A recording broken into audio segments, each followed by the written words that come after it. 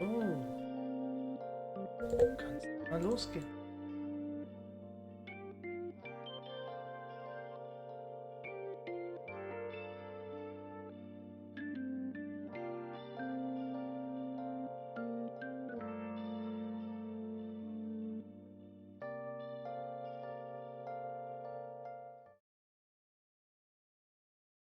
So.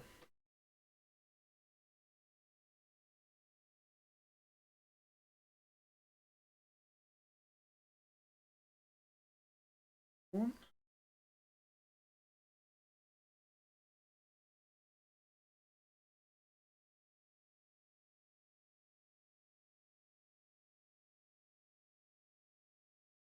Moment.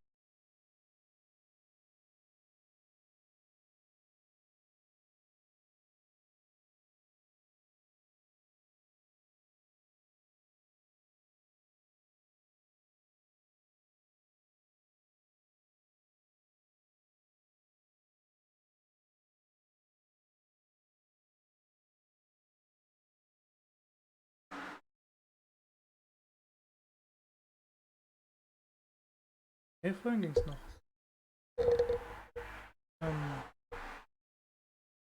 Ich muss mal kurz was umstellen.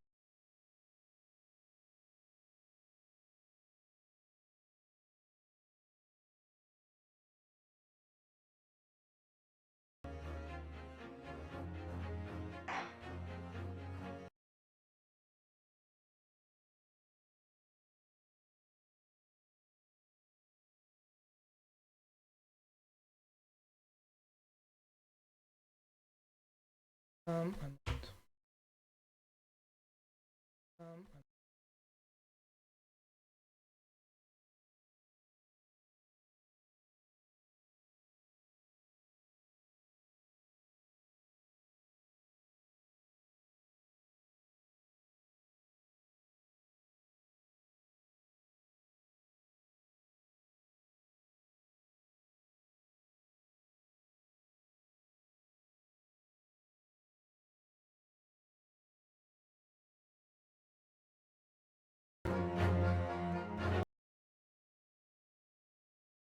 Wieso geht das?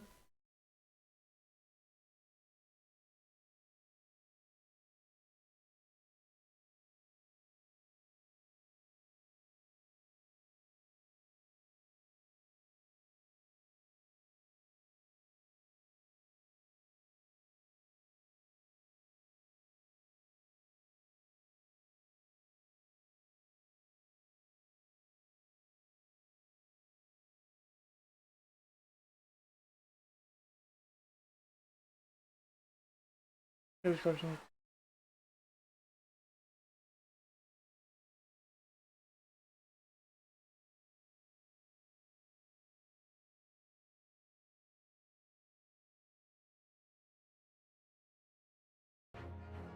Ah, jetzt noch.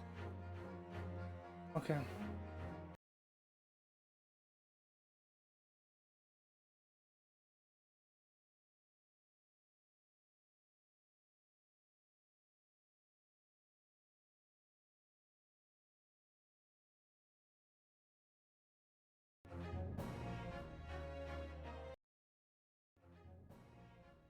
Ah, okay.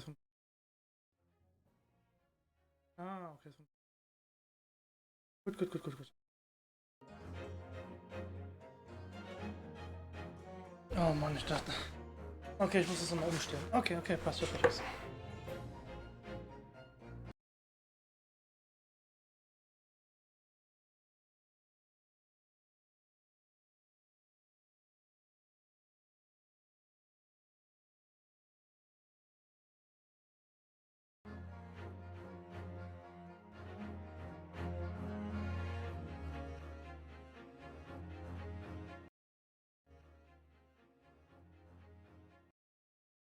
Okay.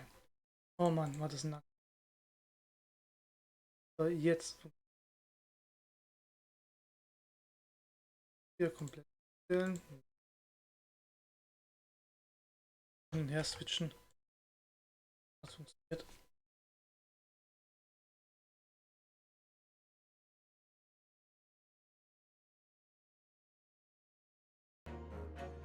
So.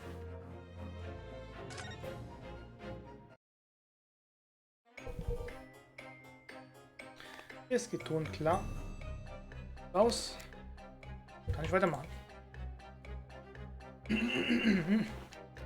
So, wer bist denn du? So, was ist hier passiert?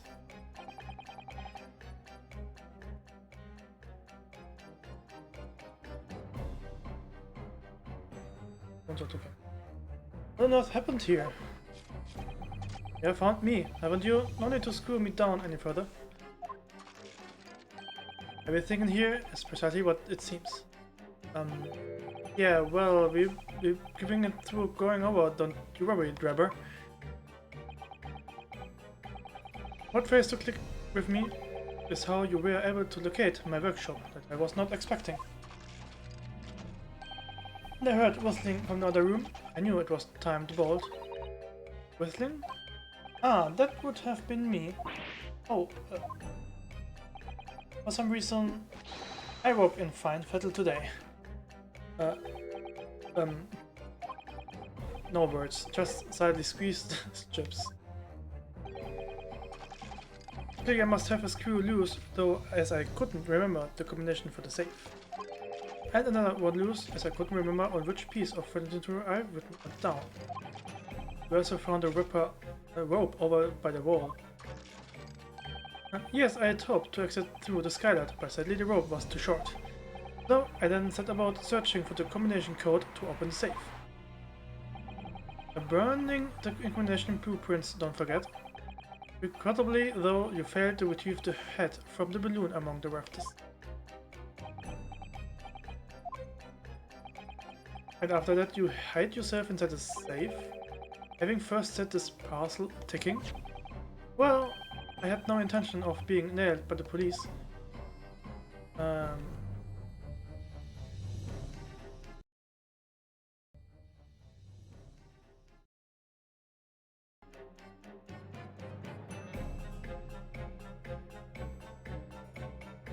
Time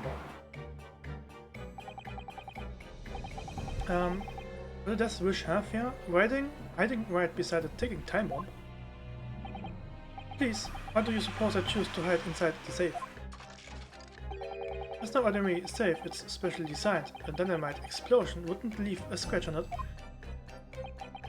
So in fact, the safe was the only safe place. Precisely. But once you climbed inside, you wouldn't have been able to get out again. I invite you to look more closely. The safe is fitted with a handle on the inside to allow the door to be unlocked from within. Ah, so what is this? I had always needed to blow this place to smithereens in any case. I just wasn't expecting uninvited guests to come along and screw up my plans. Do you mean to say you were planning to blow us all up? Yeah. No, it was unforeseen. What do you mean?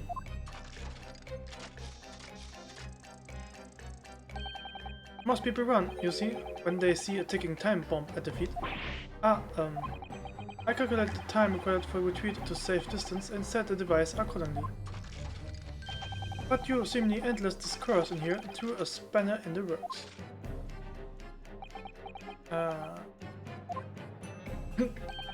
Is something wrong, Quixel?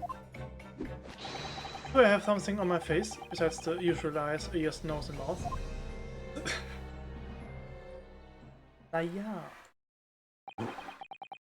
I think we have a fairly good idea of what's been going on here now.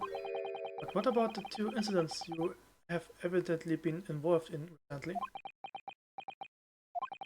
Professor Harebrand's instantaneous kinesis experiment at the Great Exhibition?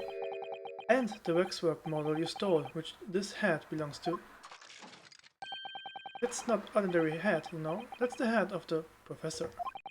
Clad in a mask with a lock so strong, I'm unable to open, safely to reveal the killer's identity. I've been considering carrying it around as protection. After all, that's enough.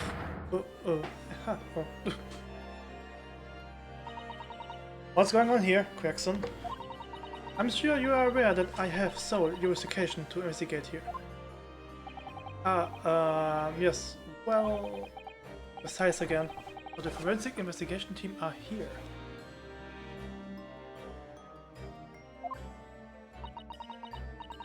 And you know full well this engineer is a key witness. Why are you allowing this lawyer access to him? If Lord Strongheart knew of this, you would be finished.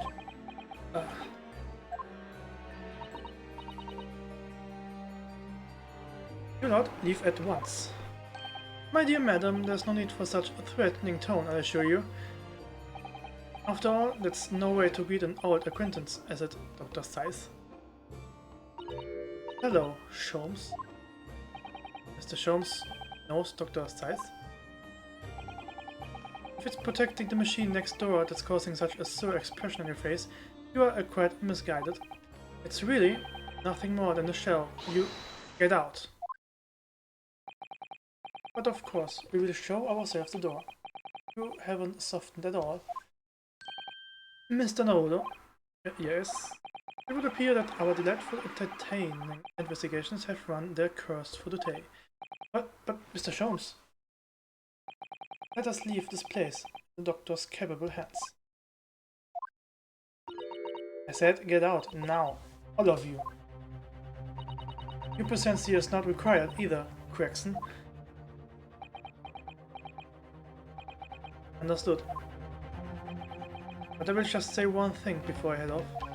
If it wasn't for this lawyer and his companions, we would never have found this place, and the whole workshop would have been blown to bits. There was a time bomb set in here that this lot disarmed. Inspector.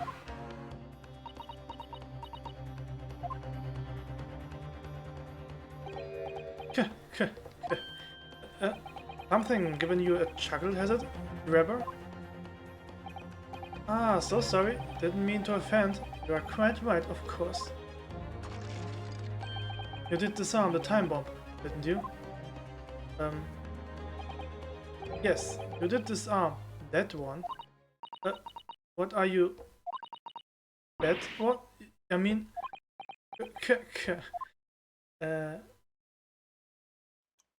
Oh no. Oh no, what? What?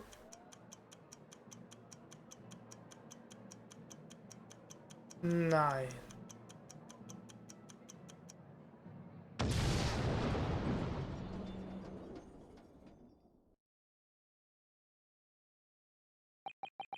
was an hour later that we heard the news.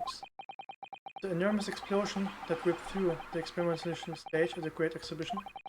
Professor Harebrand's invention and all its secrets were blown away forever.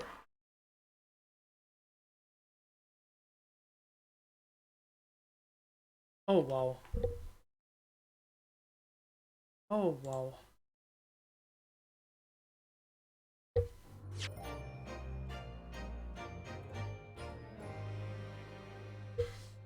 Save. Yes.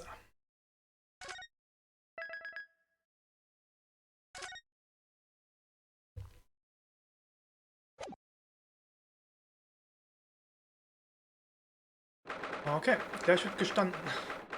24th October, 9:11 AM, the Old Bailey Defendants and Chamber. Good morning to you, Mr. Naruto. Good morning, Professor. Ready for today's proceedings? I hope so. I should be... even I, with nothing left to... Good morning, my dear fellows. Oh, Mr. Sholmes, you are here. Why, naturally, a true gentleman stands shoulder to shoulder with his friends in battle at all times. Thank you, I really appreciate it. I will see you later then. Now, Professor, we really need you to remain calm in the courtroom today. Yes, to try your hardest not to enter the witness stand uninvited again. Yes, I will. I realize it was a mistake, but my dear fellows, I must read that checked. Oh, you're still here, Mr. Sholmes? What's the matter? Really, you have overlooked some praise, have you not? Be cast in my direction, huh? Sorry, I don't follow. Must I spell it out? I, the great Sherlock Sholmes, the greatest detective of worldwide acclamation, arose at some ungodly hour to be here now. First thing in the morning, a miracle, you must agree. Well, if I must agree, then... As you know, my sleep is quite impregnable. I was headed to employ her full gamut of tactics. She pulled the covers off, shook me, poked both cheeks, punched me and kicked me from the bed. Then she poured a boiling cup of her latest experimental blend on my face, and at last I was bestirred. Oh my, Iris had been busy. Iris doesn't have it in her to go that far. She's too nice. I sense the spirit of a fellow scientist, one who relishes the infinite possibilities of blending tea. I'm the one worthy of praise here, not Iris. It is my victory. Sorry to cut in. Oh, Inspector Gregson, good morning. Gregson, my dear fellow, why the grim expression at this delightfully early hour? Oh, I don't know. Maybe because I've been confronted with a grimmer expression, huh?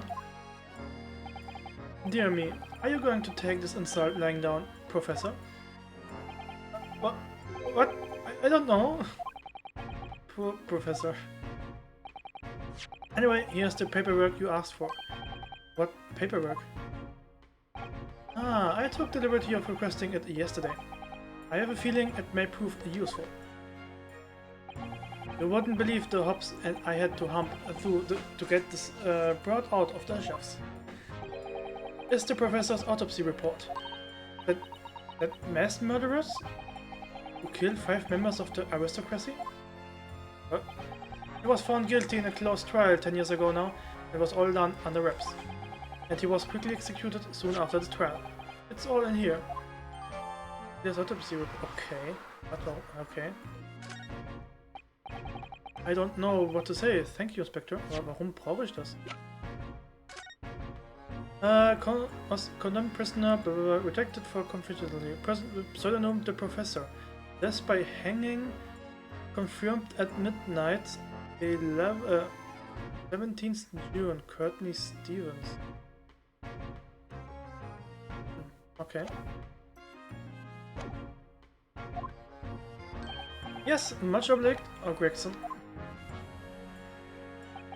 Us lowly lot at the yard are just doing what we can, in the shadows of the great detective Sholmes, of course.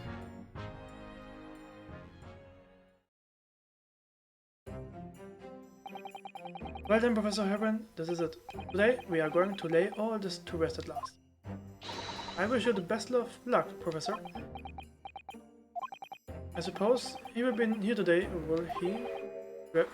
Trevor? Yes, we expect the prosecution to summon him as a witness. I'm still amazed that you managed to find him in just one day. I really owe you both so much. Counsel and the defendant. Trial is about to resume.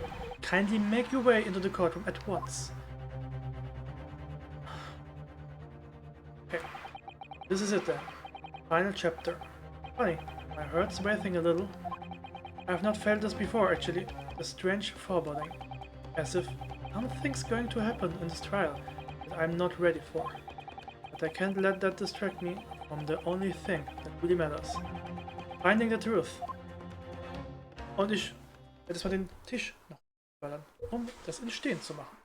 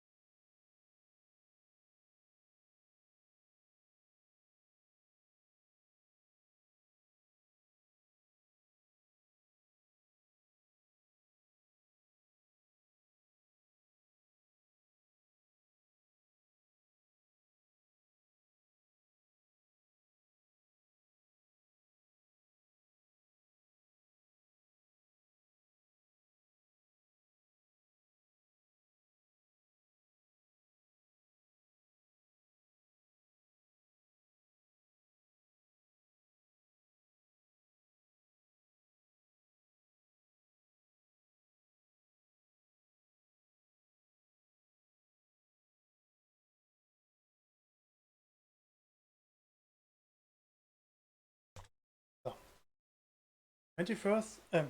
24th October, 9:30 PM, the Old Bailey courtroom.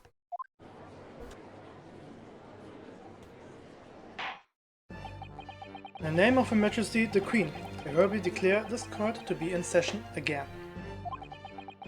We resume the public hearing of Albert Harebrain here present, who stands accused of murder.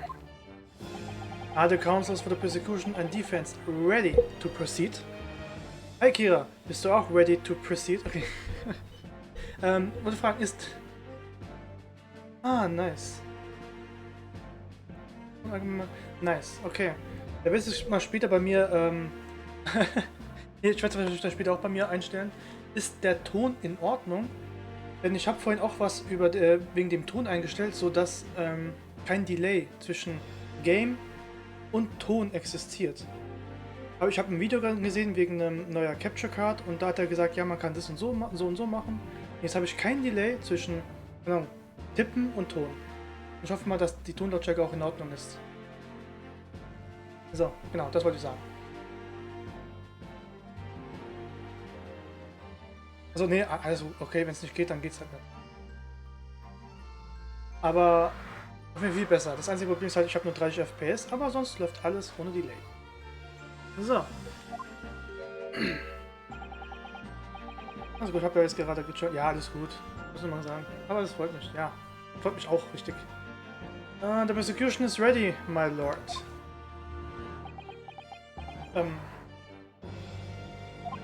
The defense is ready, my lord. As promised, Lord Van Zieks has his apprentice with him. Apprentice with memory loss.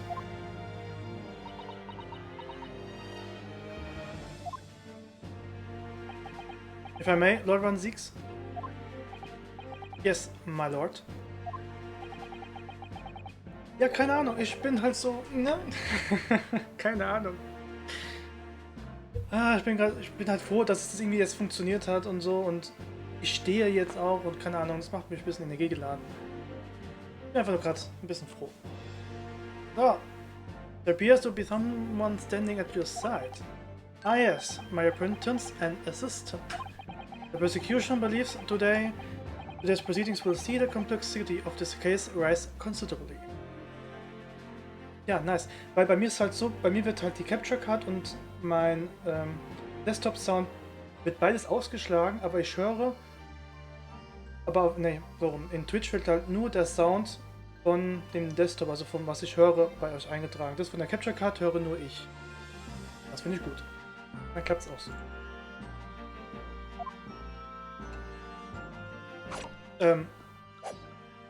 Er ist dafür da, um die Flasche... Egal. I therefore instructed my assistant to attend to ensure the smooth running of the trial and to open my bottle.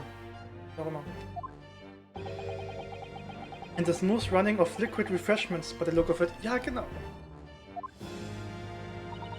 The way he holds himself, the way he moves. It couldn't be anyone else. But he is still suffering from amnesia, so there's really nothing we can do at the moment. I know, but what is so very hard? It would appear the prosecution has done a fine job in responding to the demands of the court made yesterday. I understand you have successfully secured the engineer who disappeared from the scene on the day in question. Yes, my lord, I intend to call him as a witness shortly. Very good, very good. Now then, ladies and gentlemen of the jury, who have been chosen at random to represent the will of the people in this courtroom today. Are you ready and willing to proceed? Of course, my lord, I'm sure we all understand the importance of doing our civic duty. I do so despise deception and deceit. I find it so very wearing. To take a man's life with a conjuring trick, it is against the magic code, not to mention the law. Any fake scientist should feel the wrath of God, if you may ask me. Well, we have to listen to what's said on both sides, defense, and the settle on one, that's it, isn't it? Wasn't like this in my day, wasn't like this at all. Yo, okay. If all parties are ready to proceed, you may begin, Lord Van Zieks. Before I do, my lord, there is a report I must read to the court. Yesterday, at the Great Exhibition Grounds, the evidence of primary importance in this case, the super high voltage instantaneous kinesis machine, which was installed on the experimentation stage, was deliberately destroyed in an explosion affected by an unknown person or persons. It was... what? An explosion? This is an outrage. Okay, yeah. Yes, I heard this grave news yesterday. Scotland Yard submitted a report to my office in the evening. I read that the machine was blasted to smithereens and the wreck reduced to ashes in the flames. I have here a photographic print of the scene taken in the wake of the explosion. Oh, da sieht man ja was. It shows what little remains of the machine. Yes, a terrible business. He did it to destroy the evidence, did he? That and noch Trevor. The court will take this print as evidence, counsel.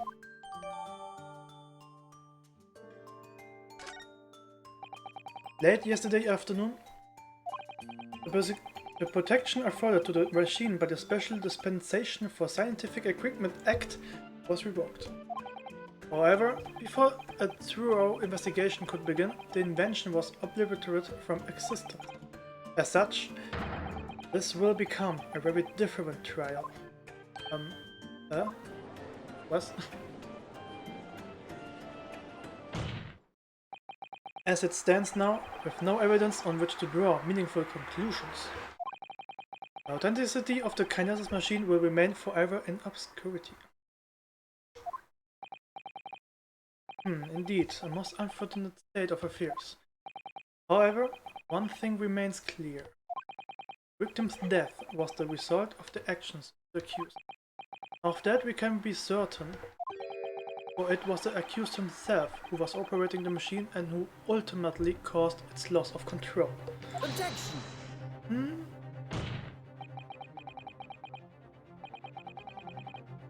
But as Lord Van Zieks rightly says, this is a very different trial. Huh? The accused accepts responsibility for his part in the events that transpired.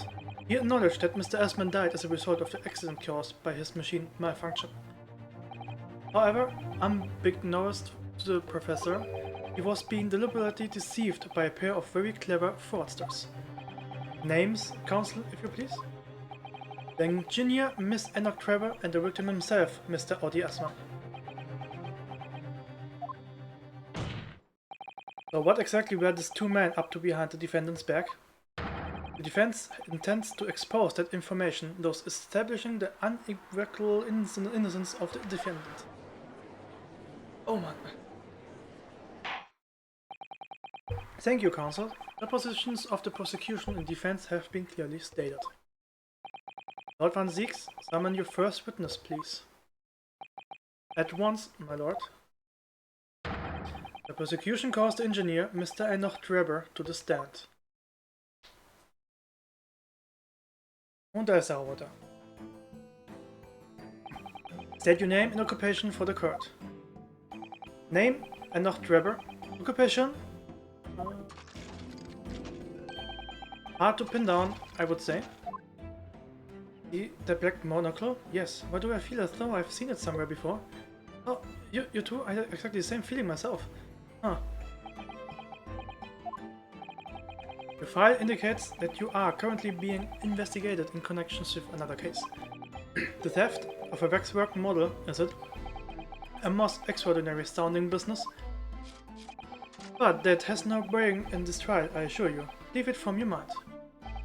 You are familiar with the public experiment carried out at the Great Exhibition some days ago? The accused super high voltage instantaneous kinesis demonstration. Yes, you could say that. I'm aware of it. There was a terrible accident, wasn't there? It was you, Mr. Trevor, who constructed the vast machine and used it in the experiment. Oh, so our investigations indicate. Can you confirm your involvement? Yes, I constructed it, in precise accordance with the blueprints, but that's all. Then the court would be very interested to hear your thoughts about the machine. Sure.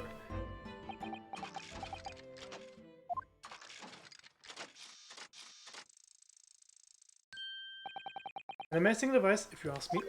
The pinnacle of modern science, making instantaneous kinesis in reality at last. What? Good gracious. Do you mean to say that the experiment was bona fide? Is that your belief, sir? Yes, that is very much my belief. Such a waste that it blew up. Objection! But we have already established the machine was nothing more than a prop for an elaborate conjuring trick. Objection! You have established nothing of the sort. All that was shown during yesterday's proceedings is that the same outcome could have been produced by means of stage trickery.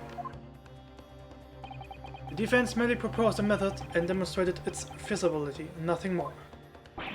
But... We have procrastinated long enough, I feel.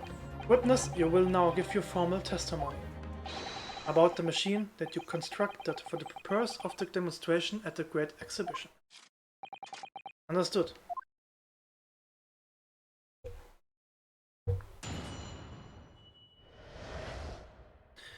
The kinesis machine. I met the young professor approximately 1 year ago, through Mr. Asman's introduction. He provided me with the blueprints and I constructed the machine to his precise specifications. It was no trick. If the whole show was for fraud, it would have been cut a bloody double. Tell me, did the victim have a twin? All the spectators saw the birdcage appear above their heads, and they crashed headfirst on the crystal tower. A terrible accident, I grant you. Perhaps the science on which the machine was built was flawed somehow. A body duel? That goes without saying, surely. To give the impression that something has moved, when in reality it hasn't. It's a basic conjuring principle. Deception cannot be achieved without substituting the original with a fake at some point in the performance. But would I be right in saying you haven't managed to establish anything along those lines? Incidentally, the prosecution has already confirmed that Mr. Asman had no twin siblings.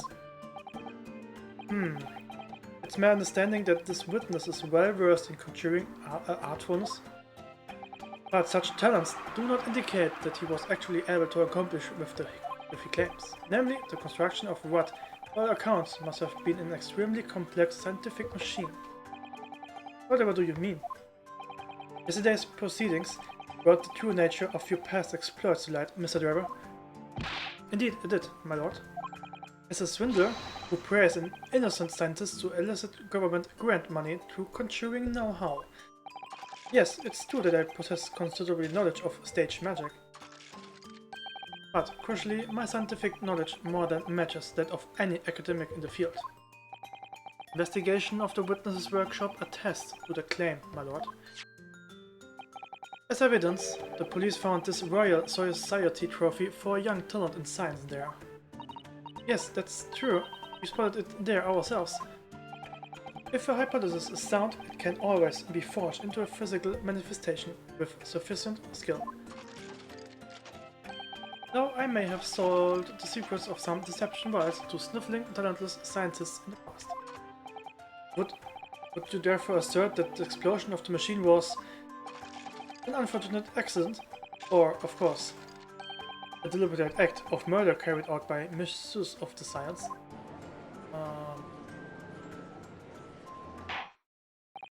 Counsel for the defense, the cross-examination, please. Yes, my lord.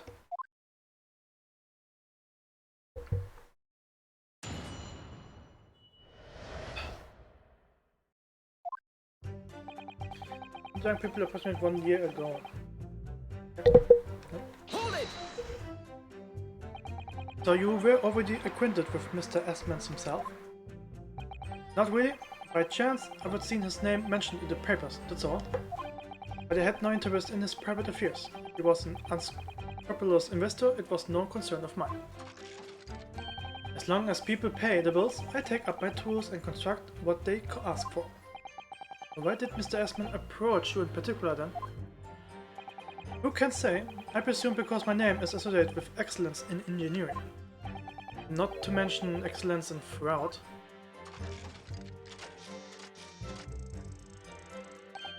Hard to judge, but the point is, all I did was construct the machine according to the blueprints I was given. In other words, the kindness machine was built on solid scientific principles. Yes, you might say that. Professor Harebrained certainly has a mind like no other. Okay.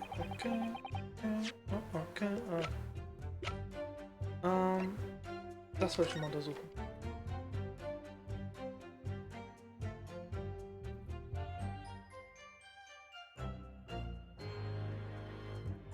Was ich aufmachen kann, Mann.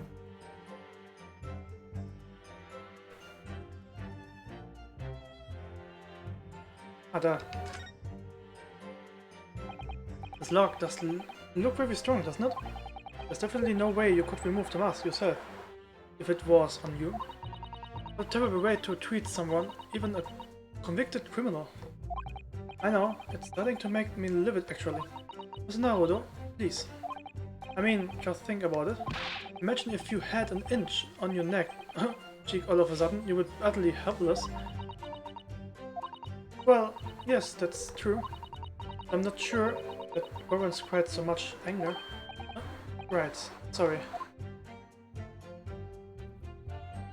Okay, das kann ich erstmal noch nicht aufmachen. Na gut, fahr ich mal weiter.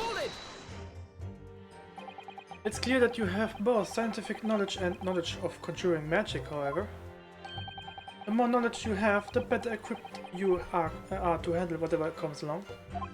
But your implication is that I furnished the machine with some trickery, I think. It's a possibility that we have to explore. Unfortunately though, the machine has been blown to Kingdom Come. So there's really nothing left to explore. Is there? It appears that the Kinesis machine was fitted with a time-explosive device of some kind. And there's nothing left of the device either, not a single shred of evidence remaining, I hear. You must have planned all this from the outset. But in any case, it's abundantly clear that the experiment couldn't have been a trick. If the whole show was a fraud, genau. Ja, ich glaube, da habe ich eine Idee. Of course, Mr. Assman was a twin. Objection! Perhaps my learned friend wasn't listening earlier. Mr. Assman had no twin siblings. No, I heard you before, but the thread of hope hadn't quite left me. The demonstration could have been a trick if there was somebody who looked sufficiently like the victim. But Dr. Theis absolutely ruled that out as a possibility. It is beyond question that the victim himself, Mr. Assman, did move from the stage to the Crystal Tower. The fingerprints found at the scene attest to the fact. So it can't have been orchestrated using someone who looked identical to Mr. Assman then? What are you thinking, Mr. Naruto? Oh, no, nothing. Just that the idea of someone who looked identical to the victim is playing on my mind. Ja, aber... geht grad nicht. Hold it! So, it crashed head first, you say? According to the many reports from those there at the times, yes. Were you not there at the exhibition grounds on that day?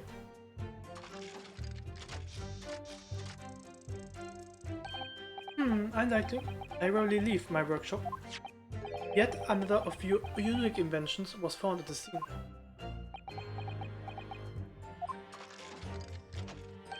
Well, it was the unveiling of a machine I labored for many months.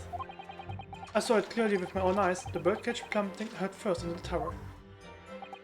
What a surprise. I believe the victim's neck was broad from the headlong fall, wasn't it? How would you have come by that information? Even an infernal recluse like me reads the newspapers, you know. According to the reports, 2 injuries were apparent on the victim's body. Yes, he had been stabbed in the chest by a screwdriver believed to belong to the defendant, and he had a broken vertebrae as a result of a fall from a considerable height. Correct. My learned friend has been doing his research, it seems. Do we know which injury was the fatal one? Sadly not. Forensic science is not yet at a level where such things can be determined. What we do know is that the victim died having sustained both injuries at some point during the experiment. And since was found in the birdcage with his neck broken, it's obvious that he fell from a considerably height. I suppose that's hard to deny. Ja, aber ist nicht auf den Kopf gefallen. And the crash head first. Nein, das stimmt gar nicht. Denn wir haben es hier und es ist nicht auf den Kopf gefallen. Objection! We have examined the birdcage that crashed into the Crystal Tower ourselves. As you can see, the cage, which is a wooden construction, has sustained damage in one particular spot. Following the explosion, it fell from some 30 feet into the glass of the Crystal Tower. That level of damage is to be expected, surely. I agree, the damage itself is entirely understandable, but doesn't make sense. The location of the damage. All the break cages in the wood are in the base of the bird cage, not the top. What are you saying? That's the opposite of where they should be. That's right, my lord. The birdcage that was at the scene is damaged at its base. So we have reports of the birdcage falling headlong into the Crystal Tower, yet the damage is at the bottom.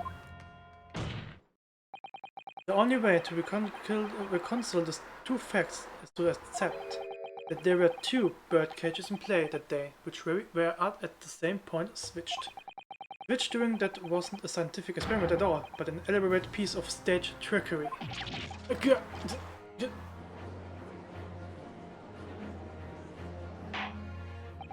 Good gracious, explain yourself, witness. Well...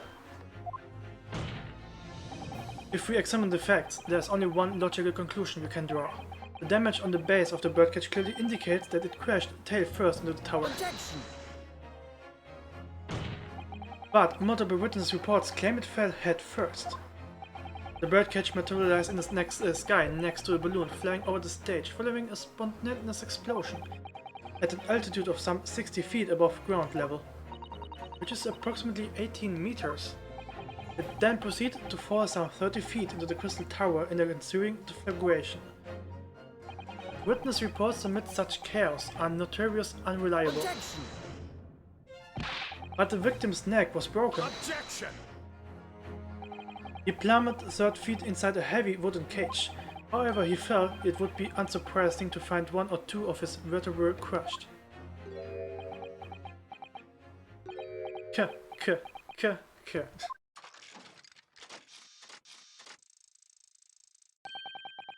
A reventing scientific analysis of events from the prosecution there, though to be even more righteous, you would have to say it was only one vertebra actually.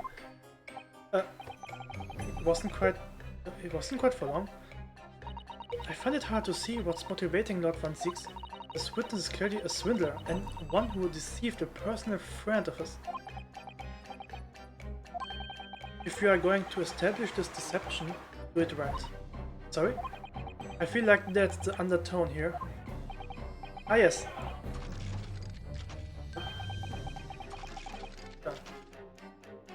Ah yes, and there's one more point defense appears to have forgotten. It obviously wasn't a trick, as a certain truth were plainly demonstrates. What? What?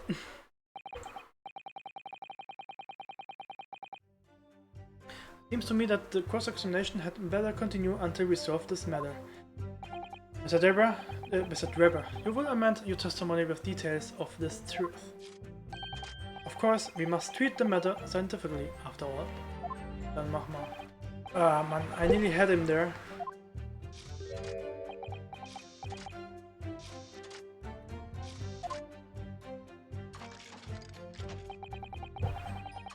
The kinesis clearly took place because there are nowhere else 30 feet high for the birdcage to have fallen from. Doch.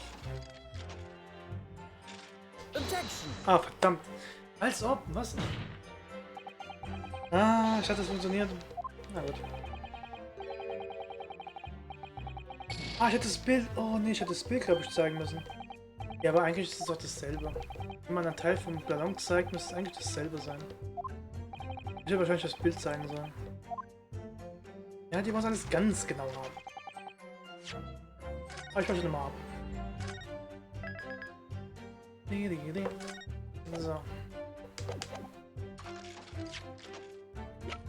Das ist, glaube ich, das Bild. Das hier. Objection! Oder auch nicht. Ja, okay. Oder auch nicht.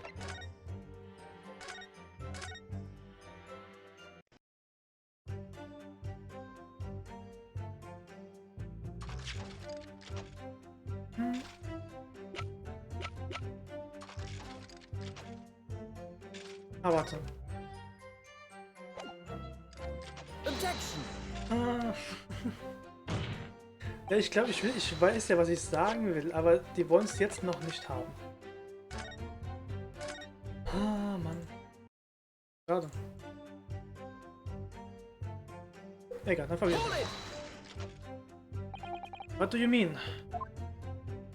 Well, before the demonstration began, the victim was alive on stage in front of the audience. Yes, there are lots of witnesses who saw Mr. Esmond on the experimentation stage, that's true.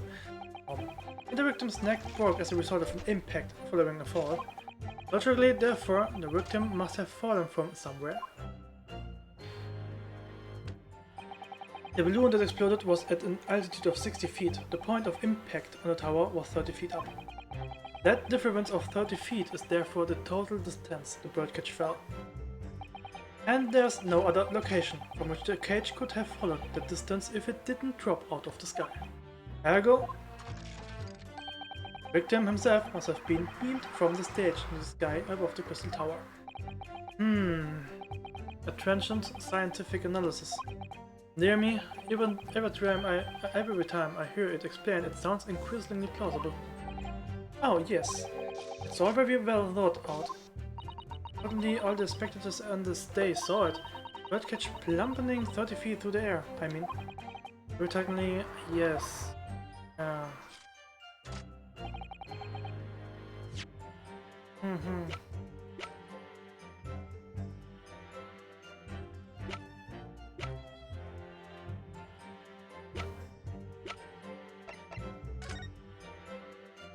Ja, das sollte eigentlich ausreichen.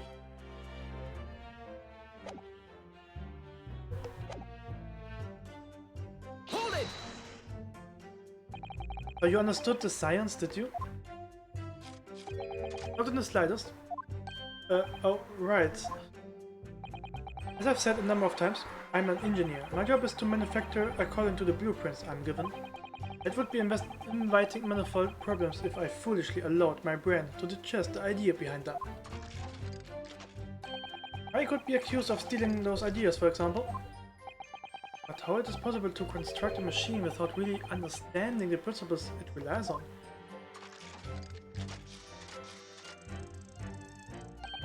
Well, you are practicing law without really understanding the principles it relies on, aren't you?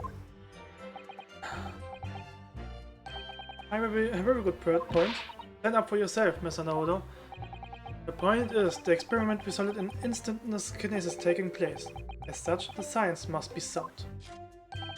Yes, and really, experimental results are all that matters when it comes to proving a hypothesis. He's certainly very sure of himself. What do you think, Mr. Naruto? Well, now that the machine has been completely destroyed by yesterday's explosion, it's going to be impossible to argue its authenticity one way or the other. But if we are unable to establish that, if it was a piece of stage to agree than the genuine science, we'll have no grounds on which to demonstrate Professor Hellbrand's innocence.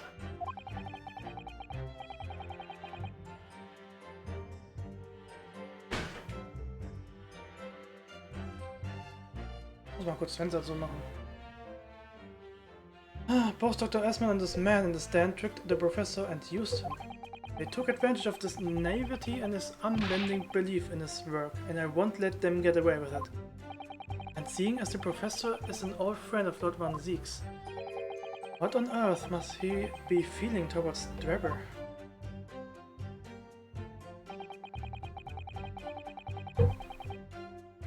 So.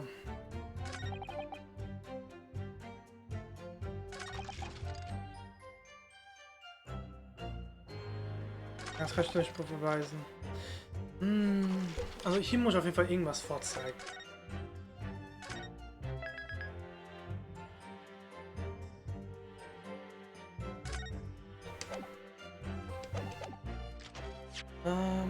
Irgendwie gefallen. Gefallen. Das funktioniert nicht. Aber das habe ich auch noch nicht untersucht.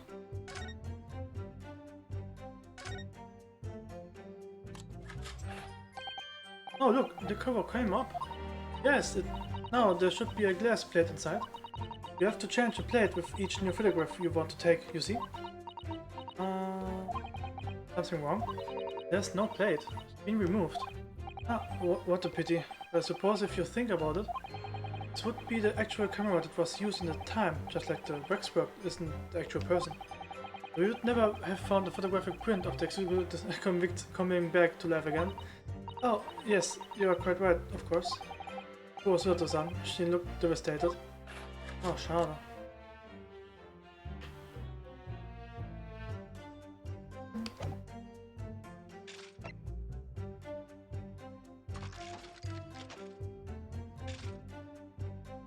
Ah, das ist schwierig.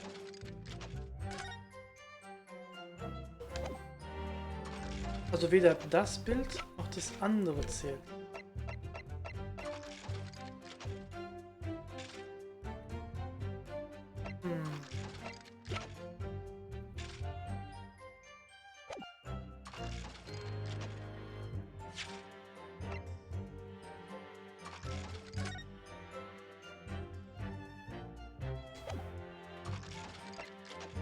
Das hier?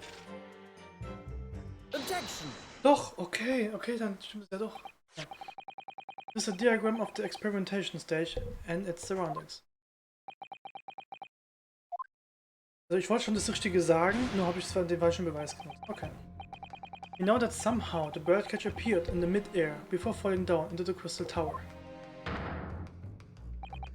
A fall of about 30 feet, or 9 meters. However, if you examine the diagram carefully, you will see that there is one other possibility location from which the birdcage could have fallen.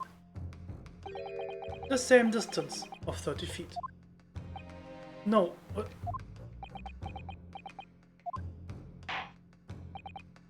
Well, it appears the defense has a possible explanation to put forward. Go ahead, counsel. Yes, my lord. Of course. It will indicate the place to which you are referring on the same diagram. The alternative location from which the birdcage could possibly have fallen will require 30 feet. Da. Take that! If it had fallen from here, the birdcage would have been plumped the same 30 feet through distance. If that's my learned friend's claim, I suggest he demonstrates for the court personally. Huh? Was? Was? Hä? Doch? Was? Da muss ich weiter... Hä? Als ob ich wahrscheinlich einen Millimeter daneben gedrückt habe.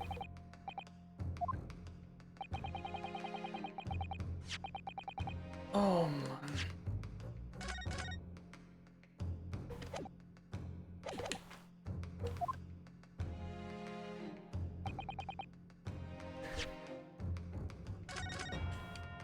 Also manchmal wollte ich es wirklich exakt, sehr exakt haben.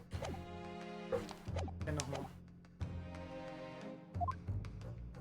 Vielleicht von hier. Take that! Ja, not okay. And the place I'm referring to is here. But that's where the birdcage would have been to begin with. Which is exactly the point, my lord. Yes, the birdcage was in the machine on the stage. But what we must also consider the height of the stage itself. Go on, counsel. It turns out that the experimental stage was built at a considerably height above ground level. You look at the diagram, in fact, you will see it's all at about the same height above the ground as the balloon was above the crash site.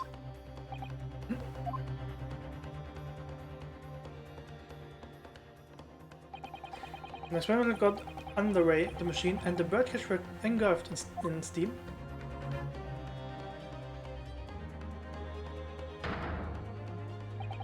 The moment the floor of the stage gave away, and if we assume there to be a void underneath,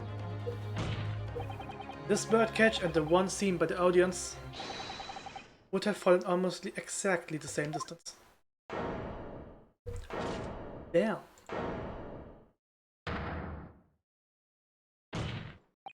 Once again, my lord, this all points to the fact that there was not one birdcage, but two. Objection!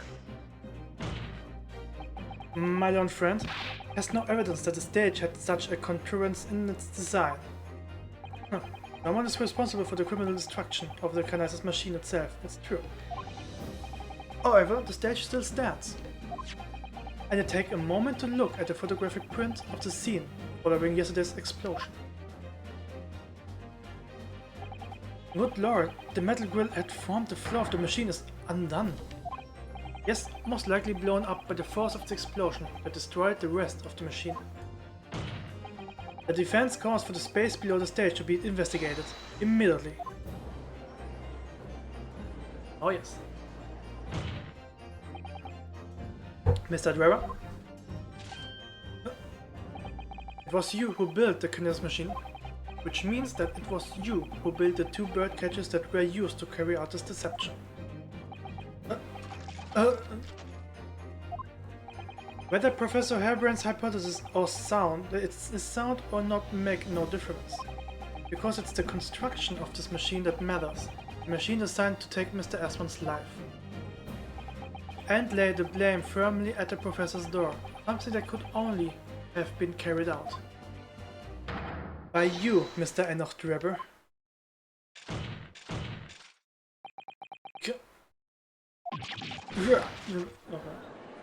Ja, so, was jetzt? Objection! Oh.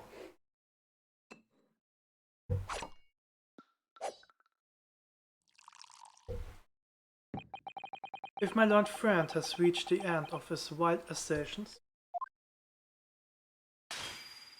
Oh, come. The prosecution would like to crush the defense's argument slowly, but surely. What? Your argument fails to hold water. On 2 counts. 2? Firstly, before and after the experiment, this witness went nowhere near the kinesis machine. Every relevant member of staff from the exhibition has attested to that. And I believe members of Scotland Yard have also been on watch duty at every public experiment. In other words, Mr. Drebber had no opportunity to switch the elected pair of bird cages. But I've already explained why he wouldn't have needed to. The nonsense with the crossbow, that doesn't bolster your case at all. The man who disappeared from the stage and the man who crashed in the tower are one and the same. The forensic investigation team's report is unequivocal on that point. And the second flaw in your assertion is a distinct lack of motive. Why would this man have wanted to take the victim's life? He had no reason to do so. A motive? Do I have to think of everything myself? I have here a contract provided by the witness. What contract is this, Lord 16? A contract in which Mr. Drebber entered with the victim, Mr. Asman, reads. Mr. Drebber is to receive 30% of all remuneration from government grants or other income. 30%? Certainly very favorable contractual conditions. But there was one very important provision boarded under this clause. What provision? Mr. Drebber may only uphold this right on condition that both contracting parties are alive. In other words, if either of us were to die, contract would become null and void. So you see, I had nothing to gain from Mr. Asman's death. The diametric opposite, in fact. Need I say more? Hi, Accelerator! Abend, wie geht's? Need I say more? The witness had neither an opportunity nor a reason to commit the alleged crime. In short, the possibility of Mr. Drebber having done as you suggest is nil. No! Ja, alles gut bei mir. Ich bin gerade, wie die Krieger vorhin gesagt hat, energiegeladen. Weil ich ein paar Sachen geschafft habe fürs Stream und so. Bin ich einfach voll Stimmung. Motivation. So. Warte. It seems the defense assertion was somewhat wide of the mark. Lord 16, you will submit the contract as evidence, please. Drebber's contract. Okay. Oh no. Okay, it's true. Drebber's had no opportunity to switch the birdcage under the stage with the one in the crystal tower. Warte. Was steht denn da? Terms of investment. The investor, Mr. Audi Asman Herbie, enters into contract with the provider, Mr. Enoch Drebber, to fund labor and materials for the construction of a super high voltage instantaneous kinesis machine. Mr. Drebber is to receive 30% of all remunerations from government grants or other income. Mr. Drebber may only uphold this right on condition that both contracting parties are alive. Na gut. Warte. Die Drebber? Ich hab die Karte gar nicht mehr. Na okay, nevermind. He couldn't have done it. And in any case, they have no idea what his motive right away been.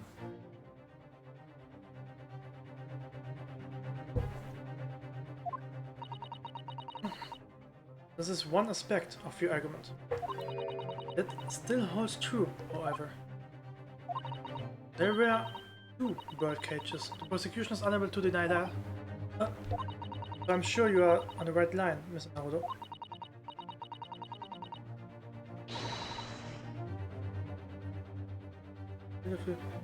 Ah, achso, und Kira, ich glaube, oben hat er schon geschrieben, dass es eben soweit gut geht. Ah, das ist, genau, du hast die Bilder reingegangen? Okay. Genau, ich werde es dann auf jeden Fall später einrichten, auf jeden Fall. Genau, genau. I have no doubt there are other aspects of your assertion that are undeniable truth too. Well, it would seem that the defense has no rejoinder to offer. K. Well, I must say I'm a little surprised. I came here to testify about the machine I built, and instead my reputation is defiled. But the prosecution's counter has set the record straight, I think. Mein PC läuft. Nice. Das hört man doch immer.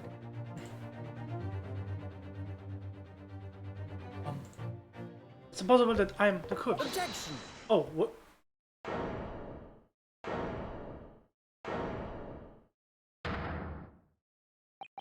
At the beginning of this trial, we believed that there was only one birdcage. Yet now we know there must have been two. In other words, there was more to the demonstration than we realized at first.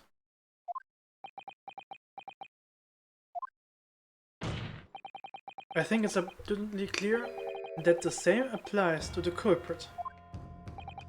Get to the point. The stage demonstration was constructed and set up in its entirety by you, Mr. Draper. Therefore, it's inconceivable that you had no hand in the events that inspired. Oh, okay. Aber wenn es funktioniert jetzt... Ja, kann sein, dass es mal Probleme gibt oder so, aber dann funktioniert es ja doch alles gut.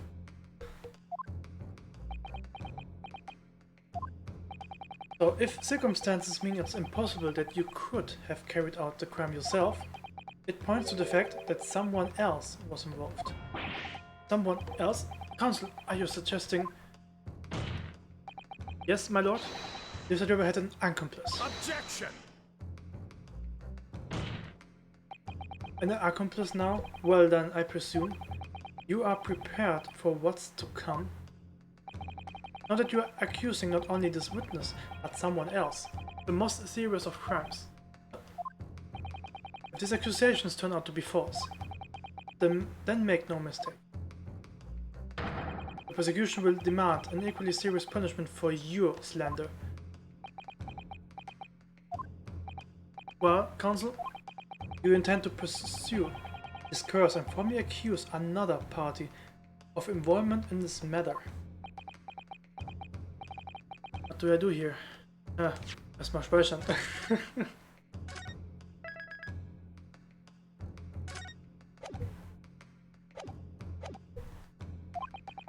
At the moment, this is little more than a hunch of my part.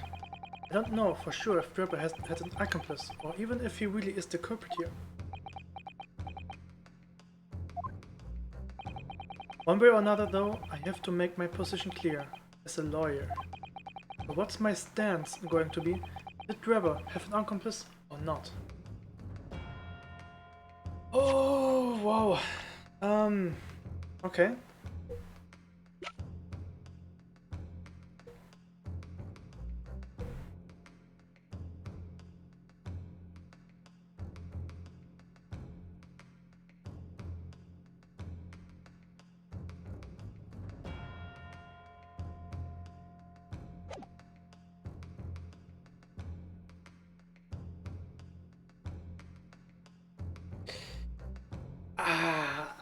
Okay,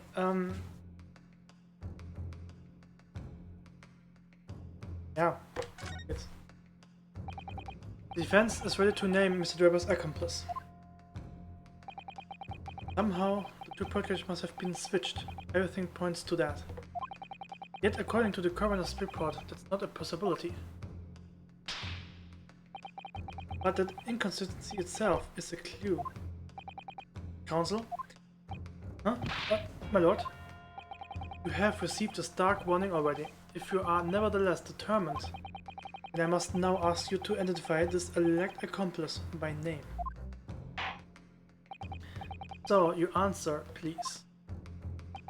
Who do you claim to have been Mr. Drebber's accomplice? Oh, shit.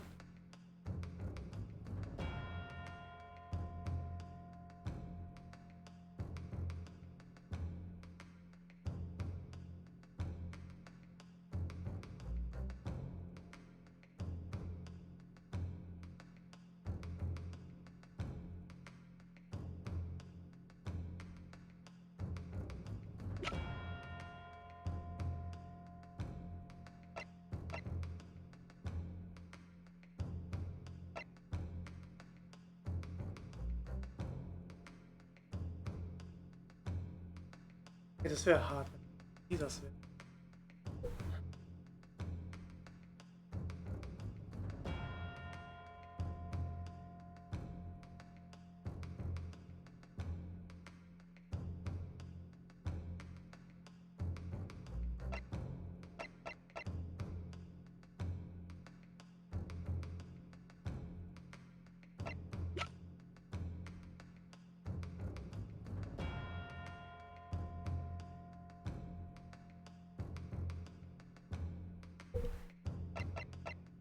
Take that! Who is this person?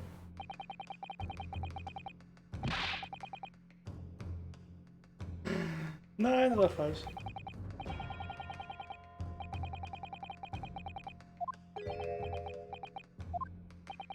Ja, okay.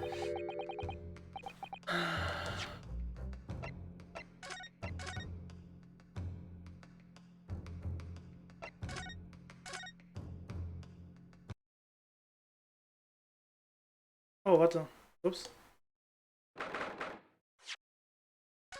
Laden nicht gespeichert.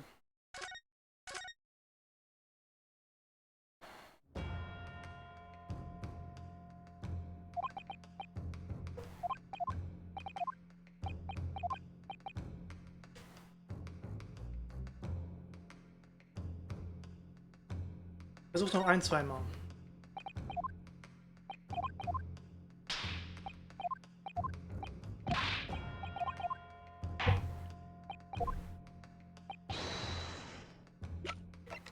Take that! The name of the person in question is... Meine erste Vermutung doch richtig. Oh wow. Ich hatte doch recht.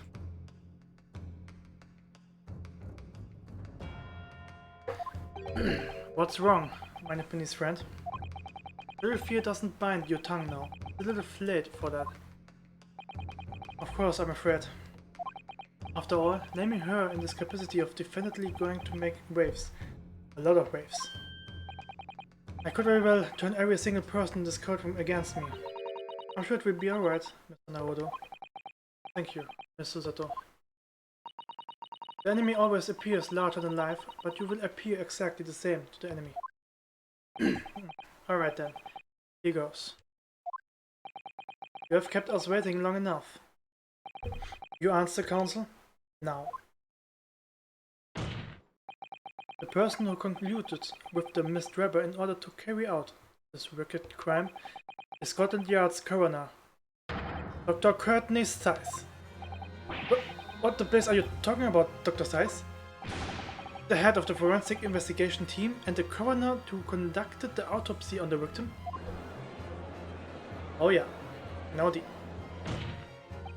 We know there were 2 bird cages, so we could have carried out the switch to complete the illusions. The accident happened in front of a huge crowd of spectators, and the area was immediately sealed off. Then everyone, police officers included, were banished to make way for the forensic investigation team. When else could the switch have occurred? It can only have been in that team's presence. It's essential that the court determines exactly what happened following the incident. The defense demands that Dr. Theist be summoned to the witness stand at once to testify.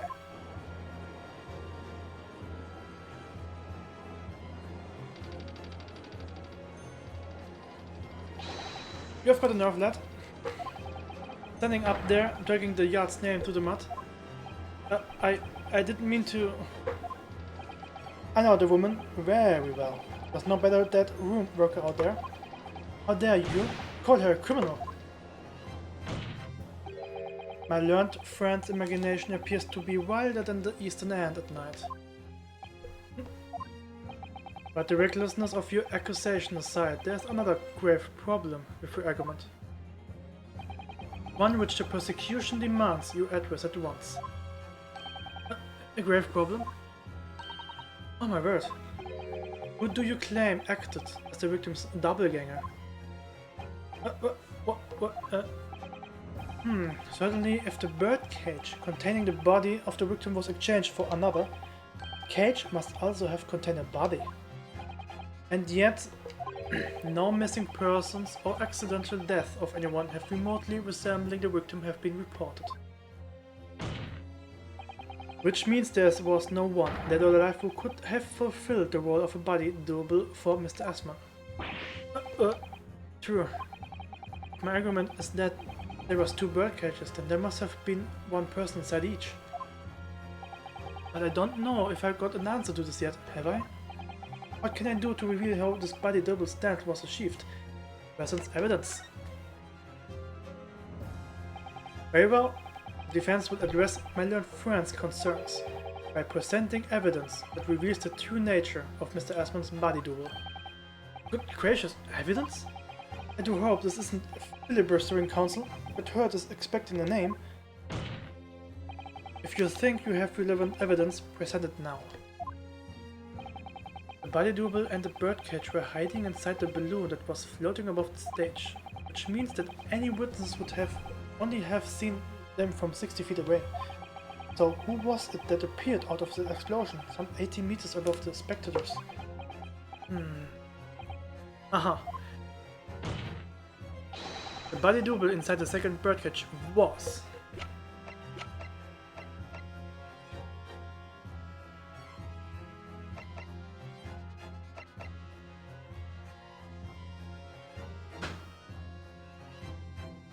Die Frage, welchen Beweis Sie jetzt hier haben wollen. Das mit dieser Scherbe oder das mit dem Helm? Eigentlich müssten beide gehen. So wie es macht. Well, probably something along those lines, I think. Okay, nee. Ach, komm.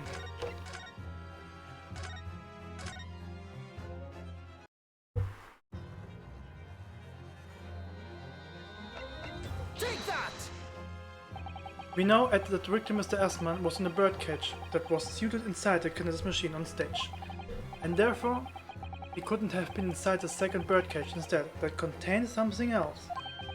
What's been described as a body double which fell from the sky and crashed into the crystal tower? Yes, Counsel, according to your somewhat elaborate version of events. And that body double inside the second birdcage was in fact... It's alright, Mr. Naruto. You are ready for this.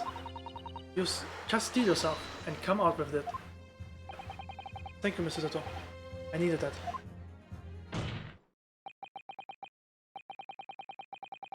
As I was saying, the body double inside the second birdcage was, as undeniable as it may seem, that thing here.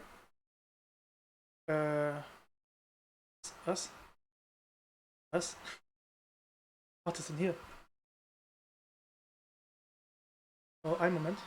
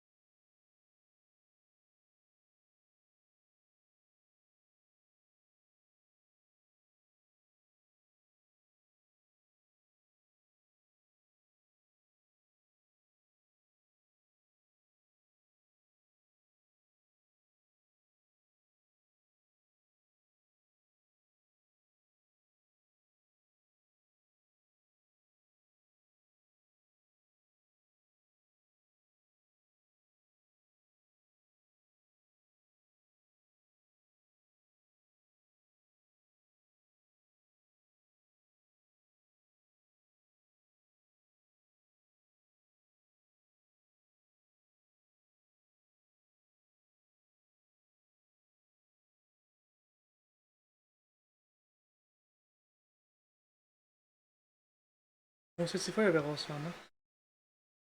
So, das Rede trotzdem laut. Wo war ich? It seems that thing here. Aber was macht das Teil denn hier?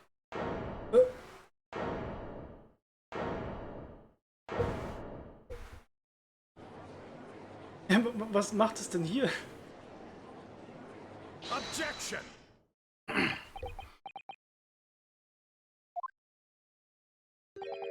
Open your eyes and look into mine, my Japanese friend.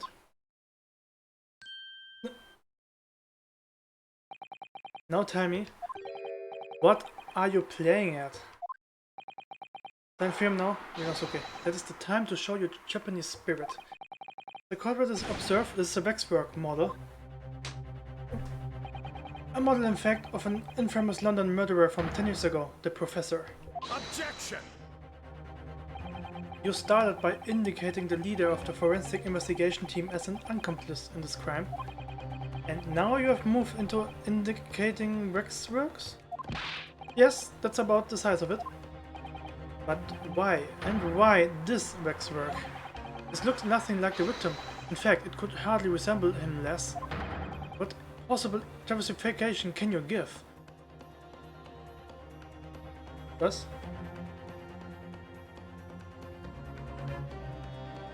And was?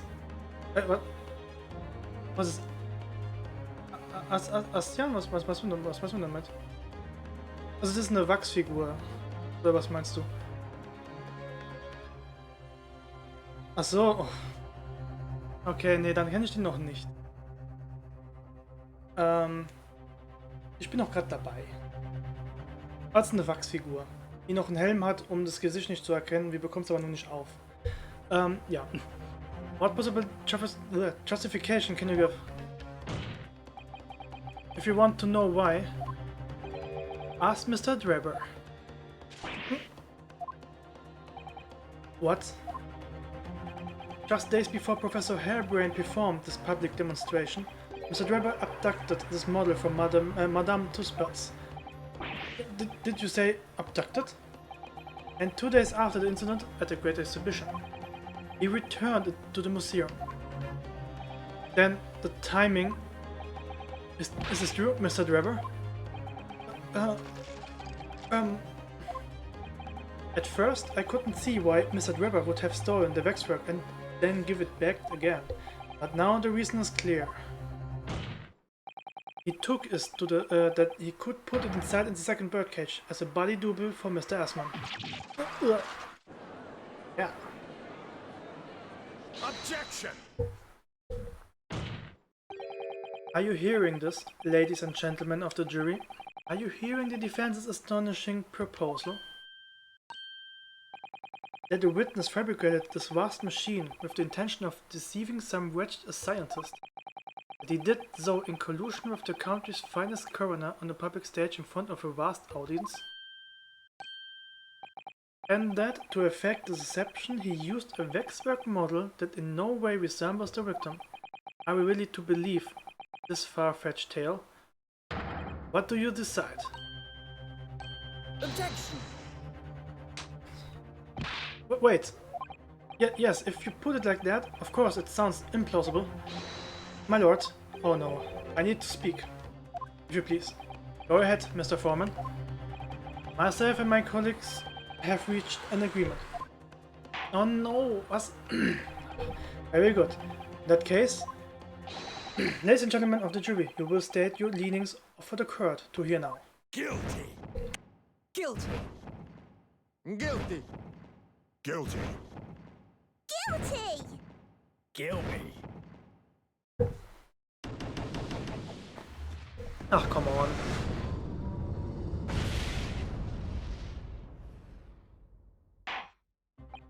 So, as indicated by the foreman, the jury has reached a consensus.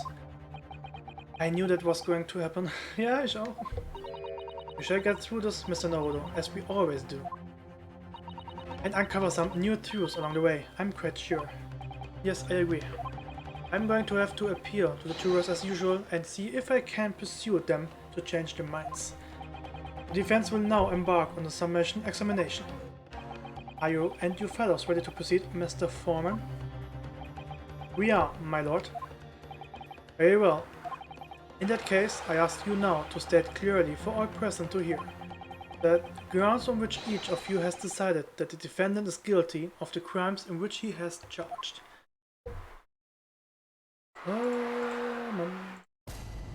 Okay, dann sag mal. Oh, he's von hinten anfangen, okay. I've known that woman for years. She's never been accomplice to anything. It's utter nonsense to think that those two would ever be conniving with one another. Oh dear, this is most troubling. But surely the waxwork the man stole has nothing to do with the coroner, is it? Yeah, mal gucken. I had my own problems with members of the police. I do not trust them much. I've seen no rigorous proof that this waxwork was ever inside the birdcage. It's conjecture. Accusing someone without right evidence? That's not a proper job, is it? I won't have it. Okay. Somewhat unsurprisingly, seems the introduction of this waxwork model to the proceedings has polarized opinion. Given that its face is obscured and its build in no way resembles that of the victim. I can only applaud my friend's temerity at suggesting it as Mr. Asmund's body double. Yes, the applause is deafening, and yes, I know it seems extraordinary. But that's the point. That is why I have a strong feeling it's actually a greater clue than anyone yet realizes. What are you thinking, Mr. Naruto? Can you explain why at the moment I feel as though there is a specific reason why it was used, why it had to be this model? Really? A reason why? Nothing else would do, you mean? Yes, and I'm convinced. It's something far more significant than whether or not the model looked like the victim. Well, if that's the case, we must prevent the trial from ending prematurely at all costs. Yes, agreed. I have to find a way out of this. If you are ready, Counsel, you may proceed with the summation examination. Yes, my lord.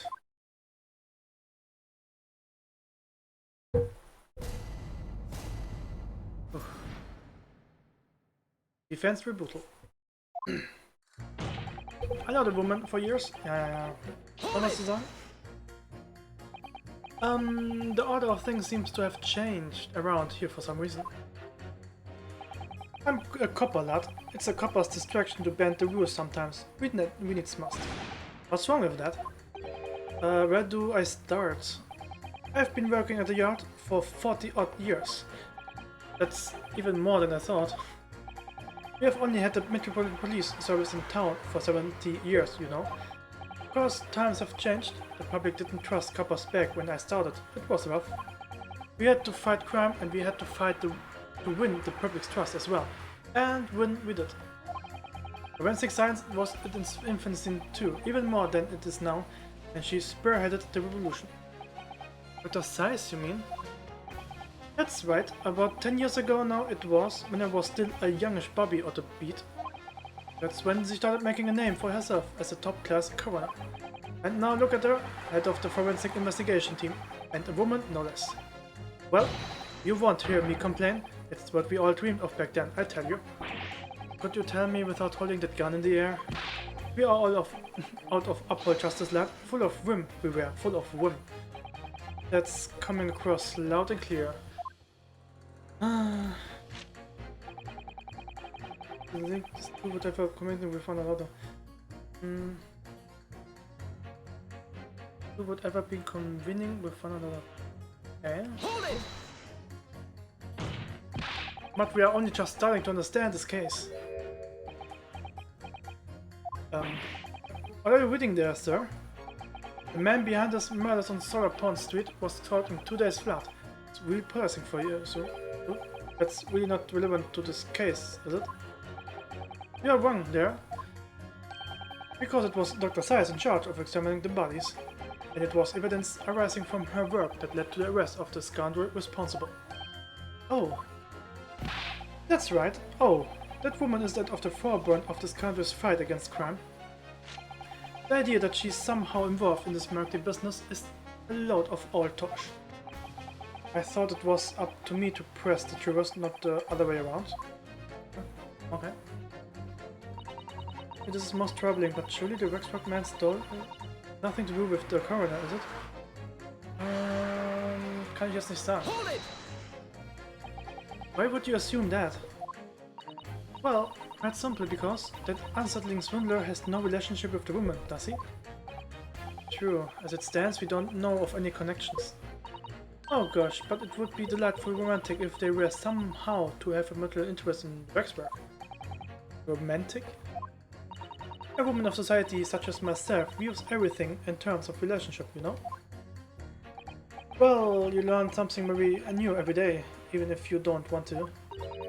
Oh, one might wonder about a possible relationship between the defendant and this coroner woman. Or perhaps between the defendant and the handsome prosecutor just there. This woman may be more astute than I have been given her credit for. If that's the woman's stance, then perhaps demonstrating some connection between the waxwork and Dr. Seiss would be enough. Yes, I agree.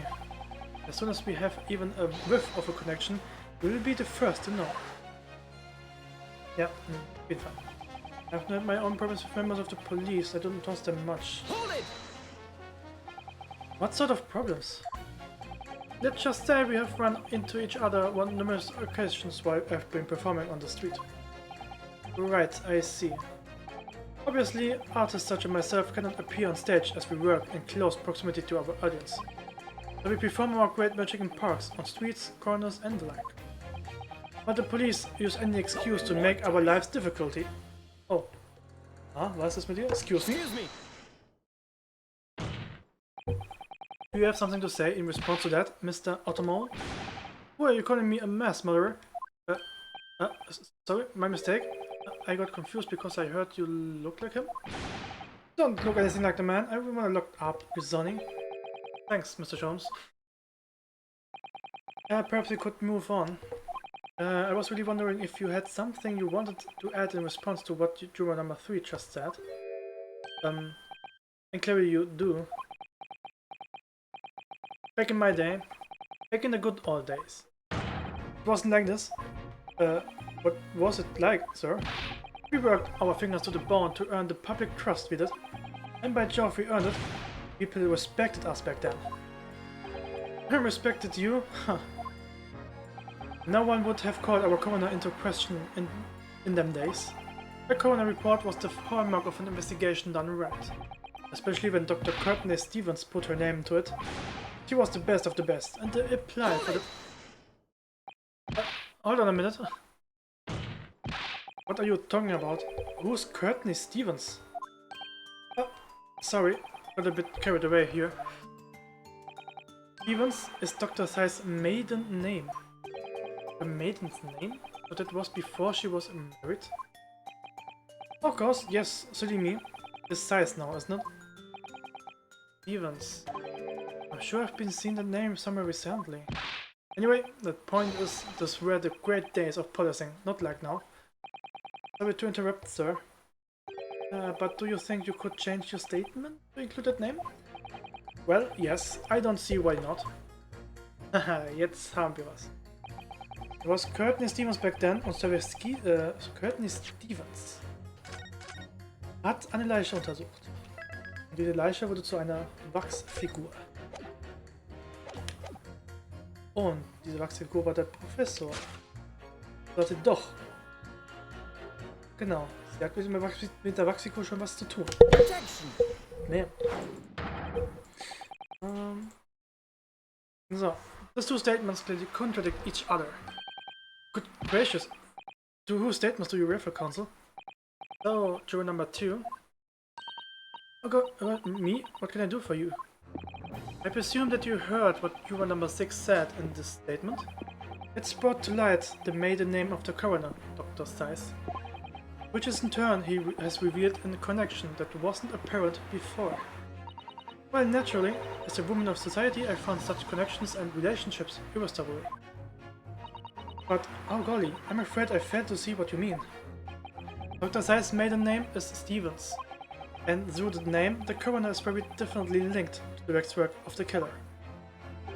The defense has evidence to prove it. My goodness, evidence you say? How utterly enthralling. Counsel, the court cannot overlook that last remark. I very much hope there is substance to your claim. Of course, my lord. I would ask the court to look at this. The evidence that clearly links Dr. Science to the mass murderer known as the Professor. Take that! I have here a certain autopsy report from 10 years ago. A 10-year-old autopsy report? What relevance does that have? It is, of course, from the autopsy of the person portrayed in the waxwork, the killer known as the Professor. The Professor's... But the man was a capital offender, so... That's right. This is the certification of death that was drawn up after the convict execution. The identity of the killer was never made public, so the report gives few details. But what's important is the name of the coroner who wrote it. Courtney Stevens. Oh my... Courtney Stevens? Strugglite. It appears that the professor's autopsy was conducted by Dr. Science 10 years ago. And a few days ago, Mr. Drebber was very deliberately stole the waxwork of the professor from Madame Tussauds. A waxwork that doesn't in fact resemble the victim, Mr. Asman at all. And do you suppose there's some unsavory relationship between those events? Absolutely, I'm sure of it. And there's no doubt in my mind that the professor's case is at the heart of the link that we have yet to uncover between Dr. Courtney Science and Mr. Enoch Drebber. Hidden links, mysterious connections, secret relationships? This is all most extraordinary. We are thoroughly obliged now to explore this further. Nice!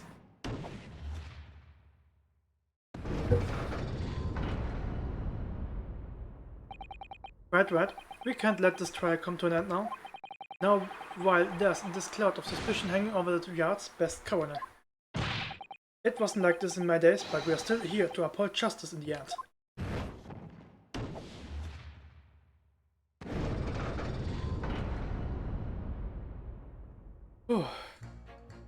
Aber ich bin noch nicht fertig. Ich muss noch 3 überzeugen. Okay. Ja, warte mal. Noch 2. Okay, noch 2 überzeugen. Okay. Erstmal weiter befragen. Ne, da habe ich ja gerade gefragt. Das sind die 2 dran.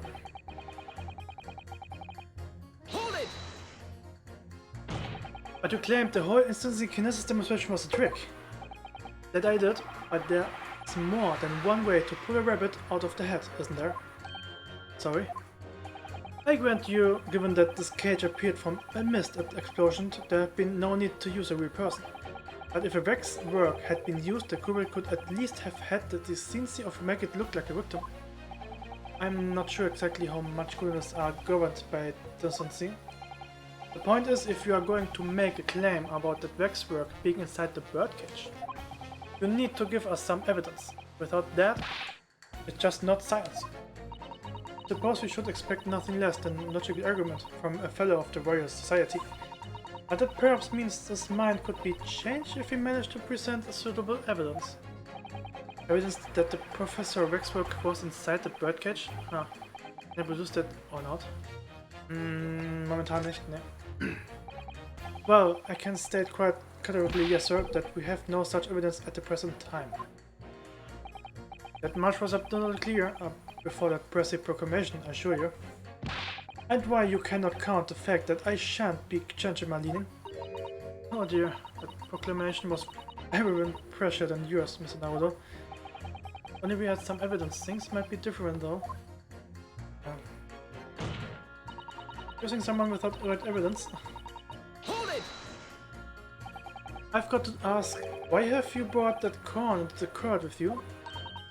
Colonel Cobb, he's been growing back in the farm. Picked if I'm on my way into town, he's proper nibbled, is he?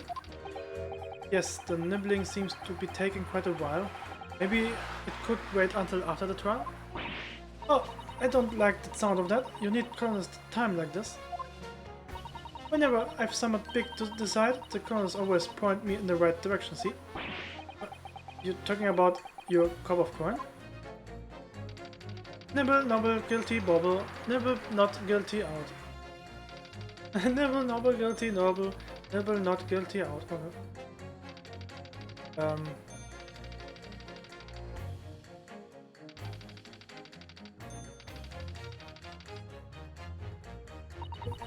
Perhaps it's akin to fortune telling with flower petals like people do back home. But Professor Herbrand's fate is to be decided by a cup of corn. Could you not at least wait until we have had more time to find the truth before deciding on the defendant's guilt? I don't know about that. Midterm's awfully full already. Amazing. Amazing. Oh, come. I know it seems a little far-fetched to think that the Rexwork model of the professor was in that birdcage, but on the other hand, this explains a lot. There really is a reason why that particular Rexwork had to use as Mr. Asmus' duel. We must do everything we can to make the viewers understand it. The truth is, I'm sure that's key to this, but it's the most puzzling part of it too. In that case, you should see what additional information you can glean whilst trying to change the viewers' minds. You can read a book whilst eating a rice cracker, Miss Hanover. I'm sure you can do this. Right, yes.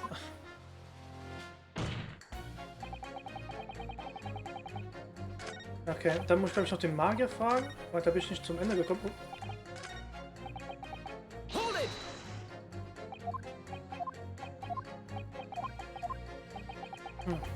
The police use any excuse to make our lives difficult.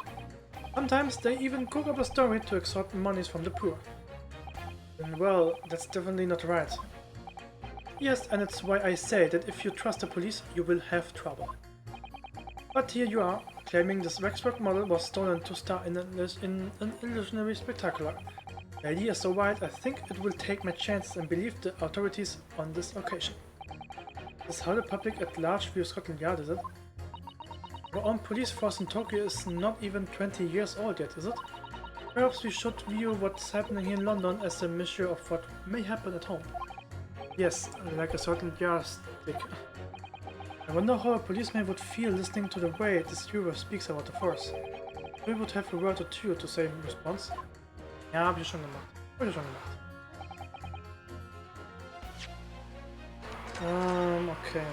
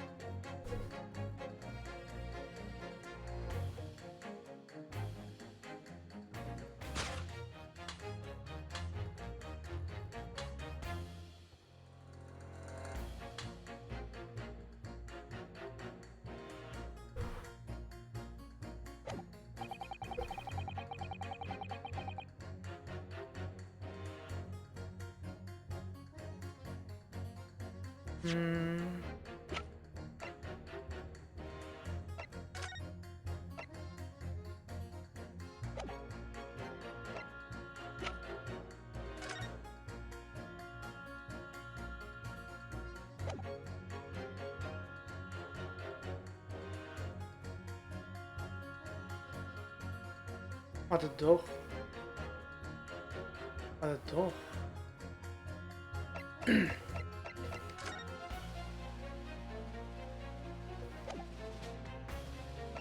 Die hatten Connections, stimmt.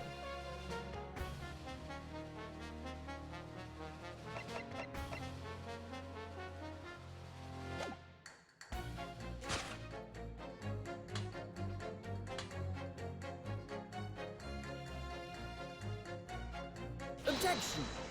Ah. Ich weiß, was ich sagen will, aber ich kann sie nicht aufzeigen.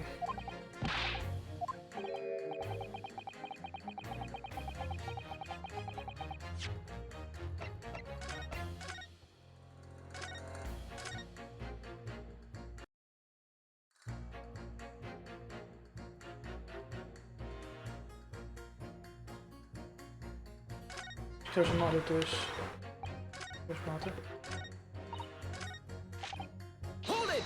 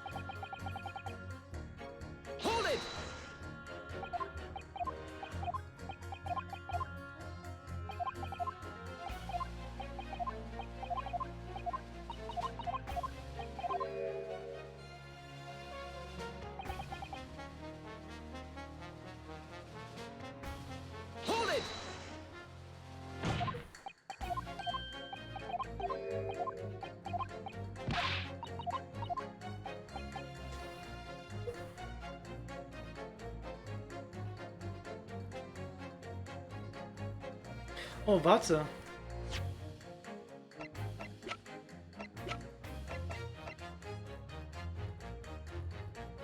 Warte, doch. Stimmt, das kann sein. Das kann sein.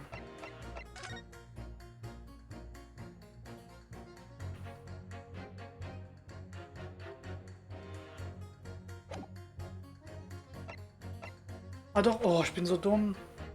Da ist doch der Beweis. Da ist doch der... Ah. Actually, I have something I'd like to see, sir. Oh? I must warn you that I firmly believe it's only wise to trust men in white coats. I'll give you a jet black outfit, I don't mind admitting to a sense of reputation here. But you don't trust anyone in black? Looking in the mirror must be very trying.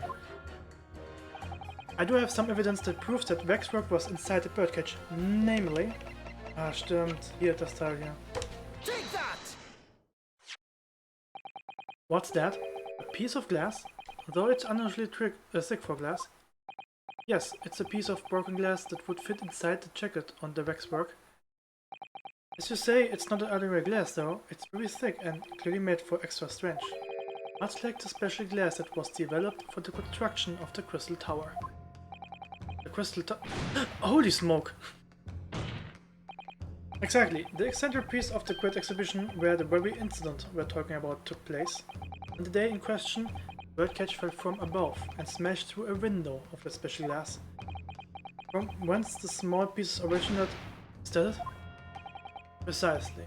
So, what do you say? Now that the clear evidence in support of the assertion has been placed before you? Huh? Well, as I said, I only trust men in white coats as a rule. However, when the reasoning is sound, it's fair to say color shouldn't come into it. In light of what you have shown me here, yes, I feel obliged to change my position on the matter. In that case, juror number 4, you will amend your statement now, please.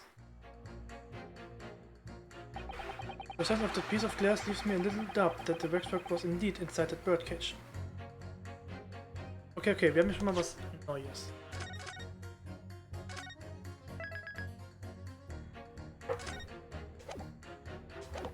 Das muss ich doch irgendwie einsetzen.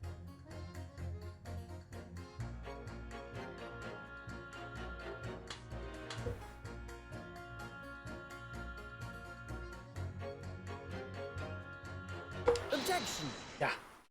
No. These two statements clearly contradict each other. Good gracious. Whose statements do you refer, Counsel? If you could put down your crown for a moment, juror number 5. You mean me? You have pointed out that it's wrong to make an accusation without evidence, but the accusation that the waxwork model was inside the second birdcage on the day in question is not without supporting evidence, as the defense demonstrated to the trooper sitting beside you. Is that right? Would it be fair to say you didn't follow the argument? I don't understand much besides Colonel Cobb, to be honest. Of course you don't. If I could interject here? Please do, sir. Now that this assertion of yours above the waxwork has been backed up by some solid evidence, it would be wrong of me as a man of science not to pursue the matter further. Nice.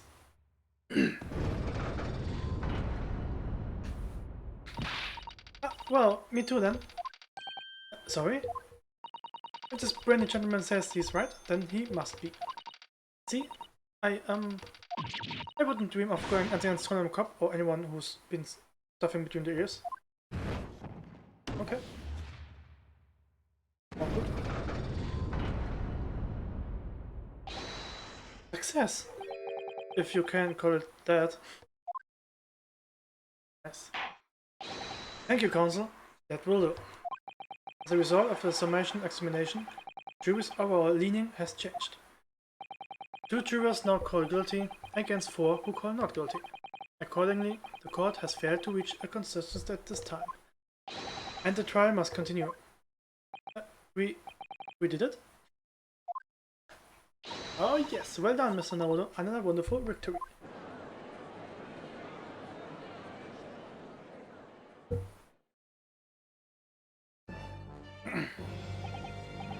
A waxwork of the dispensable professor, used as a body double for the victim in this quite extraordinary case. I must say, it's extremely hard to believe the accusation could possibly be true. However, it would appear that it does at least warrant further investigation. It's the waxwork of the professor that links Mr. Drebber and Dr. Seiss. And I'm convinced that there's a special significance to that link. I don't know what you are hoping to prove, lad. I really don't. The truth, sir, by using evidence and testimony. The crowd is to delve deeper into the alleged involvement of the waxwork in this case. Then the prosecution calls for the owner of the model to be summoned as a witness. The owner? Madame Tuspers. I really thought that Lord Van Zieks would object to this whole line of inquiry. Very well, I conjure. Make arrangements for Madame Tuspers to appear as a witness, with immediately effect. Listen carefully, my lord friend. Oh, yes? You should know that you are on the brink of opening Pandora's box. The court shall now adjourn for 45 minutes. During that time, the prosecution will summon the new witness and prepare her for taking the stand. Madame Tuspers? Yes. I shall see it at once, my lord. Und ich mach mal kurz 1-2 Minuten Pause. Hi, Nagare. Gerade wo ich mal kurz 1-2 Minuten Pause machen brauche. Oh, hey, hey, hey, hey, hey. Was geht? Ah, so. Kurz speichern und nach 2 Stunden muss ich mal kurz eine Minute Pause machen. Gleich wieder da. Ein bisschen Hintergrundmusik laufen. Dann bis gleich.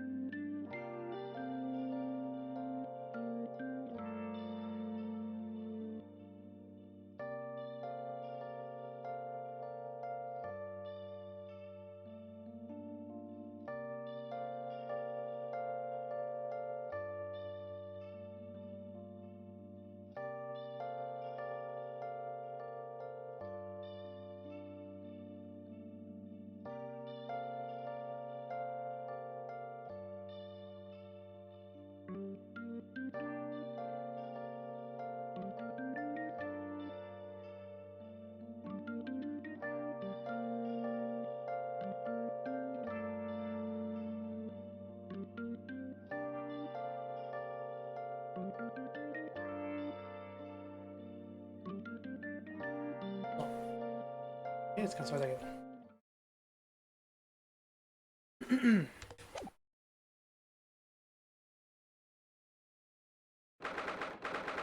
21st October, 11:43 AM. The Old Bailey Abandoned Chamber. I'm back, hi. Oh Gott. Tut echt gut, am PC mal zu stehen. Gar nichts mehr mit hier. Ey, was meinst du denn? Also, das ist vom Spiel oder vom Chat? Also, keine Ahnung, das ist nicht wirklich viel passiert. Ah, ist gerade so spannend. Ja, alles gut. Alles gut. Ja. Oh, wow.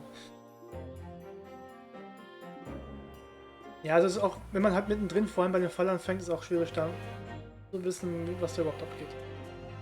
Ah, gut. As the night event himself.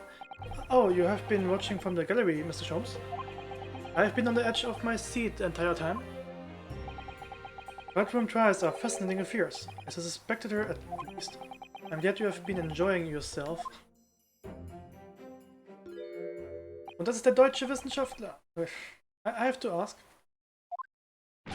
What on earth is going on? It makes no sense. What's the professor business all about? He doesn't look like any professor I've ever met before. Who even is he? Wieder? Ja, wieder. Ja. Okay. Of course. You were in Germany already 10 years ago. Yes, the professor. When I discovered he was the one who had been abducted, a sense of foreboding stirred within me. But who knew the monster would come knocking at your door? I hoped for sympathies. As it turns out, Lord Van Zieks is even more intimately tied to this case than any of us realize, isn't he? Yes, how true. His great friend from university in the dock, and now a waxwork of the killer who took his established brother's life, makes an appearance too. I imagine even the shrewd Mr. Reaper failed to foresee that kick in the teeth. An extraordinary move on your part, my dear fellow, to throw that in front of the man. Und, ach, das stimmt. Julian, was heißt du für den Namen? Sherlock Holmes. Nur so als Frage. Make it sound deliberate. I can't help feeling that this professor case is really very puzzling. Ah yes, in what particular manner? Well, there's Mr. Drebber, Dr. Seiss and Lord Van Zieks. Noch nicht jetzt. Noch nicht jetzt. Okay. It seems that everybody in the trial has a link to the case somehow. Yes, in fact, I alone, I'm not a member of the set. So that I leaves me an empty set alone with no intersection to any other. Excuse me.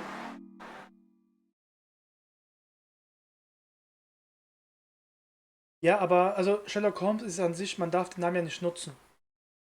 Es wurde, glaube ich, auch von einem anderen Autor den Namen auch benutzt und wurde verklagt. Also deswegen nutzt man halt so einen Namen, um einfach copyright-mäßig das nicht nutzen zu können. Ist halt so. Excuse me? Oh. Dr. Seiss. Achso. Achso, das Spiel hat... Also das Spiel an sich, ich finde das halt gut. Ja, okay, ja, aber es muss nicht deins sein. Es hat eigentlich seinen Stil. Man muss so viel lesen, ist klar. Aber ich finde es an sich eigentlich ganz okay. Aber es muss ja nicht jedem liegen. Aber stimmt. Ah, Dr. Courtney Seiss, nee, Stevens. Okay, Stevens? Good day to you. Ja, eben, ja. Hello, Sholmes, that was very shrewd of you. What in particular, pray? You requested that 10-year-old autopsy report from Gregson, didn't you? Why would you assume such a thing? Because Gregson told me...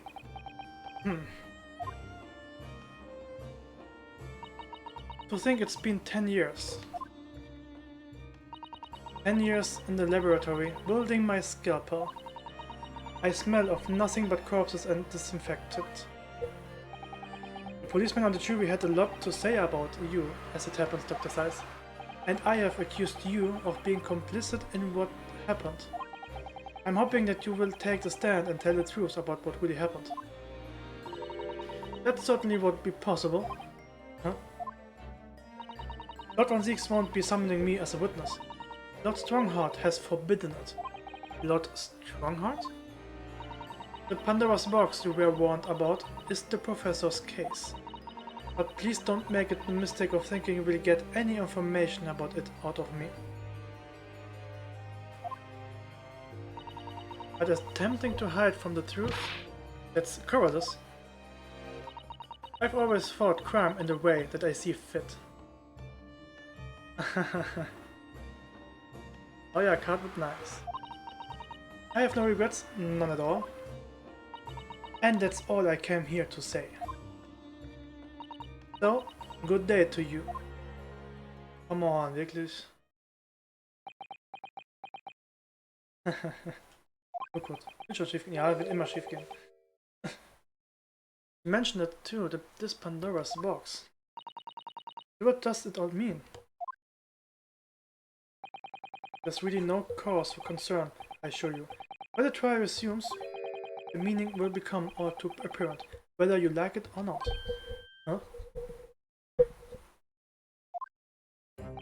Now then, I believe it's almost time. I must make my way back to the public gallery. The edge of my seat awaits. I think maybe you are enjoying yourself a little too much.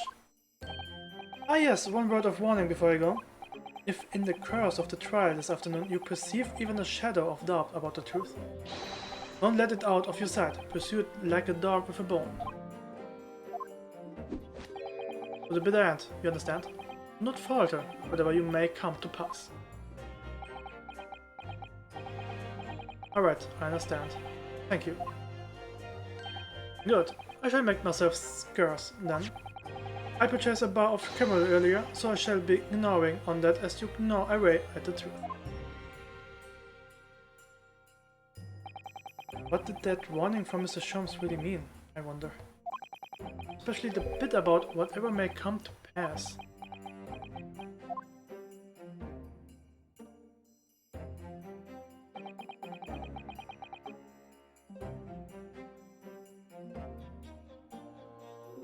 It's time for the final chapter then. Oh, I'm determined to find the truth.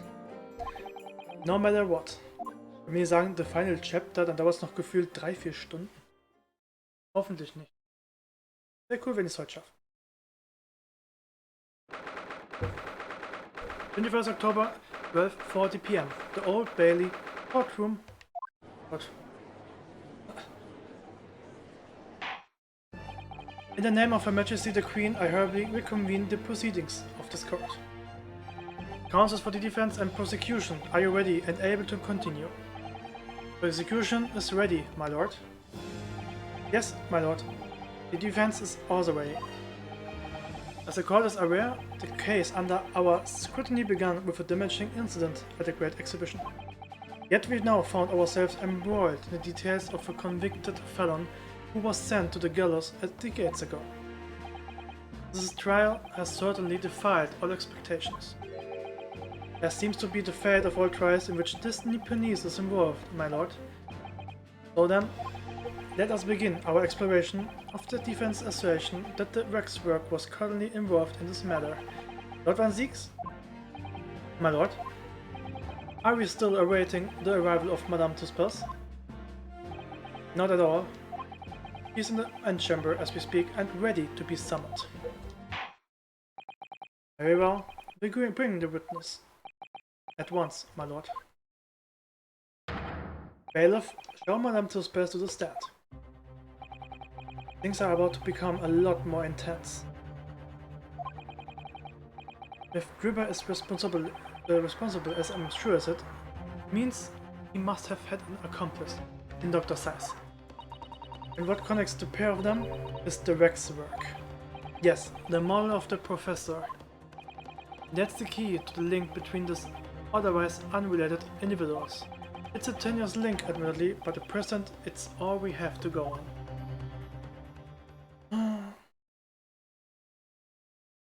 Als ob, was? State your name and occupation for the court, please. My name is Madame Esmeralda Tuspers. I'm a waxwork artisan.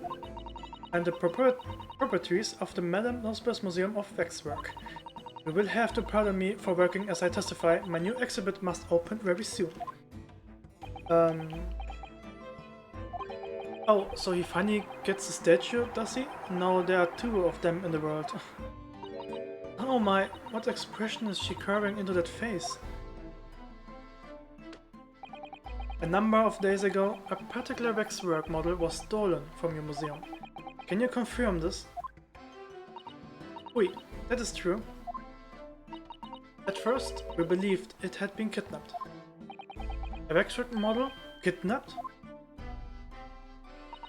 Yes, my lord, there was a demand for ransom money left behind by the culprit. However, according to what I have just been told outside the courtroom, that was not the true reason. I understand it was utilized as a substitute for the body of a murder victim. At present, that is no more than a conjecture proposed by the defense. This is the victim of the case in question, Mr. Audi Assmann. But of course, I know him well. He is a part of my earliest personage exhibit. I detest to say what is evident, but Mr. Assmann does not resemble the professor at all. Yes, but perhaps the faces were very similar. Are you suggesting that we should see now the demasked visage of the professor? I have here the key, but it's strictly forbidden to open the lock. This is absurd. Pardon? I don't know what face you have carved into your fancy figure beneath the mask. But clearly, it won't be that of the actual killer. Indeed. The man's identity was never made public after all. The trial took place in a closed court. The proceedings were strictly confidential. The condemned man was summarily executed. His identity remains a closely guarded national secret. There is no possible way that the repository of traveling exhibits could get his hands on that information. Furthermore, it would seem you are unaware of the Tusper's principles. What principles? The family Tuspers has always prided itself on sculpting a models à la perfection. Every detail includes the visage. It's fashioned with the complete fidelity, and voila, our principles. There's a well-known legend about the Tuspers waxworks from the time of the French Revolution.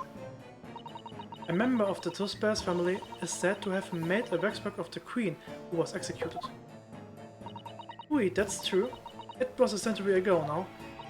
I believe the queen's face was carved in the minutes following her death, actually at the guillotine site. You are correct. The model is on display still today in the House of Horrors. We Tuspers will stop at nothing to obtain a faithful replica of our subjects. Dear me, a somewhat disturbing tenacity of purpose. This is the only way to obtain a truly lifelike representation of the subject. And it has been my family's secret for generations. Do you mean to say that beneath that mask? Oui, the true visage of the killer is there. This is ludicrous. It's out of the question. The professor spread terror throughout Great Britain. As a result, the Madame Tuspers special exhibit remains extremely popular even today. The killer emerging from his own grave. It is a sight to behold. You should come. I think, Madame, it would be beneficial to hear your formal testimony on this matter. You will explain every detail of this macabre model and your personal involvement in its creation. With pleasure.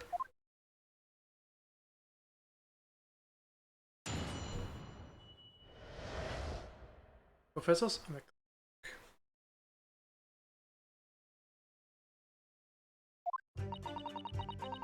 the special exhibit in the House of Horrors is based on a rumor that shocked society in London. An impression of the visage was taken directly from the corpse, in accordance with Tusper's family's principles. I enlisted the aid of the gravedigger and created a mold for the head in the cemetery just before the interment. I hid myself until he gave me a signal. It was there for a long time that night. As dawn approached, I was very worried that I could be discovered. Okay. The gravedigger? The man sanctioned this? Oui, I will do all that is necessary to achieve the true resemblance my family is celebrated for. Nobody else know, only the gravedigger. What harm did it do? Huh? So you truly saw it? The face of that monster? Naturally, I was aware at the time that his identity was a secret. But those bears would not be those bears if we did not insist on absolute fidelity to our sculptures. Don't believe this. I myself have seen the special exhibit at our museum, madame. A truly blood-curdling scene in which the murderer is emerging from his own grave. The scene is depicted with the subject of many rumors in London 10 years ago. I have here a newspaper from the time. The special exhibit was based upon the picture in this article. It was the most detailed account of what happened, as reported by the eyewitnesses who saw it. Oh, warte. Smart. Oh, die Unterschrift. A man rises from the grave. Too absurd for words. The public enjoy absurdity, monsieur. That is why I have reproduced the scene as carefully as possible in my museum. And it's the waxwork from that exhibit that was stolen some days before the incident at the Great Exhibition, wasn't it? That's correct. The professor you see before you here. Most puzzling. Counsel for the defense, proceed with the cross-examination. Waxwork links Trevor to Dr. Zeiss. And it's there to be some reason for that, which hasn't yet come to light. But I will find it. I will get to the bottom of what really happened. I will prove that Dr. Zeiss and Trevor were in on this crime together.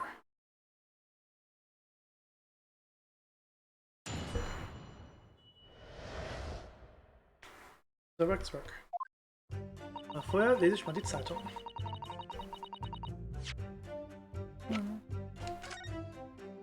Ah ne. Ist auf jeden Fall. Was man, okay, der. Die Unterschrift von dem denn da drin?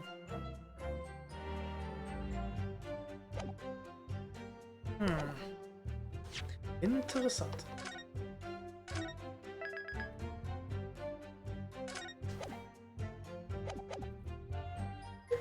Hold it!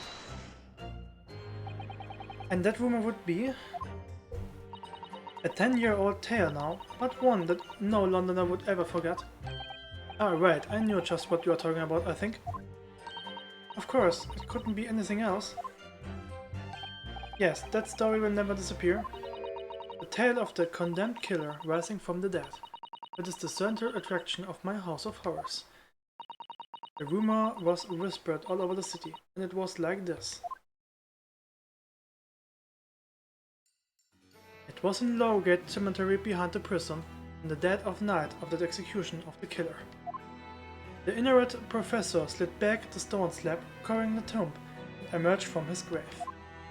A young man who witnessed this felt a scream welling up inside him. But an instant later, he heard an ear-splitting gunshot from over his shoulder. The bullet struck the emerging corpse, and he fell motionless once more. The scream finally found its way from the mouth of the young witness, who turned and ran for his life.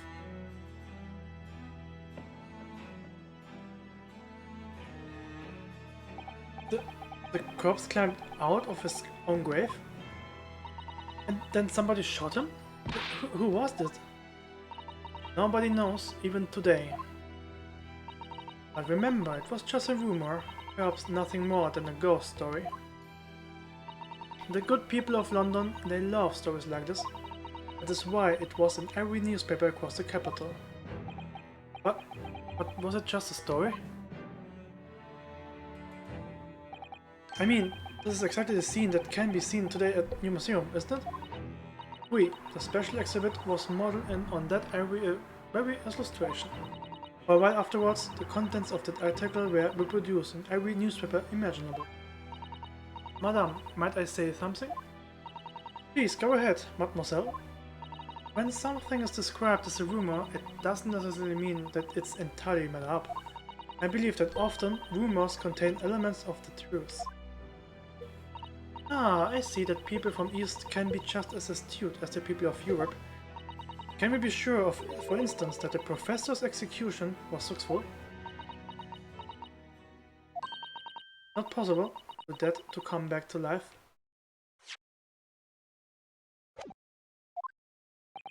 Sorry. 10 years ago, I was there in Lowgate Cemetery, that the criminal known as the Professor was killed by hanging.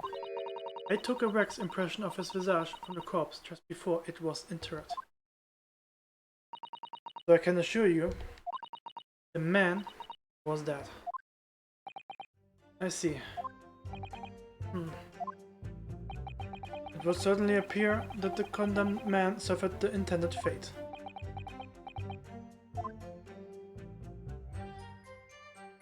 Ah, ich glaube nicht so dran.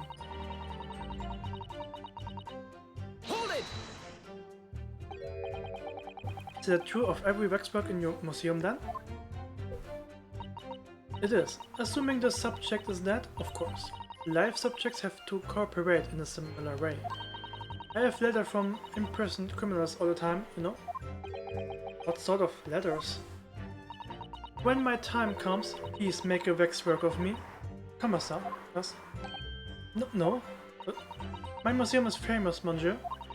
To be made into a waxwork is an honor, and for some criminals, a symbol of status even.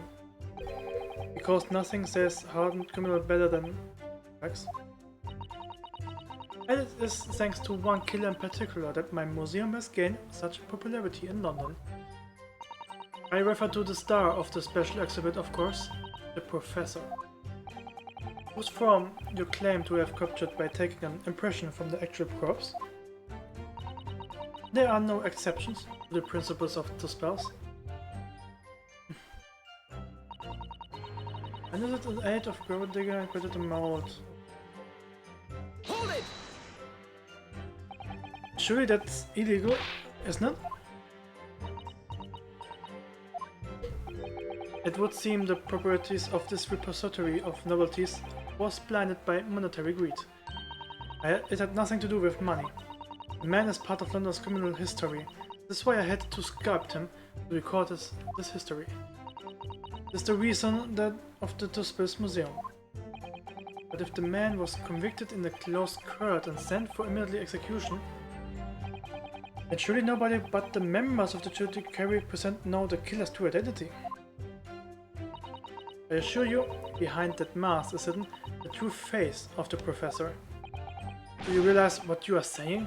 The Professor's identity is a national secret. I understand.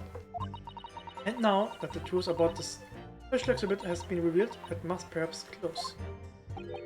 Of course it will. As will your entire museum if you don't treat very careful, madam. That could be another interesting chapter in the history of my family, I think, don't you? Ja, dann guten Hunger.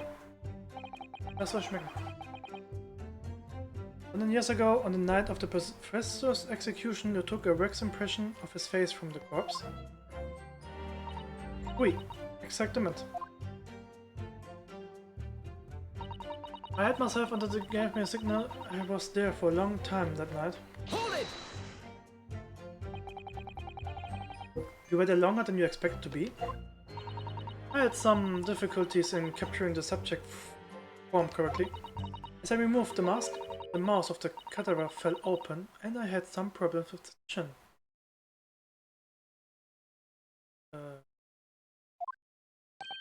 Dare I ask? The man had been dead for a short while already, you see. His muscles were relaxing and consequently his chin did not align itself correctly.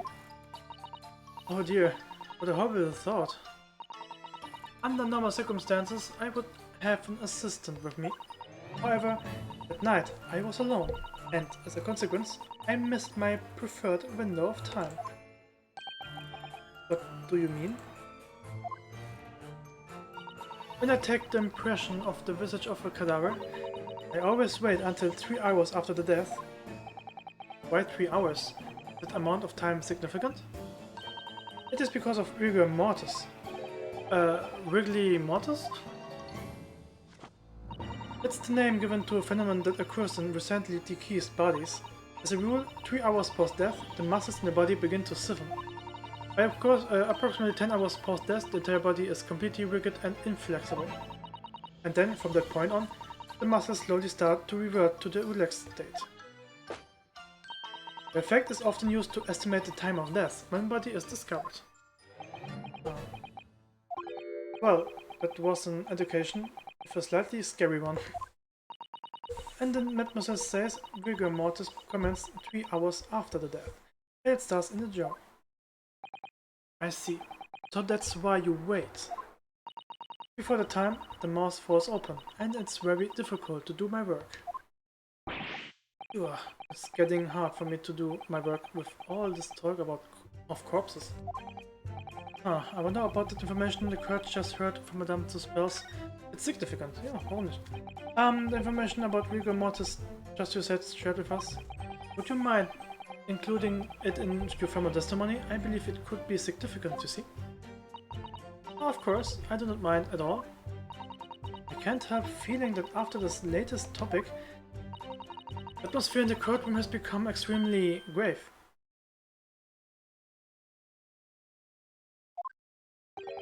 This is no time for jokes, Miss Susato. Yeah. Madame, kindly amend your testimony as discussed. Sure. Bonjour, bonjour.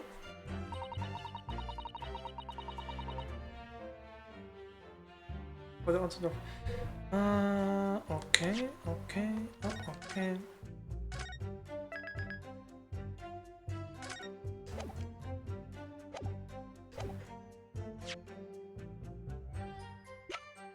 Na guck ich mal.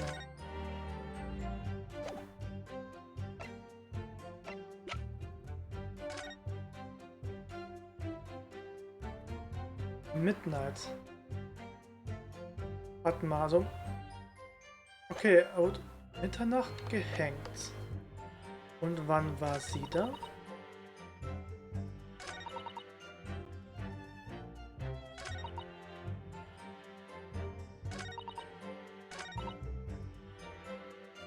Just before the interment.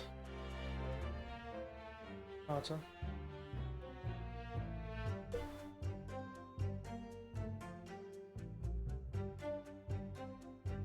Interment. Für der Beerdigung. Ach, okay, okay.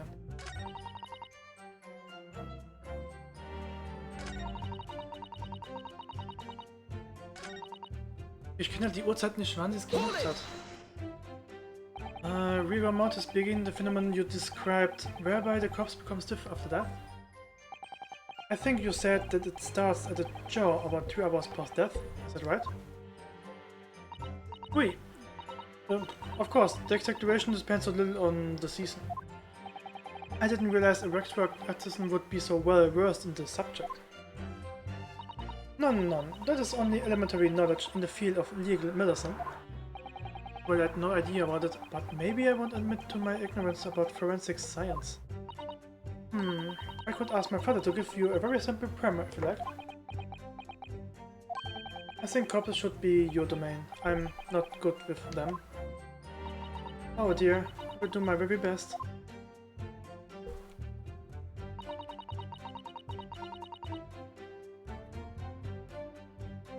Hold it! You say that dawn was approaching? What was the time of day then, approximately? Ah, here. Well, I could not say. But when I left the cemetery with my artisan wax, the morning light was becoming visible. The execution took place on 17 Juli, which had the earliest sunrise of the year.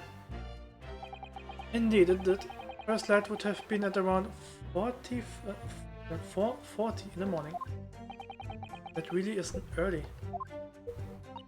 The fact is, I had very little time, so I finished my work in an half hour. It was necessary to complete the impression and bury the body before daybreak, of course. If somebody had discovered me there, it would have been a catastrophe, so I had to hurry. So, is it me, or does Mr. Schaum seem to be taking shape more quickly now too? You certainly appear to go to the extraordinary lengths for your work, madame. I wonder, is what she just said practically significant? Yeah? Madam, those details about how long it took you to complete the sculpture and the early sunrise, would you include them in your testimony? I believe they may be significant. Of course, if you would like me to. You're quite right, Miss Naruto. This is intriguing. Yes. A sunrise at 4 in the morning would be absolutely unimaginable at home, wouldn't it? That's not quite what I mean by significant. Can you amend your formal testimony then, madam? With pleasure, my lord. I hurried to finish my work in the half hour before sunrise, then I left as soon as the course was interred.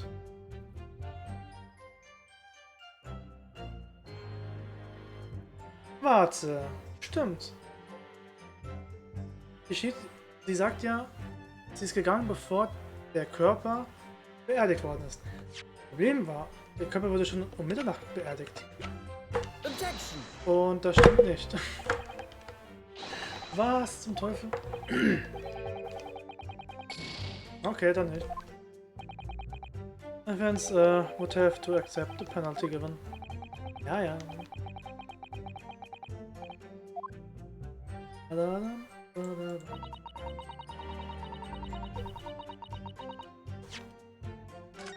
Aber irgendwas muss mit dem nicht...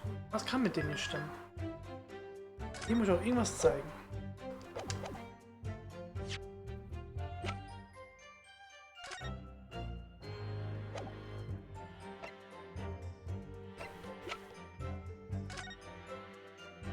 Ah ne, er wurde um Mitternacht... Nee, er wurde um Mitternacht gehängt. Wird nichts mit der Beerdigung.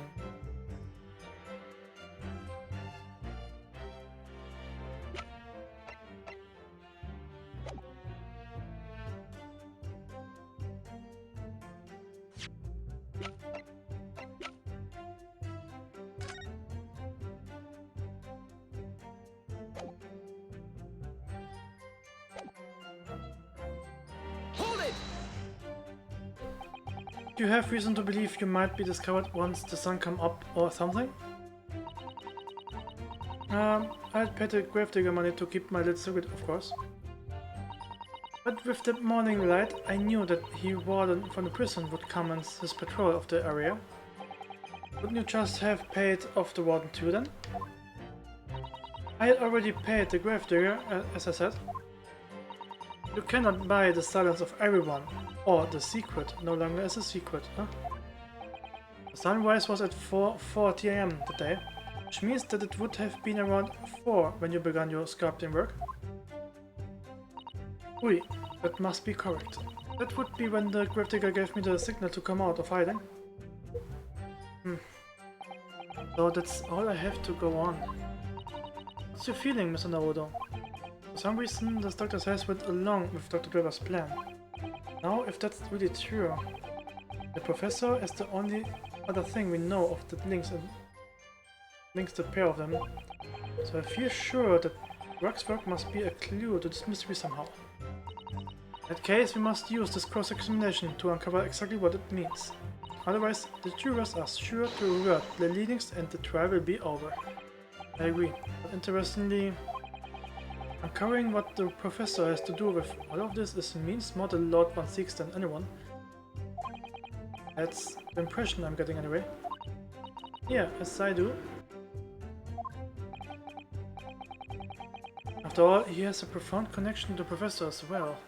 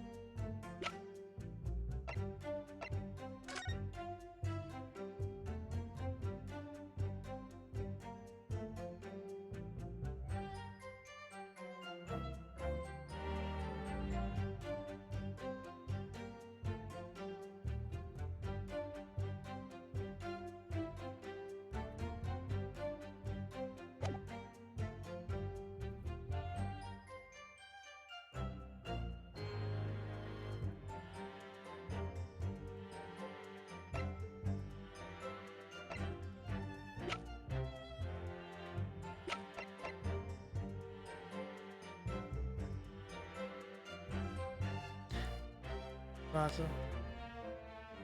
Was ist denn damit dann? Objection!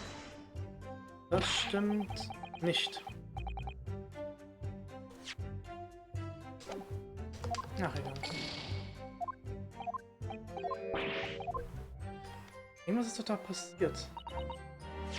In der Zeitung steht, er hat es ja gesehen an dem Tag der Hinrichtung. Das muss doch irgendwas passiert sein.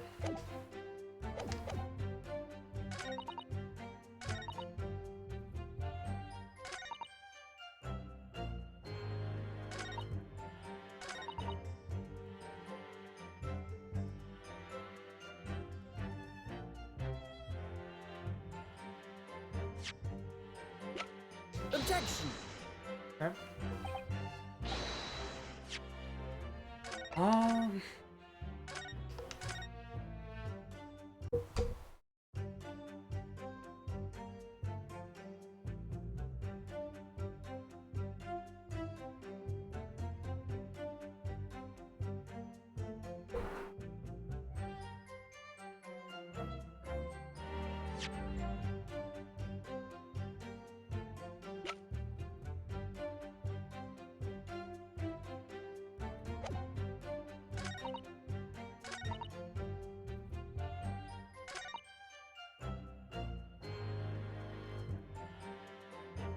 Hold it!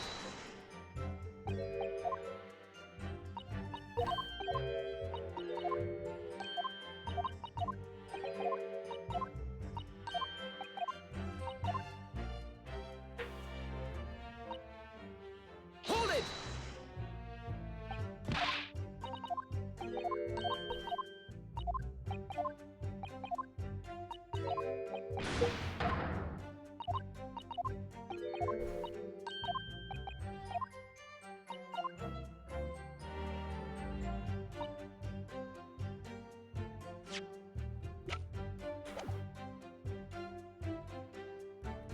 Ja.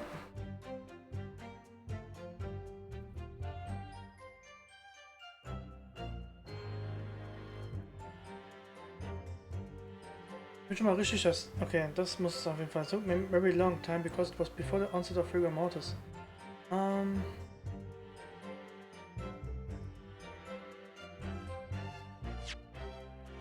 es tut. Nein, nicht deswegen hat es lange gebraucht, sondern eigentlich deswegen. Oder? Objection! Nein.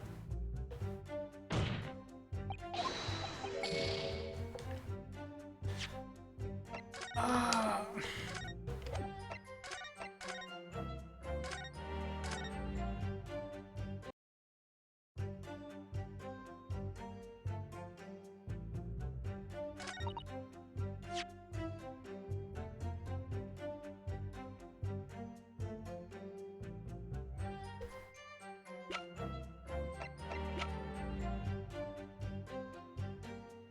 Objection! Okay, doch. Okay. Madame Tuspers, I have here an autopsy report that was filled 10 years ago now. It confirms the death of the professor following this execution at the gallows. And? Is that a problem? I believe it is, because your testimony and the particular detail in the report completely contradict one another. Quoi?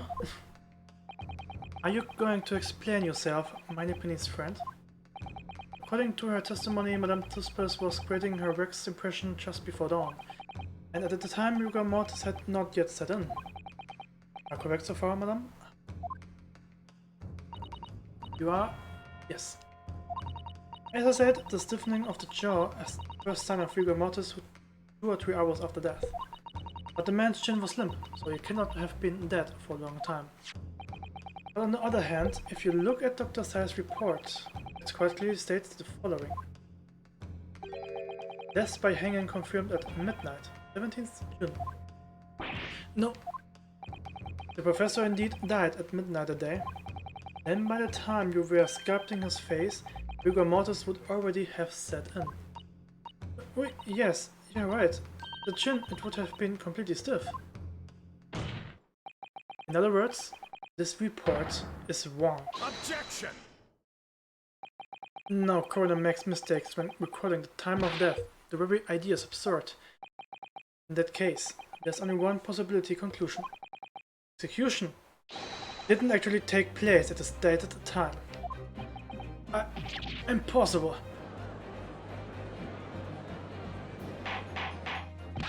Order, order! Council, this is beyond folly. Not only do you indict the author of the report, Dr. Scythe, but you also implicate members of the staff at Bursley Prison where the execution took place.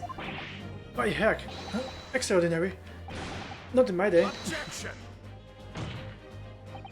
My learned friend appears to have overlooked one very crucial fact. What fact? The professor died that night, without question. He did. Of course he did. I moved the man's limbs and jaw with my own hands. There was no... Objection! Yes, the professor died that night. But what if he didn't die at the gallows? Didn't die... Are you insane? What exactly are you suggesting that happened in that case? It's almost impossible to believe, but it would explain the link between Dr. Scythe, the professor, and that one other person of interest. I have evidence that will explain exactly what I'm suggesting happened that night. Also, present the evidence at once.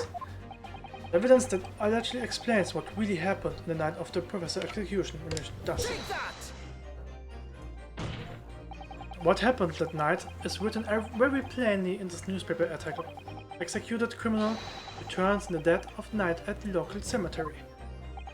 You are suggesting it was a corpse coming back from the dead now? Well, if this article is to be believed, yes. The professor, assumed dead following his execution, emerged from his grave and was killed again. Objection! Don't be a fool, that's simply a rumor, published by the gutter press. Can you be certain of that? Are you serious? The point is, as the article says, there was a witness to what happened. My word, yes, indeed. No, wait, the young man who stole into the cemetery by chance that night? Objection! Of course there was a witness, the story didn't write itself, but obviously the man made it all up. In any case, this was 10 years ago now, there would really be no hope of finding him. Objection! Oh. On the contrary, my lord, we all know this witness well. What? Are you suggesting, counsel, that you identified the person in question?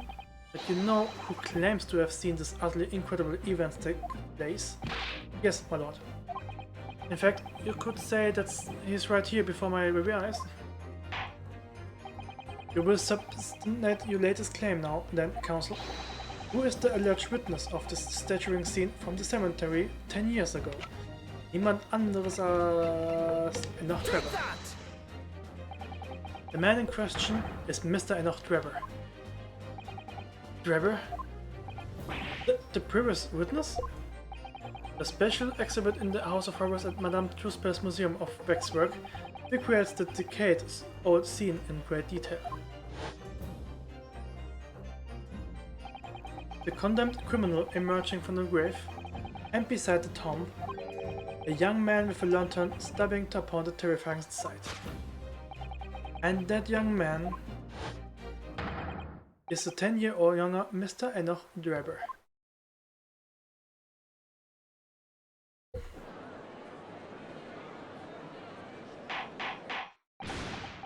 Order! Order! Order! Surely not, counsel. Trevor was there in Lowgate Cemetery? What is all this talk about Mr. Trevor? Is the name significant? Of course, Madame Truspel doesn't know, does she? Yes, it's extremely significant, Madame. To your situation as well, in fact. What situation? The theft of Professor Waxwork from your museum some days ago was perpetrated by the very same man. No, but it would mean... Madame Truspel, it would appear you know the name, Enoch Trevor. Oui, yes, I know it. But from long ago, in the past. What? Oh my... Good gracious? Explain yourself. Tell us everything you know. Yes. Yes, of course.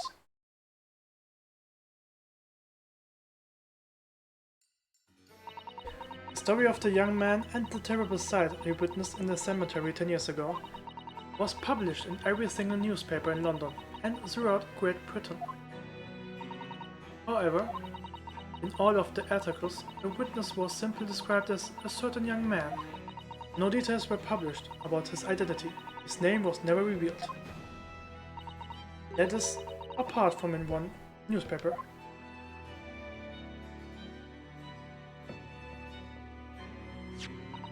The Daily Circus. It is the paper from which comes the article I have already shown to Kurt. You are saying that his full name was only publicized in that article?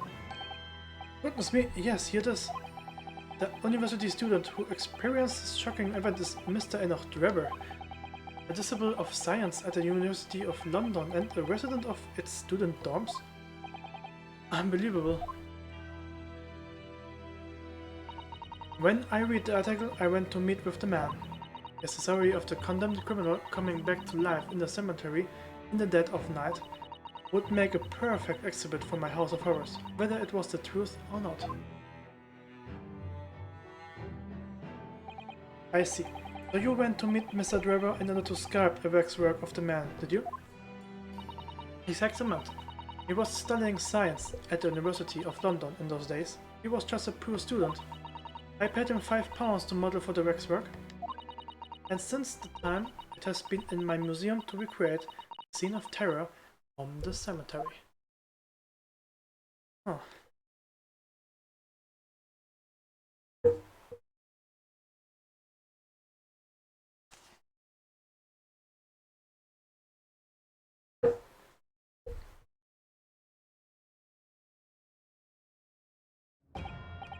So, 10 years ago, a young man appealed to the public about an extraordinary event he witnessed. A criminal who had been put to death, re-emerging from his grave in the middle of the night. But the public treated his claim as nothing more than an amusing anecdote that was soon forgotten. 10 years later, the same man steals a waxwork model of the executed criminal, ostensibly to use as a body double for the victim in the case we are discussing here today. Even though the waxwork's build is a pure match to the victim, its face is obscured by a mask. So the question is, why would the man do such a thing? Which brings us to 3 days ago, when the birdcage crashed into the Crystal Tower. The birdcage had in fact contained not the body of Mr. Asman, but its same waxwork. The coroner from Scotland Yard who investigated Dr. Scythe would have noticed immediately. And yet, she submitted this autopsy report for the victim, which the court has seen earlier. Why? Because the waxwork was that of the professor. Is that what you are saying?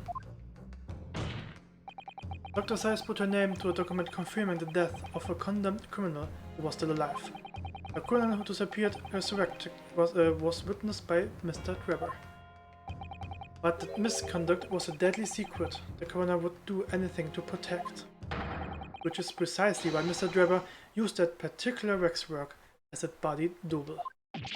Ugh.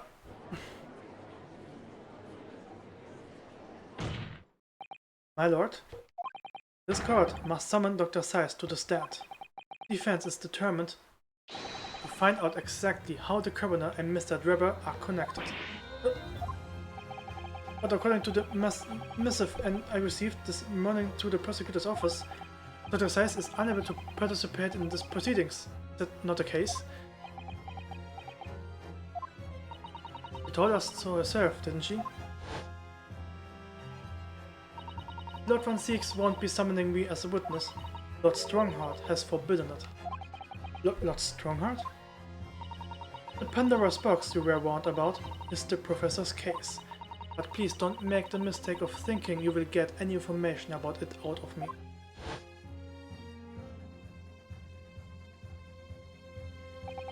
Something happened to that night of that killer's execution 10 years ago.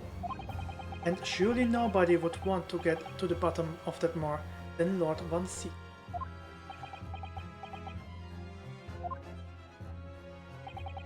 prosecution calls for the instructions in that missive to be scrapped. But Lord Van Six, the missive was issued from the Lord Chief Justice's office. Objection!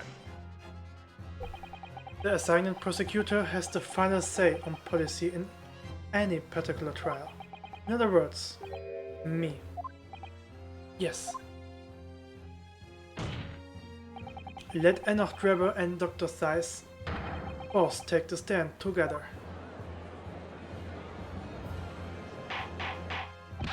Order, order, order! Very well, I will uphold your request. Bailiff, send a subpoena with immediate effect addressed to Dr. Zeiss of the Forensic Investigation Team. The woman is compelled to attend on Her Majesty's orders. Alright then. Enoch Drebber and Dr. Zeiss. If they weren't colliding with one another, this crime could have never have been committed. I'm just a stone throw away, I can feel it. The truth behind all of this is about to come out. So, jetzt sind sie da. Und sie auch. Thank you for your attendance at such short notice, Dr. Scythe. I'm disappointed in you, Lord Van Six. You have completely betrayed the agreed policy of both Scotland Yard and the prosecutor's office. Betrayal is not in my nature, as long as the truth isn't compromised. If there's even a hint of wrongdoing, then no matter who it concerns or the Chronicles, I will pursue the matter to the bitter end, as would any prosecutor worth his salt. Mr. Drebber, you took the victim's life by means of a machine that you constructed in your workshop. And Dr. Scythe, as the investigating coroner, you were the first on the scene to examine the victim's body. It is the belief of the defense that you collaborated with each other and were both complicit in this crime. And where's your evidence? At present we have no definitive evidence, but we do have a very significant clue. What are you talking about? I'm talking, of course, about the waxwork. This model of the killer known as the Professor, who was sentenced to death 10 years ago. You don't need to tell me. I witnessed the man's execution with my own eyes, and officially pronounced him dead. That remains to be seen. Is that so? According to the newspaper's report from the time on the night following his execution, the killer came back to life. Don't waste my time. And the sole witness to that mysterious event was you, Mr. Drebber, wasn't it? If what you saw in the graveyard that night 10 years ago wasn't some chilling fiction but reality, it would make you privy to a very great secret of Dr. Scythe. A secret so profound it could compel the coroner to agree to collaborate in your evil scheme in fact. Mr. Drebber, tell the court, tell everyone the truth of what you saw that night in Lowgate Cemetery. So he was the student who saw it? You can see the resemblance actually, can't you? With the man and Madame Tuspes, I mean? Surely he is not going to claim that's really what he saw, especially not after all these years. He was a researcher student at the University of London, was he? And a bit too clever for his own good, if you ask me.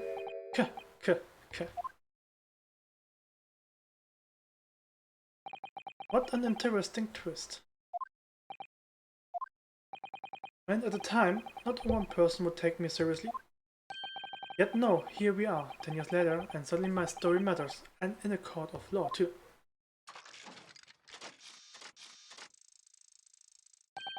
Very well then, everyone so wishes. Let's be frank, I will tell you the truth of what happened that night, for what it's worth.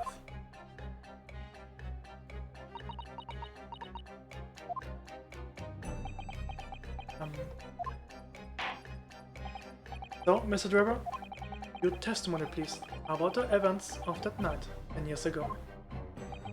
You will tell the court exactly what you stumbled across in Lowgate Cemetery. Yes, of course, as you wish.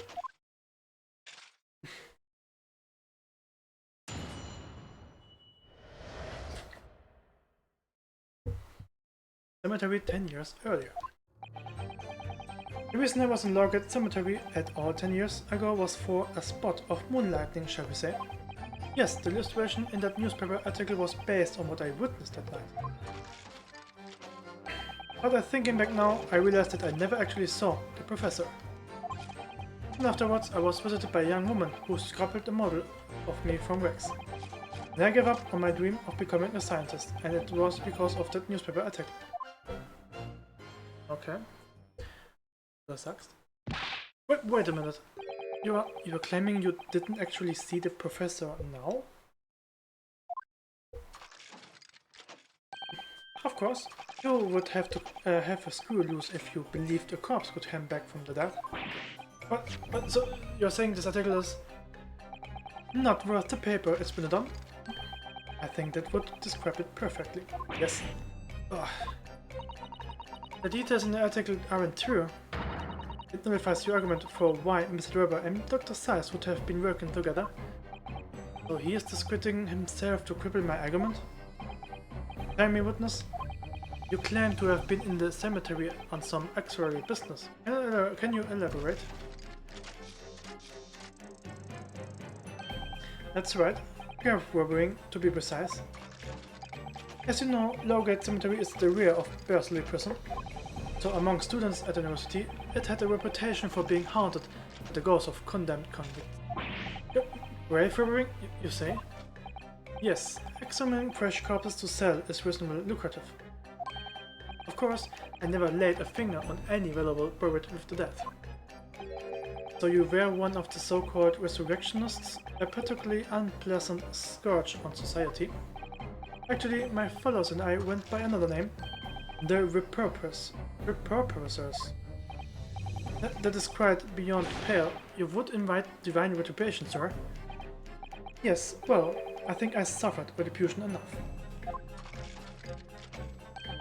The vile circus eventually unearthed my name and put it in print. It caused me a great many headaches, and yet I had to leave the university. That was the only paper with the bad press to identify me unambiguously, I might add. I see. Out of interest, who drew the illustrations for this article? Ah yes, that was the reporter who exposed me. He sketched it right in front of me as I described the scene.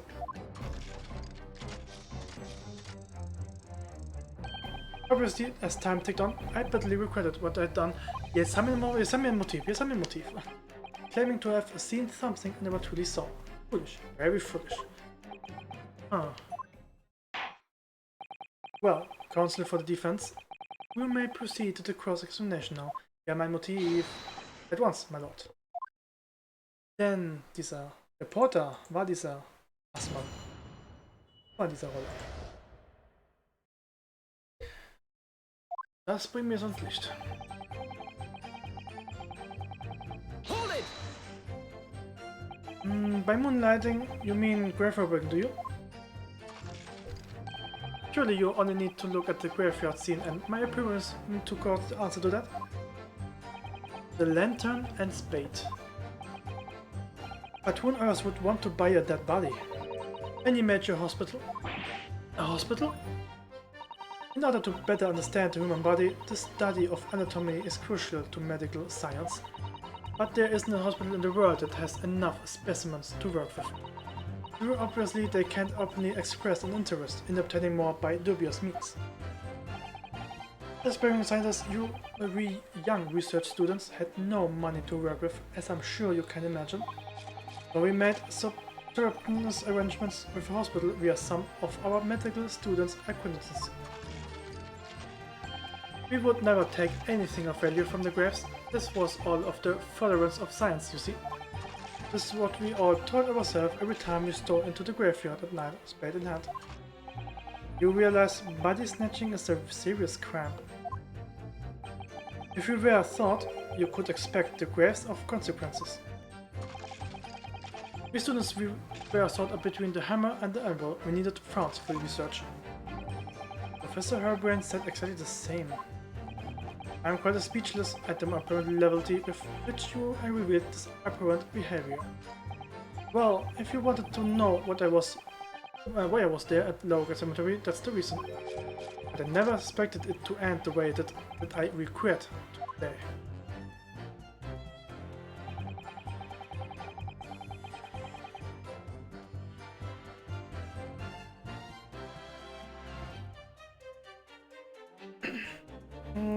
I think was based on what I witnessed at night. Yeah. The strange happening at Lowgate Cemetery, which you now deny. Not entirely. I went to fetch the police at the time. You know, I was shaking like a leaf. But I didn't believe a word of it. In fact, I was very nearly arrested myself. Hi Kira. Hat's geschmeckt. So you went to the papers instead? I started big with the London news, but unsurprisingly they didn't want to know either. In the end, though, it was reporters from the Gossip Rex, the Cutter Press, that come to get my story. Ja, war okay. Also, okay. War okay. Also man konnte es essen, okay. A spit like plague through the capital as gossip hungry Londoners leapt up the tail. The story was in every single paper at the time, with the exception of some broadsheets. And yet only 2 or 3 of them actually interviewed me personally. Most of the accounts turned out to be very interpretive ghost stories. But about the article in the Daily Circus. That particular journalist found me at my dormitory. I don't know how, but he had discovered my name. So I recounted to him exactly what happened that night. And from your description, he drew this illustration? Precisely. That's how I learned that the condemned man was the infamous professor. Because the reporter told me so. I had no idea myself, you see. Newspapers reporters are wont to snoop around in matters that don't concern them.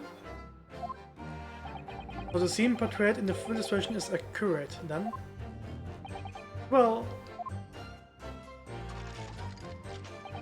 Thinking back now, I realized that I never actually saw the professor at all, though. Hold it! What are you talking about? I think I explained already, didn't I? Lowgate Cemetery is at the rear of Berkeley Prison, so it was venerated among us students at the university for being haunted by the ghosts of condemned convicts. For some absurd reason, I was scared of the graveyard at night, and as a result, only too willing to believe that nonsense about the dead coming back to life. But you said you actually saw it. I said what I'm seeing in my mind's eyes. After all, resurrection is impossible, isn't it? You have to be unhinged to think otherwise. Unless, of course, you have some evidence that proves I encountered the professor that night. I don't know. Any material evidence that could show he really did see the professor? If you have anything at all, Mr. Naruto, I know I need to present it against that irritatingly backtracking statement of this. The point is, that night was a pivotal moment in my life. First I visited my woman. Hold it! That young woman being Madame Tuspers, of course. Precisely, I must say I didn't expect to run into her again like this 10 years later. As I have explained, I went by the name published in the article, and I found the man. Ah yes, the article in the Daily Circus, I think you said. I was the pure student with the barely penny to my name at the time. And the young lady put £5 in front of me. So you readily consented to having a waxwork of yourself made and gave permission for it to be put on display? I did. I should sell what little I had to sell, I concluded. Ah, oui, I remember now. I purchased something else from you that day, n'est-ce pas?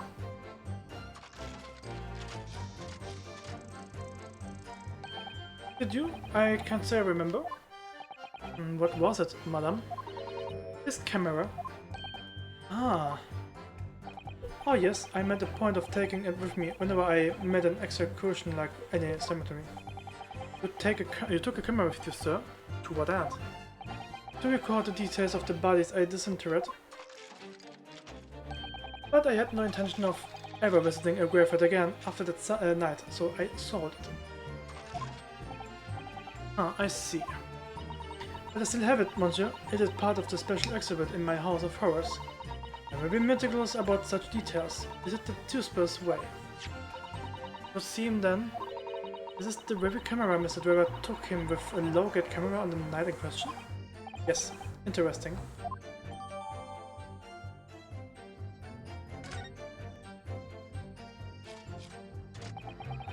And then I gave up on my dream of becoming a scientist, and it was because the newspaper article. Yeah. This article, you mean? Published in the Daily Cycles? Yes, somebody informed the dean that it was my name that appeared in the article, and carelessly let slip that night after night. I was digging up graves, hardly a model student, you might say. The university reputation was exorably defiled, and I was expelled as a result. Mon Dieu, I had no idea. And having been run out of university, you found employed in somewhat specialist trade? You combined your knowledge of science with knowledge of stage magic? To create various experimental machines intended to demonstrate never-before-seen technology? And you used these deceptive machines to trick the government and private investors into giving you money? Professor Albert Harebrain was just your latest victim, wasn't he? Whatever are you talking about? I have no recollection of doing anything of the sort.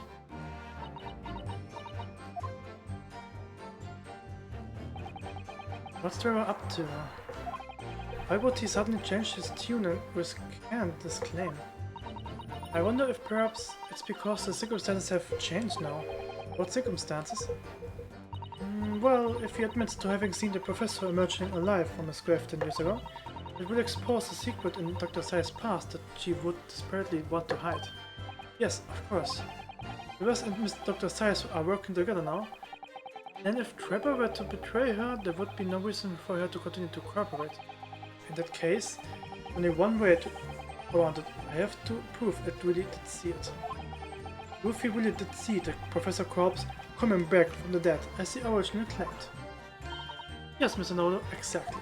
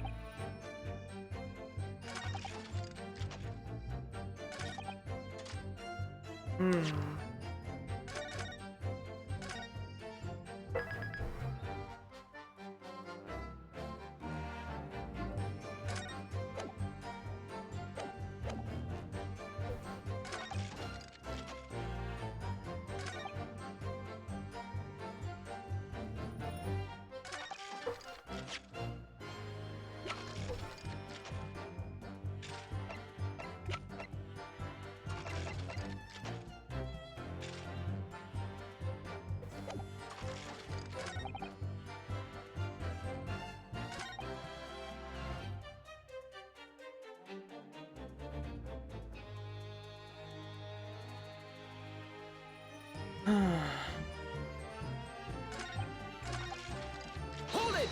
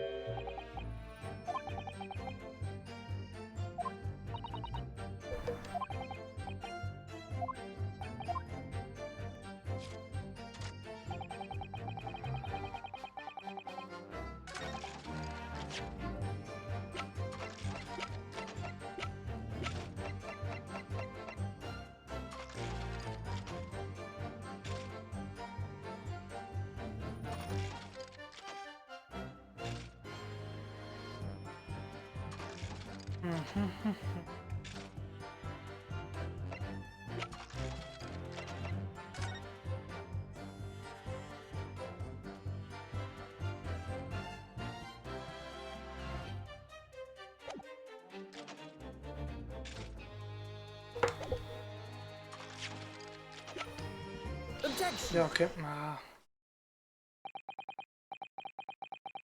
Sorry, Mr. Drebber, but I don't believe that. Don't believe what? Your latest claim. You did see the professor on that night 10 years ago? Oh dear, we seem to be at odds, but I was there, and you were not. I know what I didn't see. The illustration with this article was drawn based upon what you told the journalist that you witnessed. Die eiserne Maske, wer hat das rausgekommen? A figure emerging from the tomb, wearing an iron mask.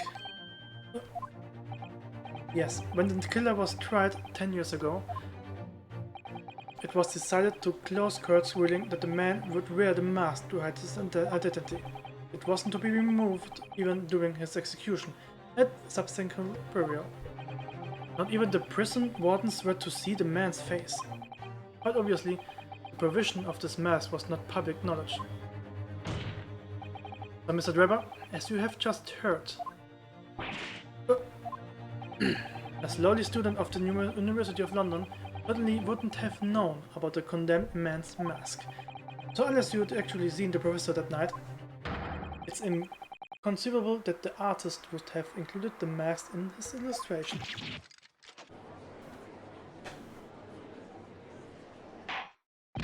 Order, order. Well, Mr. Drebber.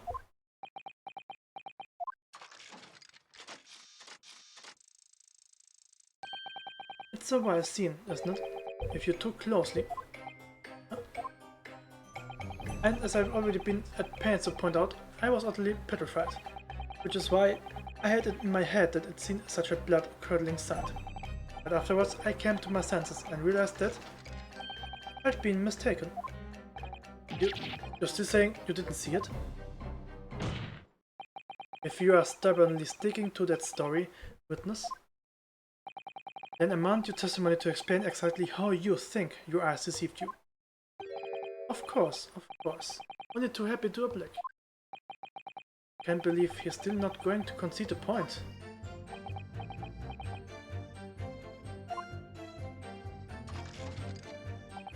But in fact, the witness was a fellow grab robber at work.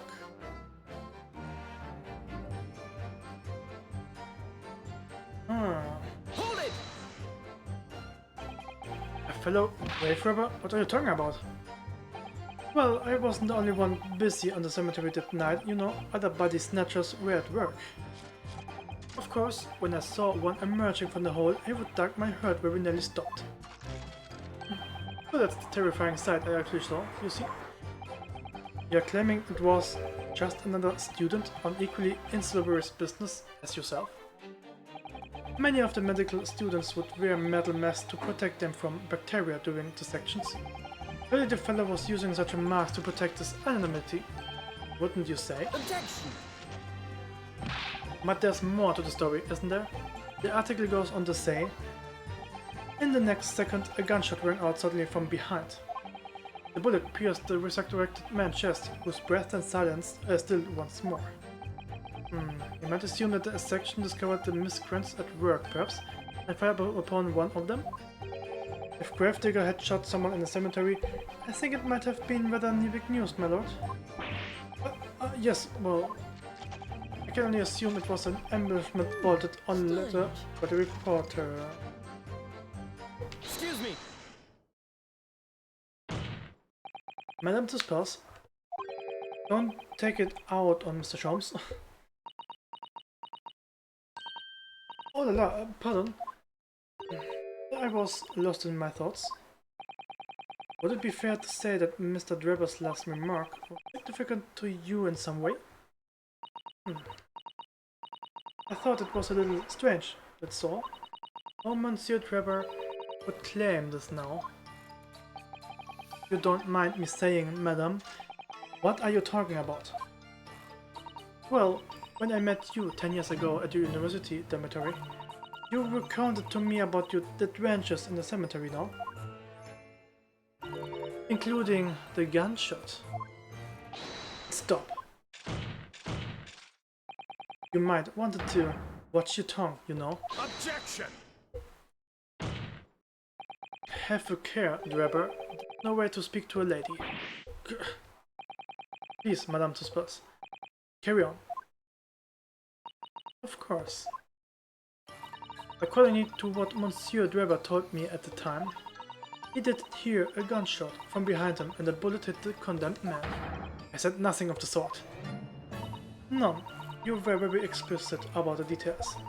About the mask that the figure was wearing, and the blood that splattered over you when he was shot. Enough! Shut up, woman! You're making all this up. Mikro ist direkt neben meinem Lautsprecher und gerade sprichst du meinem Avatar. Was?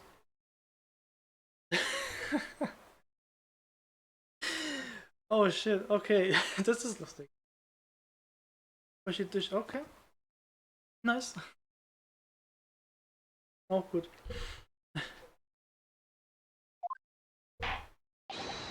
Also, machst du es dann nicht mit Kopfhörern?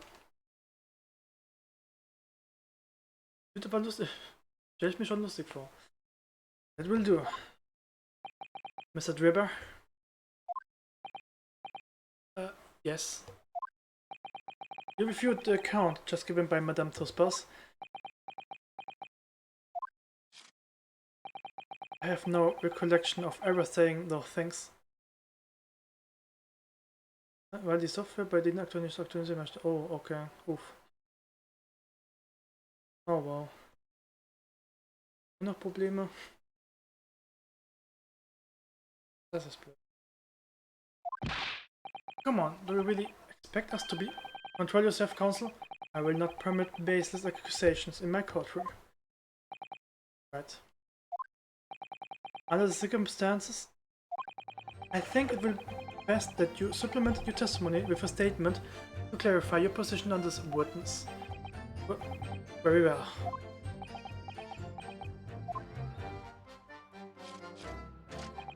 There was no gunshot from behind me at all, nor any splattering blood.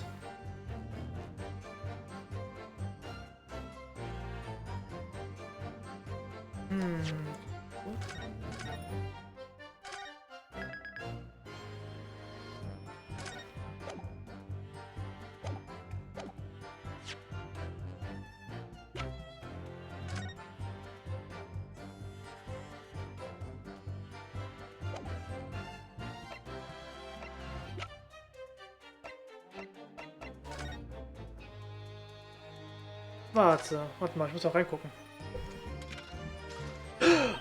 Na, das habe ich vergessen zu suchen. Okay, what a wonderful machine. I really love contributions like this, don't you? Oh yes, anything mechanical I find absolutely irresistible. Almost irresistible, surely. Well, whenever I see a pocket watch, for example, I can't help myself. I simply have to take it apart. That's worrying.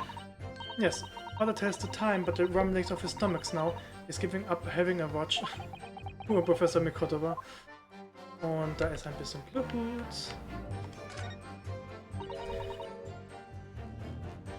Ach, nimmst du das jetzt auf, wie das aussieht? Ja, okay, zeig doch mal her. Look, Mr. Naruto. What is it? On the bellows just here, there are some to be very dark red stains. Yes, you're right. It looks like blood, actually. Oh my. I'm sure it's not what you are thinking. Okay. Okay, Beweis gefunden. Objection. Mr. Drebber, do you remember this camera? But that is the camera from the fateful night. Yes, we borrowed it from the House of Horrors. The camera you took with you to the cemetery that night, Mr. Drebber. And is it supposed to be significant? This kind of camera is rarely seen in our homeland, so my colleague and I were keen to examine it closely. We noticed that the lens extends forward on the end of some bellows. Like this. Hold it! Ooh, what's that? They're just on the bellows. Looks like a dark red stain. Oh. That's right. It's a rather conspicuous mark here on the bellows, in fact. Good lord, are you suggesting... Yes, my lord. It would appear to be a splatter of blood. Something that could be confirmed with a simple chemical test. Isn't that right, Dr. Scythe? It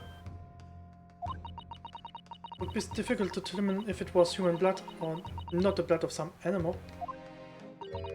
But yes, to test whether or not it's blood, it is simple enough. I propose that Madame Tuspel's testimony was correct, and that on the night in question 10 years ago, you were spattered with blood from the gunshot wound. Well, and that furthermore, you really did witness the condemned professor emerging from this tomb. Yeah, finished. There's simply no way you could have forgotten such a traumatic experience. In other words, the only explanation is that you are trying to hide the fact you saw the professor that night. Objection! But why? Why would he want to do that? Well, not for his own gain, it would seem. For whose then? Who could benefit? Mr. Drebber is obviously lying in order to protect somebody. My goodness, he's shielding someone? Yes, my lord. And clearly, it's someone who doesn't want the truth about the professor coming back to life to be exposed. Well, Counsel, who is it then? Who is this witness trying to protect by lying about that he saw that night? Take that!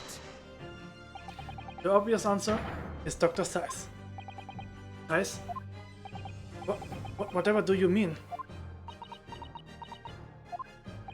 Imagine if the convict who had been sentenced to death was not in fact killed. Imagine if that was to come to light. What are you insinuating? And imagine if the convict in question was the country's most hated mass murderer. If it was the professor, that would be an unprecedented scandal. Objection! This is beyond a joke. Need I point out that the dead cannot come back to life? What are you suggesting would mean that the execution never actually happened? Yes, that's actually what I would mean. Objection! Once a man is sent to the gallows, he hangs. No one could escape, not in Great Britain. Objection! But the fact is, there was a witness to the fact that the man did escape his hanging. If that really was true, Counsel, the implications of misconduct would not stop at the supervising coroner.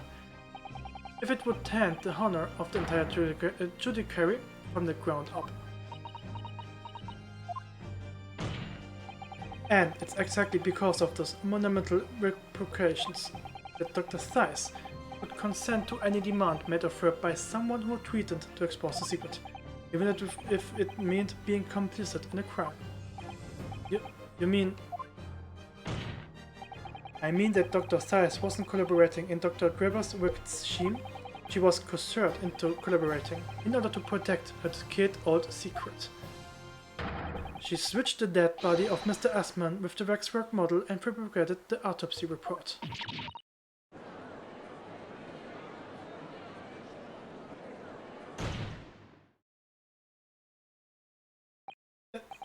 Lord 16. Pray forgive my freshly filled tallow chilies and the whole raft of other delicacies now. Goodness me. Just the sort of tall tale none of us would enjoy, I grant you. And execute killer rising from the dead, Scotland Yard cover up a conspiracy at the highest level. Let me ask you one thing. What's that? If the condemned man really did emerge from the tomb that night only to be shot in the chest, who pulled the trigger and dispose of him forever? Well, I have no idea at the moment. We have too little information to work that out at present, I think. I couldn't agree more. The Old Bailey is no place for wild fantasies. Ugh. And have you considered this, my learned Nipponese friend? Considered what? Do you realize just what a dangerous endeavor it would be to force this woman into such criminal activity? It's tantamount to declaring war on the entire British police force and judiciary. Right? Hard to imagine any sum of money being offered for research could warrant it. To rely on some stage deception when so much is at stake would be madness. Well, I suppose. And this was no petty crime either. The victim was murdered. A man who had already invested money in the venture and would be instrumental in future profits too. Yes, I had no reason to kill Mr. Asman at all. Or are you forgetting that his death results in me receiving not a single penny? The court is already aware of the contract between myself and the victim, no? There's the contract. That's very true. The motive for this case runs deep, though. You can feel it. Using tweets to force the head of the forensic investigation team to cooperate is extreme, especially for a government grant he had no guarantee of receiving in the first place. The research grant was the aim. Taking Mr. Asman's life would have made no sense anyway. Which means that Weber's motive wasn't money at all. He was just trying to kill Mr. Asman. But why? What was his motive then? Your time is up, my learned friend. I would say you have one last chance before the jury lose their patience with his charade. Let's see if you can back up your heady proposal, shall we? How do you explain why this engineer would throw all caution to the wind and threaten his own country? At this point, I'm not prepared to listen to more of this outlandish conjecture without proof. Ich glaube, ich werde welche Beweise vorbringen, aber ich bin noch nicht sicher.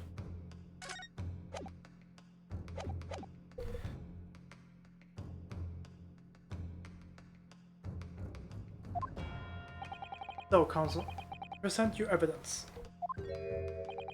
Alright, who exactly was Mr. Asman to Trevor? There is a connection there that no one's seen yet. And I'm going to have to present 2 pieces of evidence to show what it is.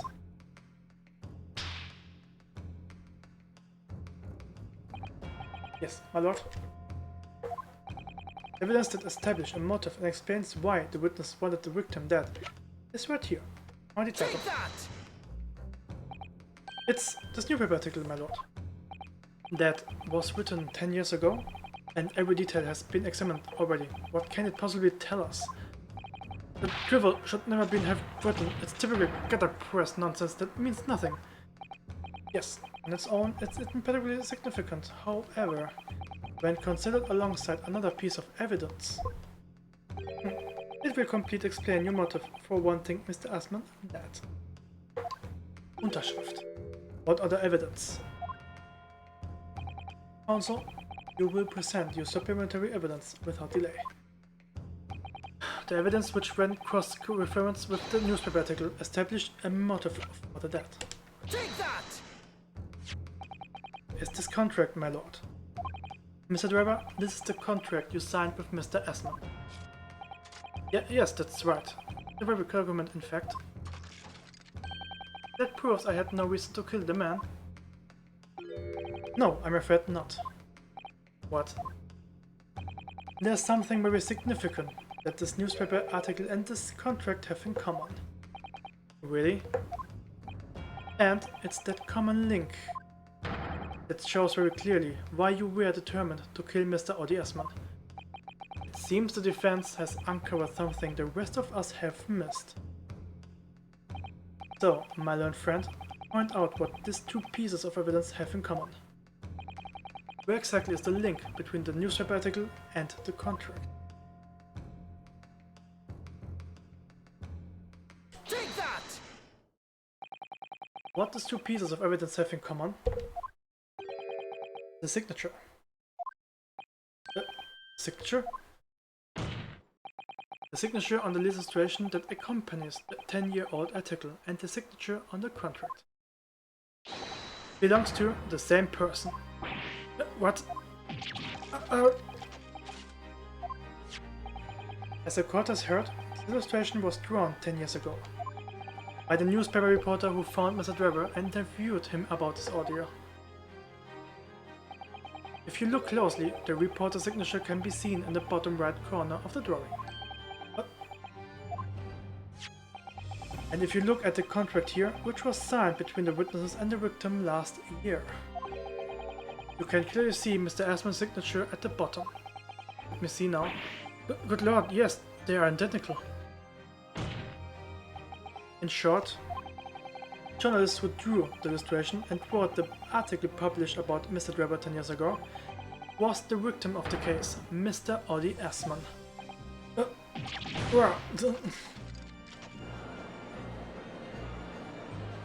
Objection! But explain to the court why. Why would that constitute a motive for the witness to murder Assman? Well, if you think back, you will remember that Mr. Drebber talked about that article in his testimony. Grave robbing, you say? Yes, examining fresh corpses to sell is reasonably lucrative. But that's quite beyond the pale. You would invite divine retribution, sir. Yes, well, I think I suffered retribution enough. The Daily Circus eventually unearthed my name and put it in print. It cost me a great many attacks. In the end, I had to leave the university. It was the only paper with the bad press to identify me unambiguously, I muttered. Then I gave up on my dreams of becoming a scientist, and it was all because of that newspaper article.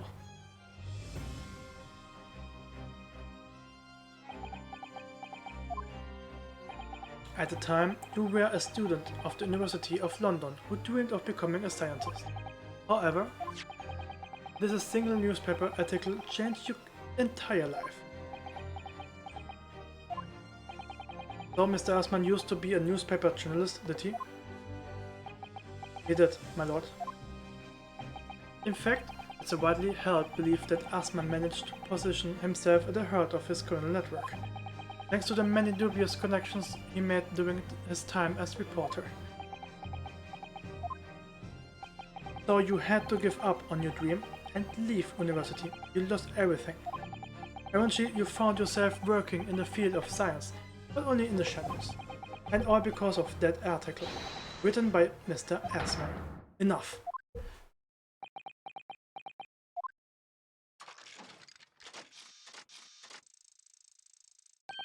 Stop this endless drivel about my life. What? Explain yourself, Mr. Drebber. Yes, it's true. I had to leave the university as a result of that article. But it was just the straw that broke the camel's back. What do you mean? Almost every student of science in the faculty was too pure to actually conduct any research.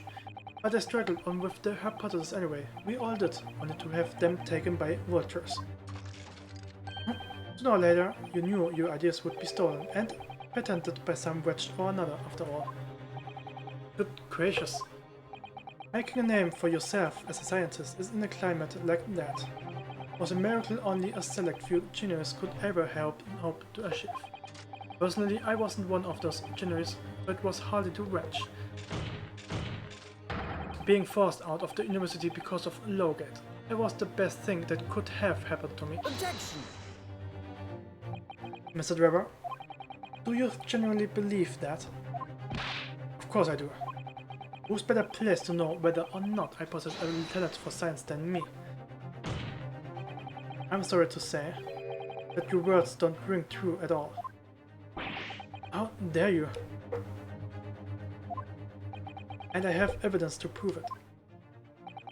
How dare you in a position to say anything about me? I don't know you from Adam. Fine, if you think you have evidence, go ahead, show it. What could you possibly have to disprove that idea that I was happy to leave the university because I lacked a talent?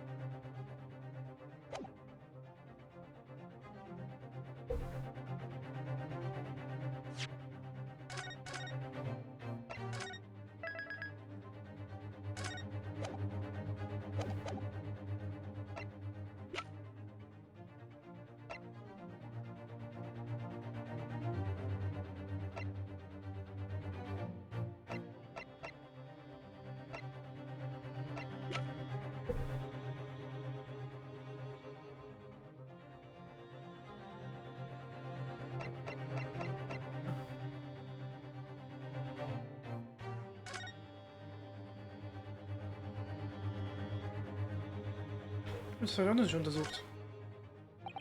This little metal plaque here took. Resting burgeoning talent for the future of scientific discovery. Seems rather ironic, doesn't it? But clearly Mr. Dura really was a very talented scientist.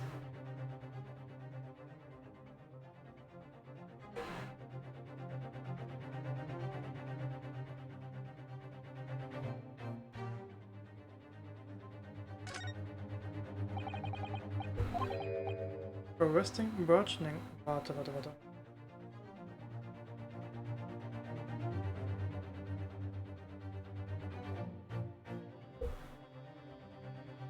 Wind?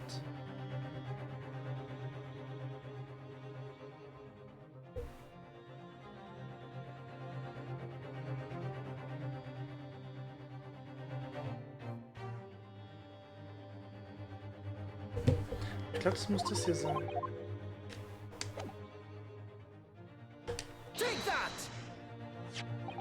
Do you remember this, Mr. Drebber?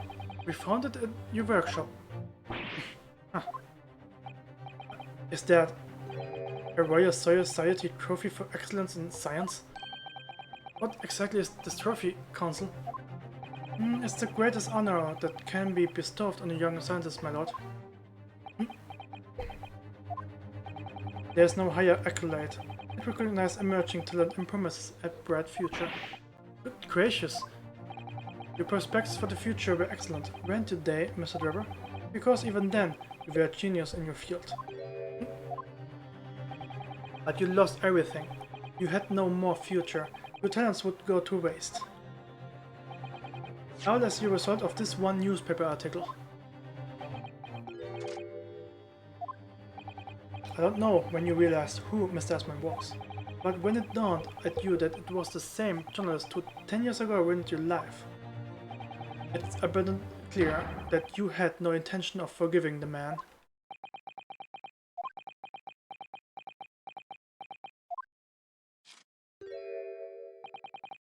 The truth is, finally, he's going to fold.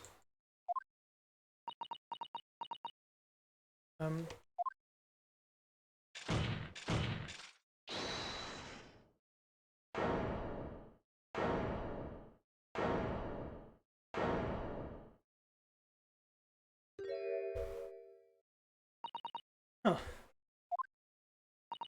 Fine. Clearly this has run its course now. What?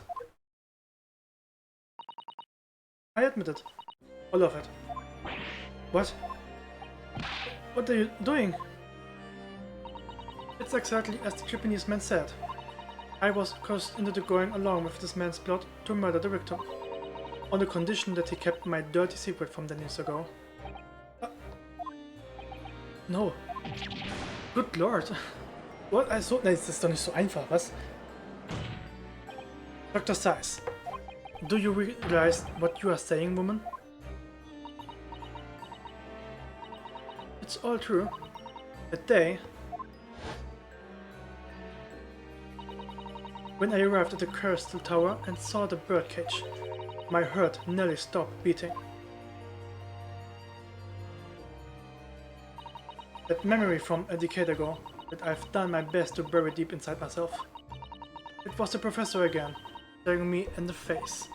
And then, before I had the chance to react, I noticed something else. There was a note tucked inside the model jacket. Dr. Seiss, you will go along with my plan? From someone who knows the truth about what really happened that night, 10 years ago.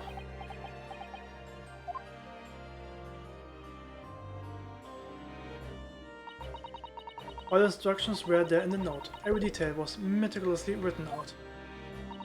I had no choice but to do what it said. I made the necessary alterations to the scene and fabricated the autopsy report was instructed. There was really no other choice. It had to be done to protect the judiciary. I can only apologize now.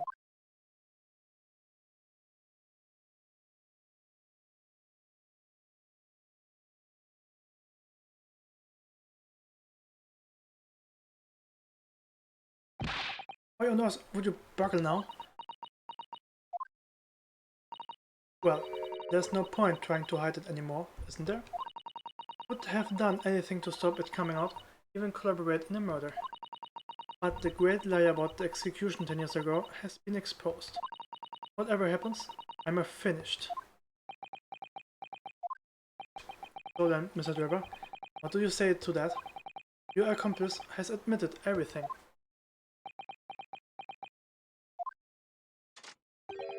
Surely it goes without saying. You admit your part in it too, then? I admit nothing. At all. What? Have you forgotten that the Kinet's machine was ripped to shreds by an explosion? Short of me admitting to a crime, there's really no possible way for you to prove I did anything wrong. Yeah, no.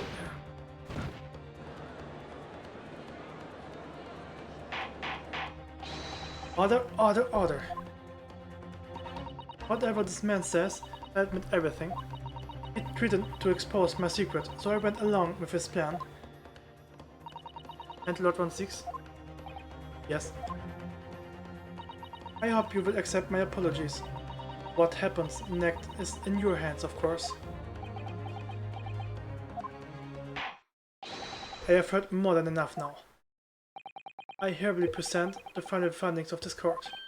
This trial, not to proper forum in which to pursue the alleged wrongdoings of Mr. Draper. The defendant is Professor Albert Herbrain. Very true. It had slipped my mind. Isn't he one of your closest friends? As the court has heard, the side has admitted to the allegations brought by the defense, thereby absolving the defense of any possible guilt. You mean? At the present time, it is the conclusive of this court that the defendant was not involved in any wrongdoing. Does the prosecution have any objection?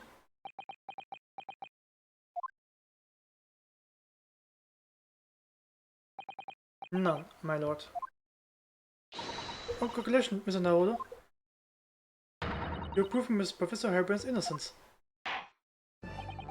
Without further ado, then, the education.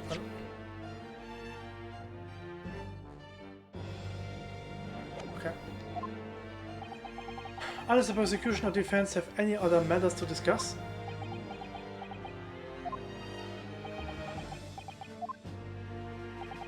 I don't know. It doesn't feel quite right. Why did Dr. Thies suddenly admit to it like that? Is everything alright, Mr. Naruto? Like you said before, the way the trial is to end now. Okay, dankeschön und dann bis später wahrscheinlich. Ich war dann noch erstmal beim Anfang und ich werde dann auf jeden Fall vorbeikommen.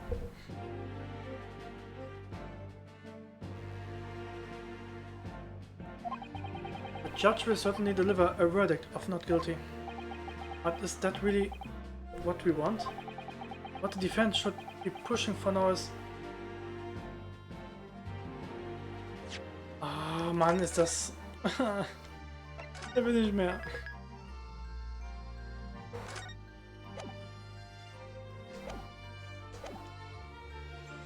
Aber von wem? Wer soll noch aussagen?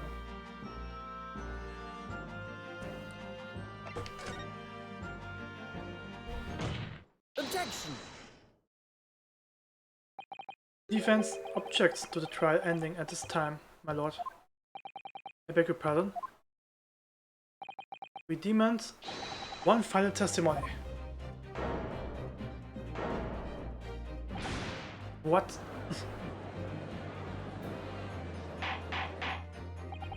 You do realize I'm about to adjudicate in favor of your client, I presume? What are you playing at now, my Nipponese friend? Why would you want to obstruct the conclusion of the trial at this point? No defense lawyer in his right mind would do that. Mr. Naruto, what exactly are you thinking? The truth, the whole truth, and the way to bring it all out into the open. Right.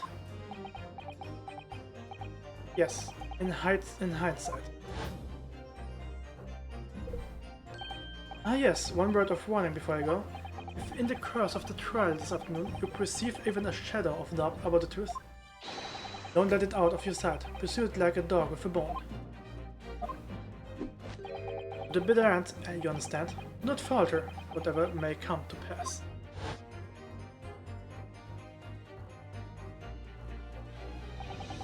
I'm sure Mr. Sholmes knew. He must have deduced that this would happen. Yes, I'm here in court to advocate for my client and to secure an acquittal. Obviously. But that's not all. I believe that I have the duty to the court to pursue the whole truth of the case until every last detail is laid bare. And that is why the defense calls for further testimony from Dr. Seiss. Testimony from me? About what? About the nature of your collaboration with Mr. Enoch Drebber. In case it escaped your attention, I've already admitted to everything I did. The whole truth has already been revealed. So stop wasting everyone's time. As his lordship made very plain, our client will get the acquittal you wanted for him. There's simply no point protracting this business further with another tedious cross-examination. Objection!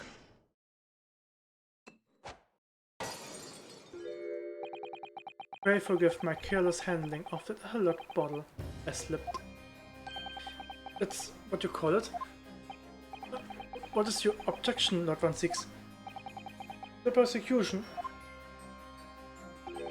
also calls for supplementary testimony from the witness.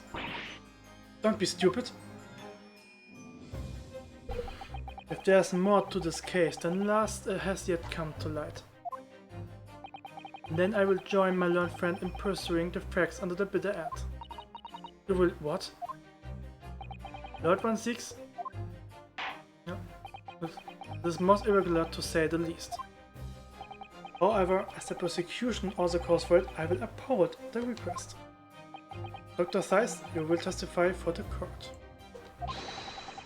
explaining the full extent of your involvement in the murder apparently committed by Mr. Drebber. Very well.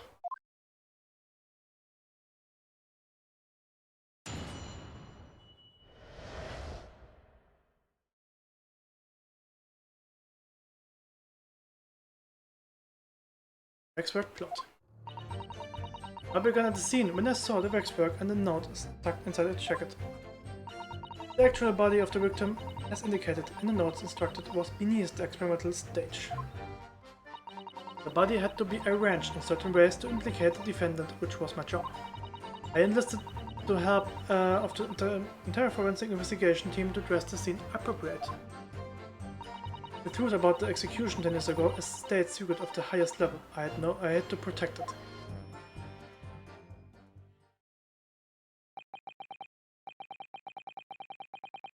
So I was right. The stage and the machine were well specially designed for the deception.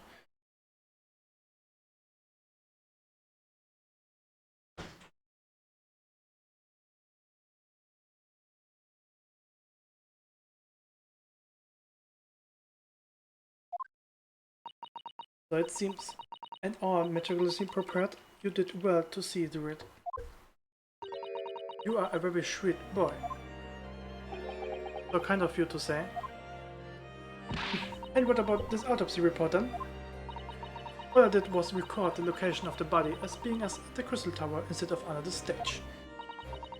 That's all? It's a terrible corruption. Only my team were aware of the site, and only under my explicit instructions. Nobody else at Scotland Yard knew anything about it, I assure you. We must be thankful for small mercies, I suppose. Well, I believe that the testimony has clarified everything. There's no particular need for a cross-examination, I would say. No, I disagree. I can't shake the feeling that something's wrong. Just look at the expression of Dr. Seiss' face. Isn't the defense right to cross-examine with this following testimony? So, what is it about your Japanese that makes you all so dirtily persistent? Very well. If you so desire, counsel, proceed with the cross-examination. Yes, my lord. Stimmt. Ich glaube, da ist wirklich was.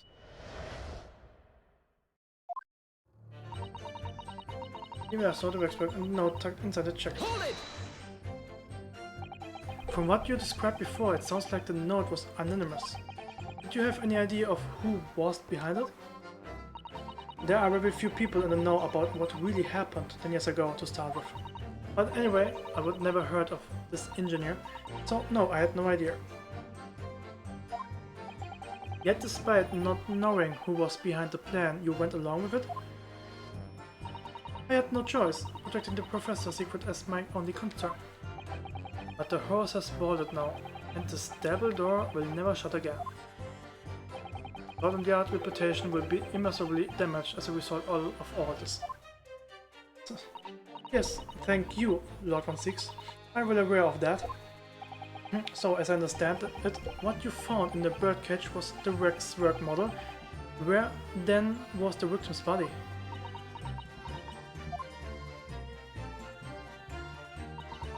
The body of the victim was indicated in the note's instructions in his experimental stage.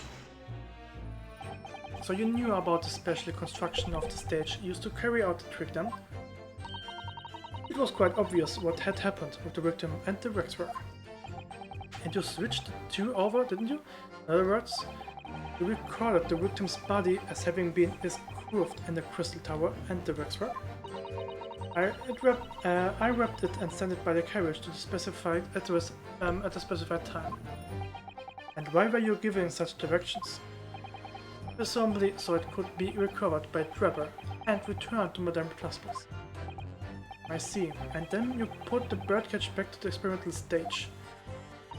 Yes, although someone obviously made a mistake about which cage should go where. I thought it would be perfectly clear to the team, but still. I suppose we were focused on the victim's body, that being more important in detail.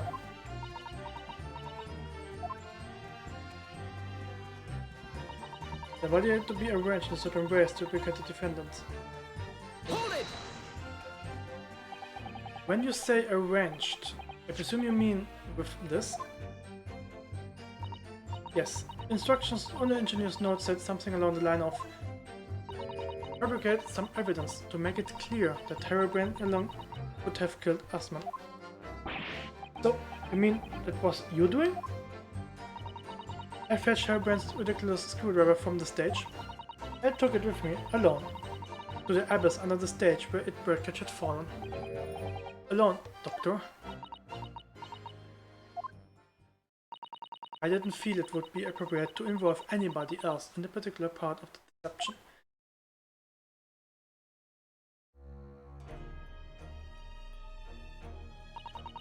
There was a void under the stage where I found the birdcage lying in the dirt.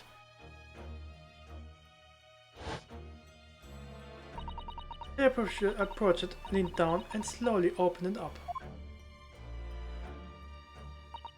Then, I took the screwdriver in both hands and plunked it into the man's chest.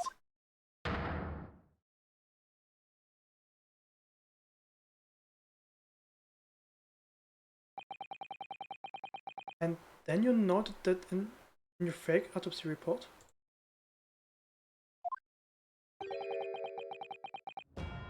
As a fictitious cause of death?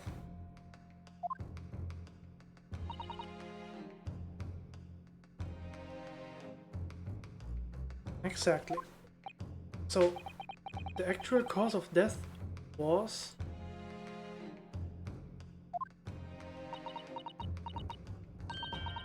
the trauma resulting from the 30-foot drop. My word. What is it, Mr. Little? Something about Dr. Seisler's statement playing on my mind, that's all? Yes, mine too. Dr. Seis? There's really no need to shout. I can hear you perfectly well. The defense calls for you to add what you just said to your formal testimony. Oh, which part? I want to hear supplement testimony with is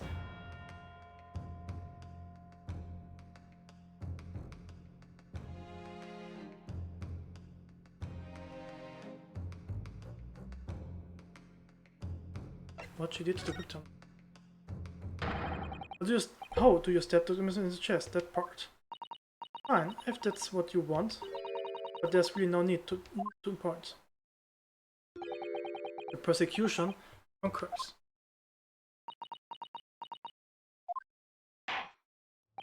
Very well. You will supplement your testimony now, witness.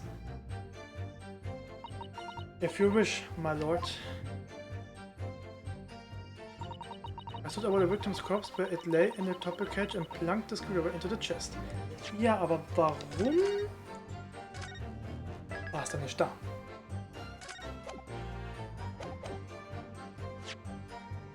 Muss ich wieder das Bild hier zeigen? Objection! Ja.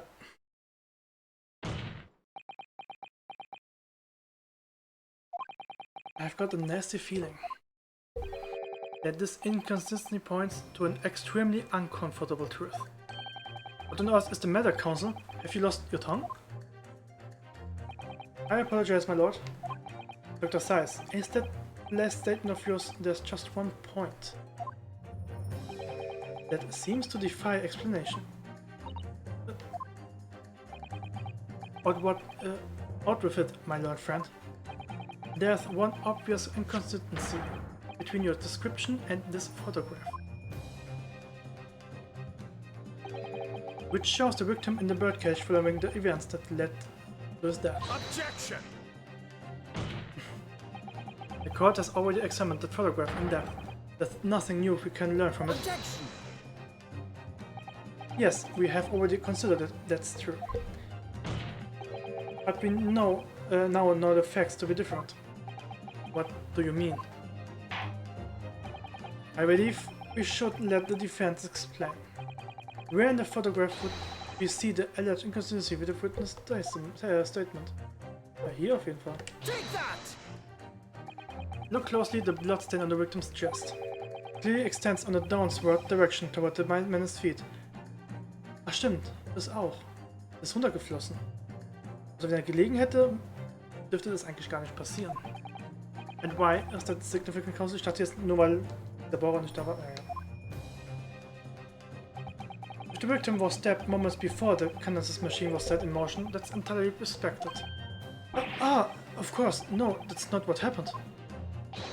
Exactly, my lord. Dr. Sayers made it very clear in the testimony just now that the point in which she stole Professor Herbrand's screwdriver and stabbed the victim was after the grand deception was set in motion, when the birdcage had fallen below the stage out of sight. From the shape of it, it's clear that the birdcage would have fallen on its side after the third foot trip. And if the victim had really been stabbed while inside the birdcage in that position, the blood from the wound would have been spread out equally in all directions. For it to have formed the longitudinal appearance we see in the picture is inconceivable.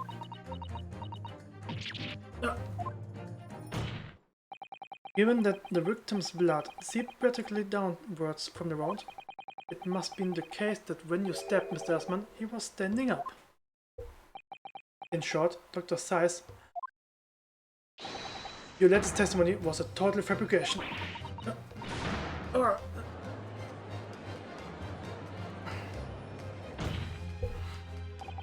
I knew it. I was right.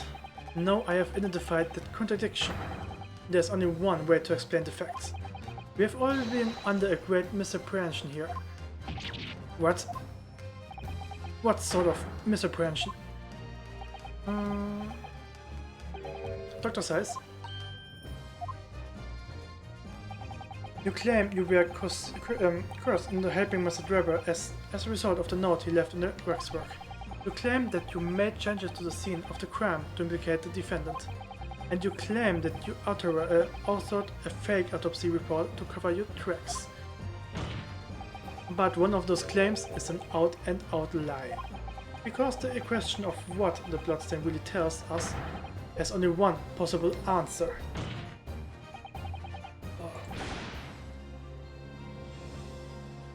If that is the case, what is it, man? Counsel, you have clearly struck upon a revelation. Now tell the court what it is. Which part of Dr. Sai's story is shown to be a lie by the contradiction in her testimony?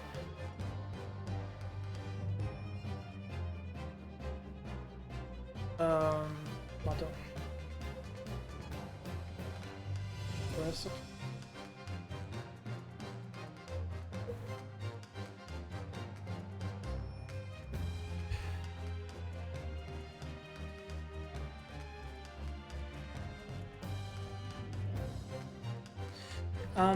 Ich weiß, glaube ich, was ich sagen will, aber sie wurde, ich glaube, schon zu gezwungen, aber er war noch am Leben und noch umgebracht.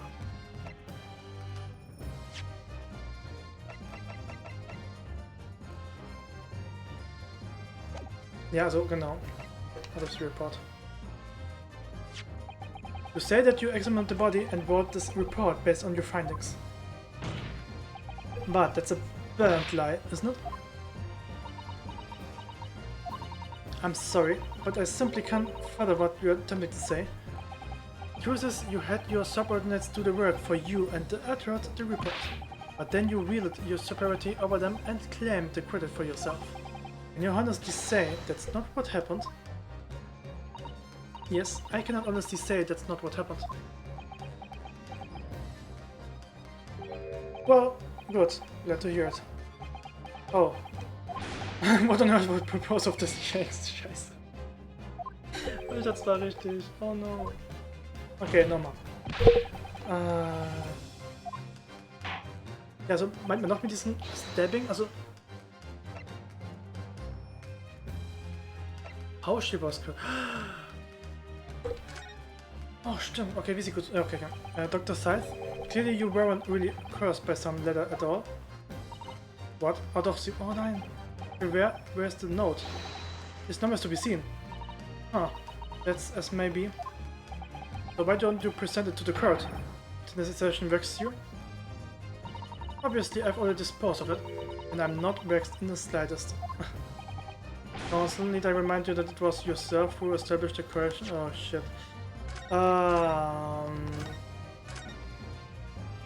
Okay, dann doch, was ich. Okay, ich hab's dann falsch verstanden.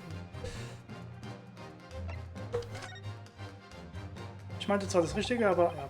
However, the answer is very simple if you consider the sequence of events. If, when the victim was stabbed, the blood from the wound slipped downwards as it did, we can be sure that the victim must have been either sitting or standing upright at the time. Also er war noch am Leben und sie hat ihn wahrscheinlich umgebracht. As you rightly pointed out, the birdcage would have been fallen on the side where the fell beneath the stage. Yes, it would, which tells us that the victim must have been in that position of his own accord. Objection! That's impossible. The man was dead, remember? No, that is the misapprehension.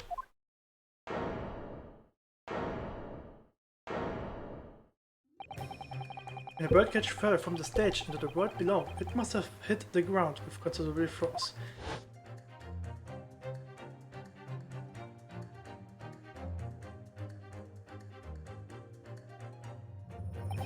But Mr. Assman didn't die in the fall.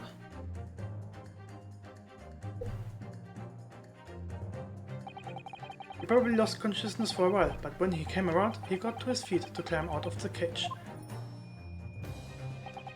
Just as Dr. Scythe appeared.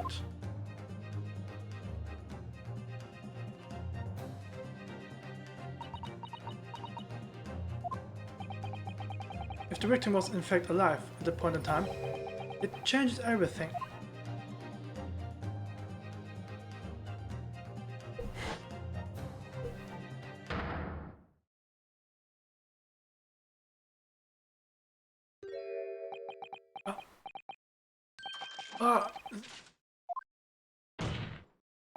Mr. Oliasman's killer wasn't the defendant, Professor Albert Harebrain, nor was it the mastermind behind the stage trickery, Mr. Enoch Drebber.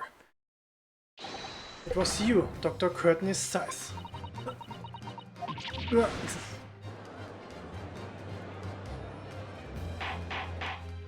Order, order, order. Can this possibly be true? Have you been taking me for a fool? It was you, was it? You killed him? You hope that by admitting to being an accomplice in Mr. Trevor's scheme, trial would end before you were accused of a far worse crime. Cold-blooded murder. Oh, do shut up. You're so desperate now, you're making all this up as if I would do something like that. Objection! I assure you, the defense is not desperate, Doctor. Mr. Naruto has established the facts using evidence and logic alone. Huh, logic? Don't make me laugh. Sadly, your logic has a gaping hole in it. What? What do you mean? Sir, I'd have thought it was obvious. A motive, boy. You're lacking a motive. What possible reason would I have to kill Mr. Asman? Asman was involved in any number of criminal activities, from extortion to theft to murder. But there's no connection to Dr. Scythe here. Oh. I'm rather relieved to say it does seem somewhat far-fetched. True, there's no obvious motive, but there's still something in the back of our minds. I feel sure I've seen something somewhere that hints at why the coroner might have done this. Yes, I might have tampered with the crime scene and conducted a fake report. But murdering someone for no reason is a very different story. Objection! No, when you questioned the possible reason you could have for wanting to kill Miss Asman, something did come to mind. What? What was it, Counsel? Enlighten the court at once. Yes, we saw it yesterday, didn't we? Something that seems strange, but we had no reason to suspect it at the time. There's a particular object that explains why Dr. Scythe would have wanted to kill Mr. Asman.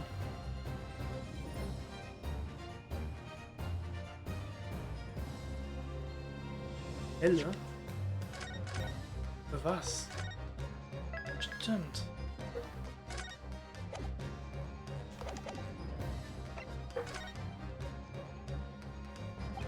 It's a scalpel, or rather, scalpels. Did you say scalpels? It would appear that word has struck a chord, Doctor. You... come on, out with it. It was yesterday when we visited your laboratory. Look at this big, thick book here. Ah, it appears to be an accounting ledger. It's a record of the forensic investigation team spending, I think. Uh-oh. What is it? It's clear that the team purchased various equipment and supplies on a monthly basis, but, well, one entry seems rather strange. Really? In what way? They're buying 500 scalpels every month?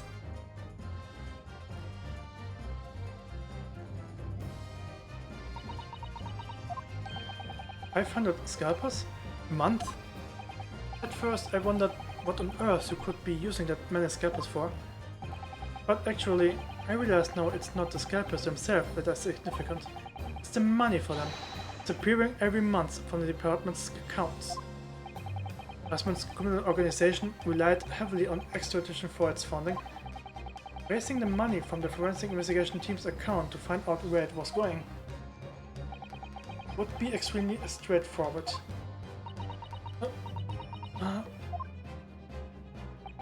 10 years ago, when Mr. Asman was still a journalist and wrote this article about Mr. Weber, he may well have stumbled upon information as he was researching the story. Information relating to Dr. Scythe's darkest secret that he would use to track money from her in the next decade. For a darkest secret? Good lord, you mean? I don't know what happened on the night of that execution 10 years ago, but clearly the opportunity to rid yourself of that menace was too tempting to pass up. So in the end, you weren't forced at all, were you? You did it entirely of your own free will. You stabbed Mr. Asman in the heart with all your might. To silence the blackmailer who knew your dark secret forever.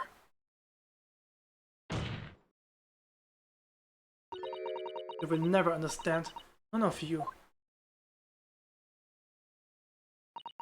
What we have had to keep covered up, all these long years.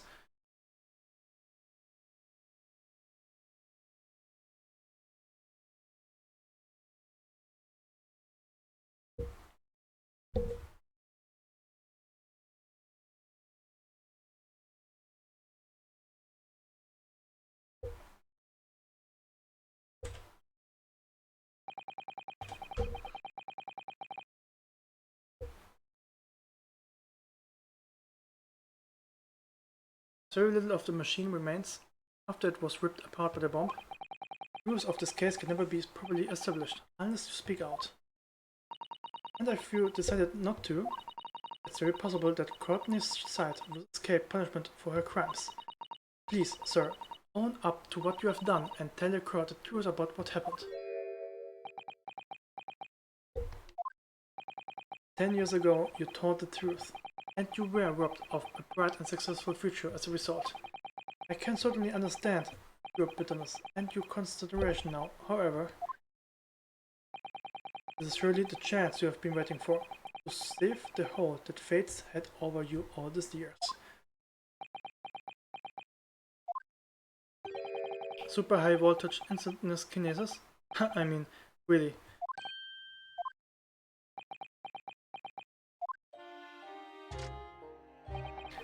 The idle-brained mock scientists that are the worst, you know. They don't recognize the fact that they don't have talent. They can't even get that right. And so they end up chasing impossible dreams, having unbridled faith in their abilities. They go on about their wonderful hypothesis, their stupid eye shining like a little child's. They make me sick. I can't abide their foolishness. Careful, Mr. Driver. I was particularly pleased with the kinesis machine. It made for quite a show, didn't it? So you admit it? You admit that it was nothing more than a sham made for the purpose of killing the victim? Yes, I admit it. I did it all, in the name of revenge. Revenge for the future that Mr. Hashem article had deprived you of 10 years earlier. But the revenge you sought didn't stop at Esmo, didn't it? Which is rare that very particular wrecks were constant. Yes, I see. Condemned convict that you saw rising from the grave in Lockgate Cemetery 10 years ago. If your account of this events was all true, then obviously Scotland Yard couldn't afford to acknowledge what had happened. Even if it meant discrediting a bright young man and crushing any future career he might have had. So your plan required that you abduct the particular Wexford model in order to exact your revenge on Scotland Yard as well, or on Dr. Size, to be precise.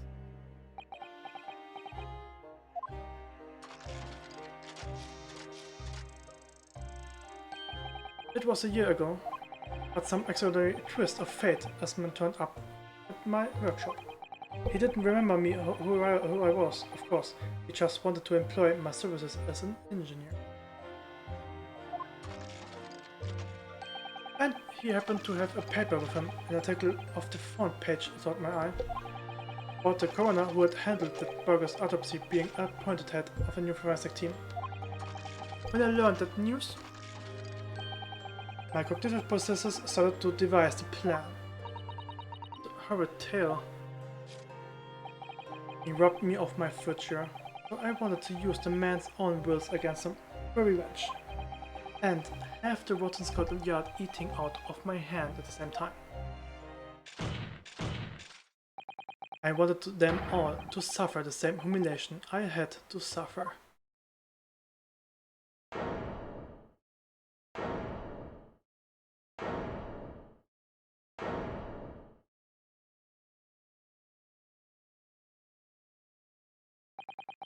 Your actions against those who ruined your future were justified as revenge, at least to yourself.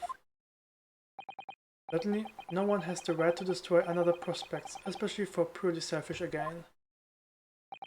And yet, In carrying out your plan, you did exactly that to someone else, didn't you? Did I? Professor Herbrand's only crime was passion for his apprentices, but you had no compunction about sacrificing his future to effect your revenge. You knew that he would be forever branded a failure and a fraud. Perhaps life treated you unfairly 10 years ago, and others' misconduct left your life in tatters. But remember this. Your own actions resulted in exactly the same thing for another perfectly innocent young man.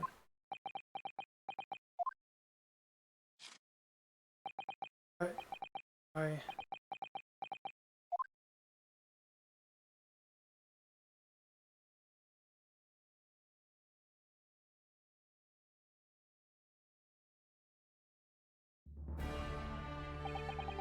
Log on 6, what of Dr. Scythe? An immediate warrant for her arrest has been granted, and she's been remanded in custody, my lord. I presume she will face trial in the coming days, along with Mr. Drebber. A most regrettable situation indeed. She's made great contributions to her profession over the years. It really is a hard tooth to swallow. However, that is a topic for some future occasion. For now, Professor Hairbrain... Oh, yes. It seems there was a great deal more to your experiment than you realized. However, I think we can assume now that all the sought details have been brought to light.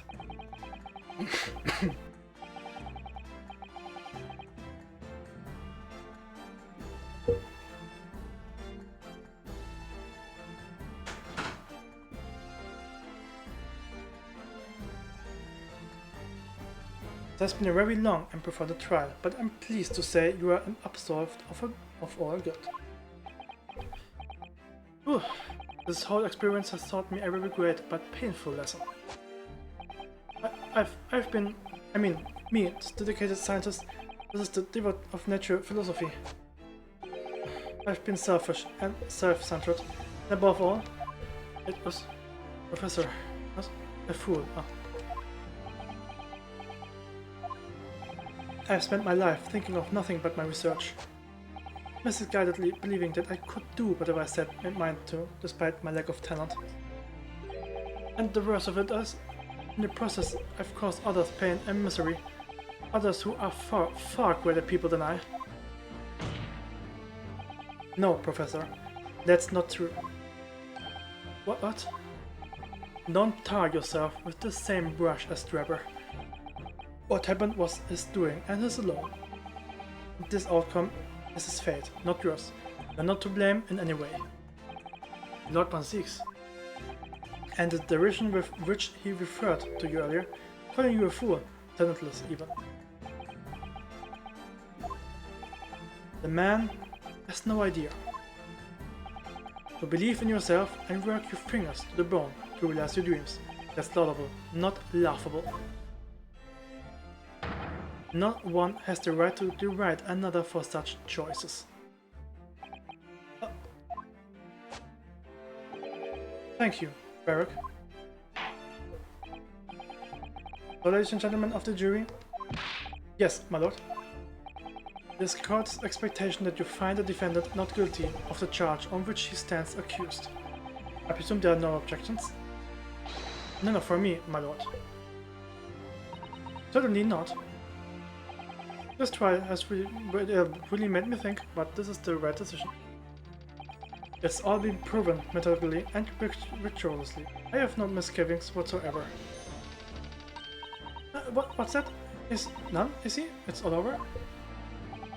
I don't know what's become of that yard these days. I don't recognize the place. Very well. In that case, I have been pronounced the defendant not guilty! Woo.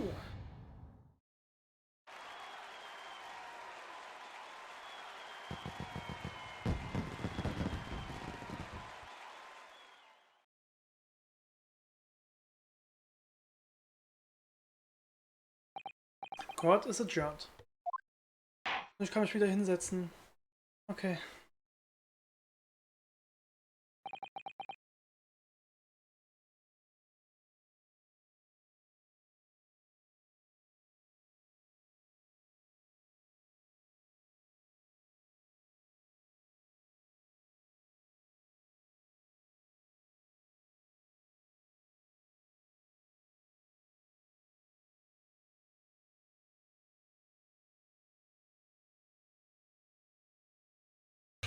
So, wieder am Sitzen. Nice.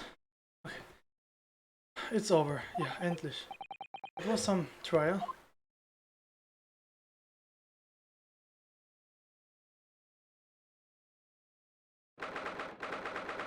October, 4:33 p.m. Old Bailey Defendant's Antchamber. 4 p.m. Was? Da wird er was über. Professor, what a splendid outcome, isn't it? Oh, it is. Professor Hayren. Mr. Naruto. Miss Susato. I am truly beside myself with gratitude. How can I ever thank you again enough? Just glad it's all been cleared up, that you realize you were just thought up in a bad situation. Right now, you know, if I had that research grant money, I'd give the whole lot to you, every penny. Well, that's very kind, but I'm just a student, so we don't need any financial reward. Your acquittal is more than enough. Oh dear. Oh, what can I do? How about this as a memento? The paper about my hypothesis is inside. Well, I just as a memento then, thank you. I've been wondering, Professor, what are you going to do now? Oh my, yes, what I'm going to do? My hypothesis is my great machine lie in ruins. But still, it's been too long since I was last in London, so perhaps I will try some sightseeing. I must explore the great exhibition whilst I'm here too, and see if a new inspiration hits me. Oh yes, that's a wonderful idea. I cannot allow that.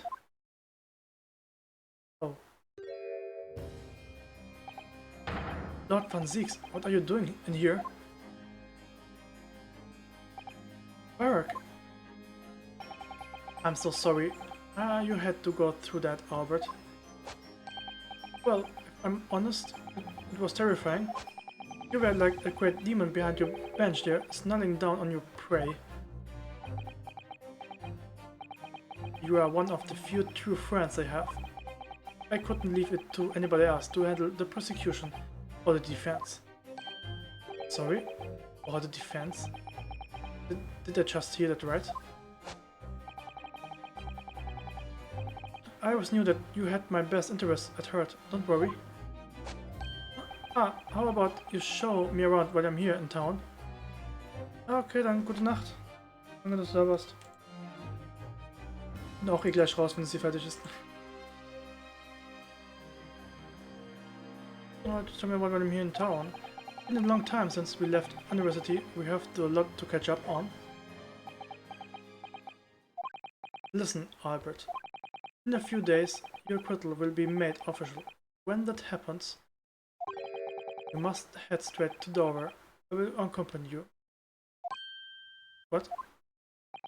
From there, you will cross the channel and make your way back to Germany. I've already purchased the tickets. But no, hold on a minute, Barack. What about the great exhibition? This is a chance of a lifetime for me. I want to look... No sightseeing, Albert. Give up on the idea. Sometimes it's hard to see any warmth in those eyes, Barack.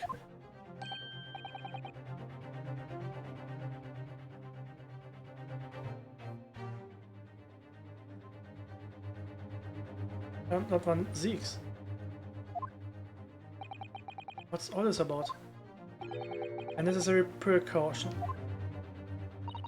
Yes, I think I understand. You do? Well, Iris told me that when you met Lord Van Zieks at his office some days ago, he asked how Mr. Natsume was doing. Yes, that's right. I remember being surprised at the time and thinking it was nice of him to ask. The point is, Mr. Natsume is still alive and well, even though it's been more than 6 months now since he stood trial with the Reaper as a prosecutor. Oh, you mean...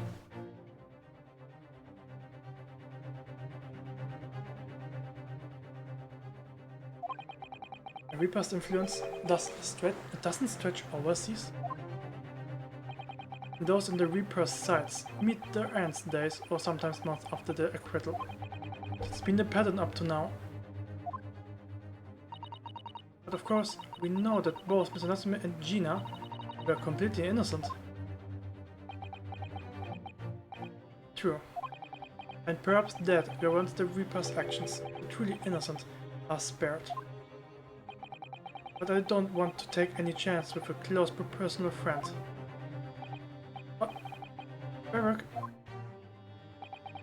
Like the mustache Nipponese, this man should leave the country without delay. That's why I'm packing him off to Germany at once. Right. As your friend shaped package, can any say in it? Goodness, what is your intention all along then, Lord Van Six?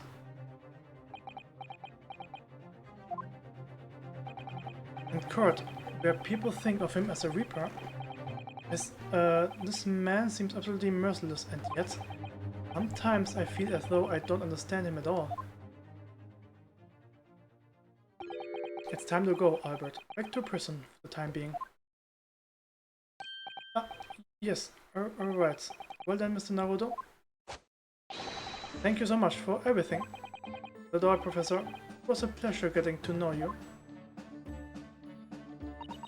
Best wishes, Professor Hairbrain. Well, once the dust has settled, you must come and visit me in Germany. Anyway, goodbye for now.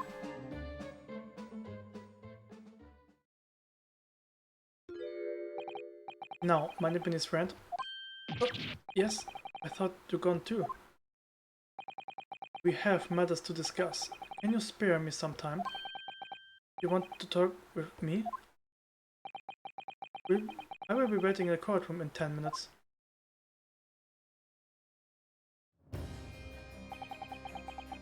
Well, that was strange.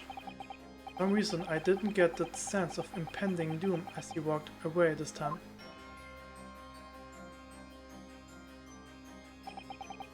The enigma Baragon seeks. What does he want to discuss, I wonder? The answer waits in the courtroom, I suppose. He goes then.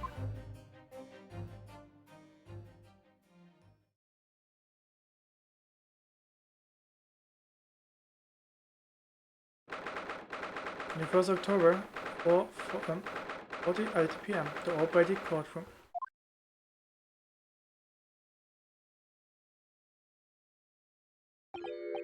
So, are you satisfied? You saved the Gallus scientists from a great injustice.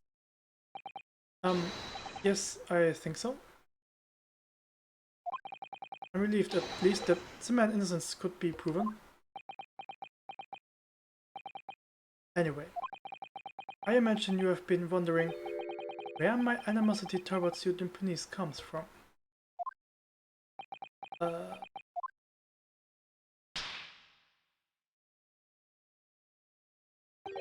Well, at first I thought you just didn't like me. I imagine you saw me as a pretentious child from an unimportant land who had no business being here. Now I think differently. You clearly know our race, so I would guess that some specific incident led you to your thorough dislike of my race. Will you tell me what happened? Please. Professor. I thought I would never hear that name in this courtroom again, to be honest. He took your brother's life? Clint. My brother was Clint Van Six. 16 years ago, and I was still just in my teens. I was already the director of prosecutions and a key member of the judiciary. I looked up to him. He was everything I aspired to be.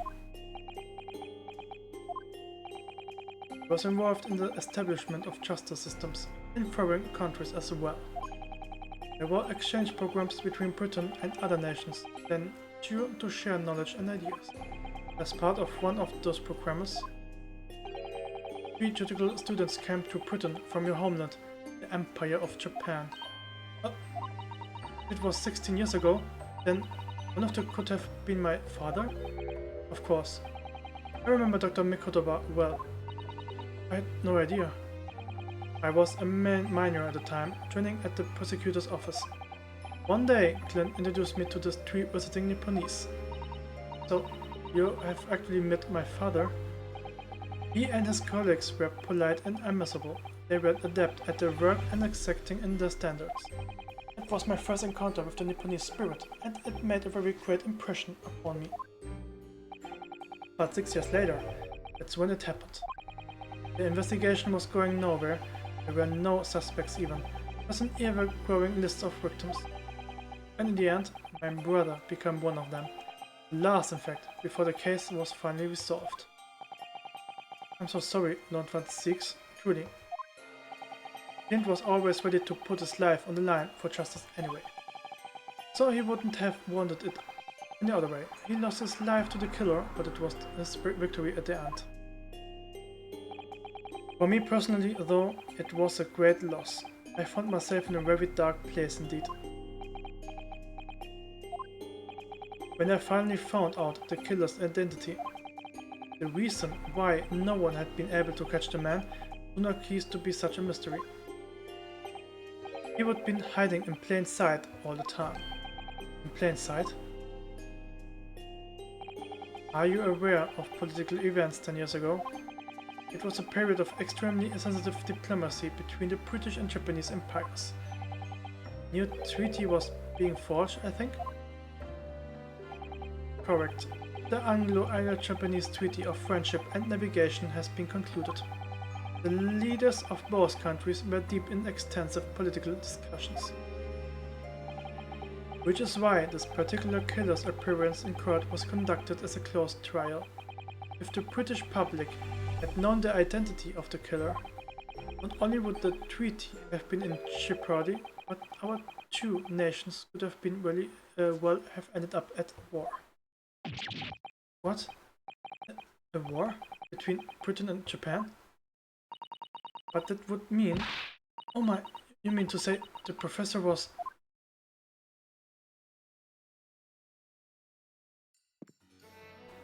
When the trial reached its conclusion earlier, I thought to myself, yes, it's time. Time for you to come face to face with this hideous monster. I borrowed the key for the mask from the proprietress of the Waxwork Museum. So see for yourselves now. Confirm it with your own eyes. The truth that's been hidden this past decade.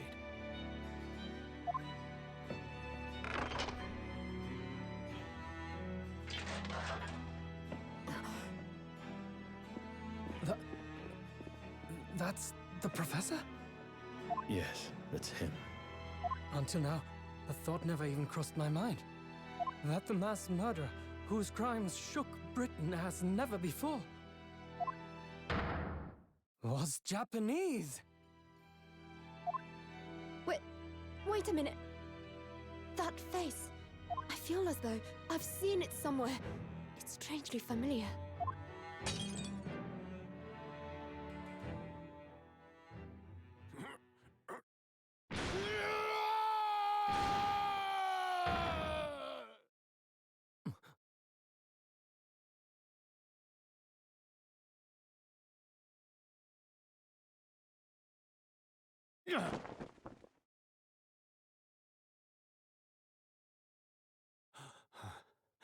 Father. What? Father?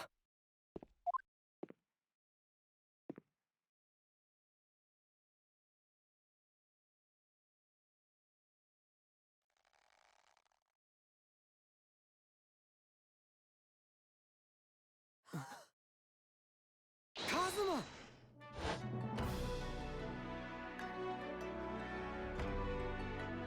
My best friend, Kazuma Asogi. After a whole year, finally his memories returned.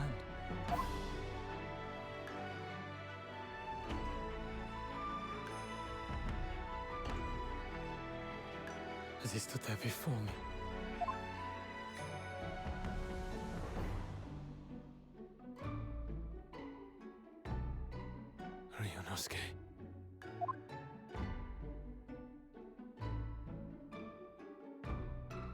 Hello again. My friend. Kazuma-sama! Judicial Assistant Mikotoba.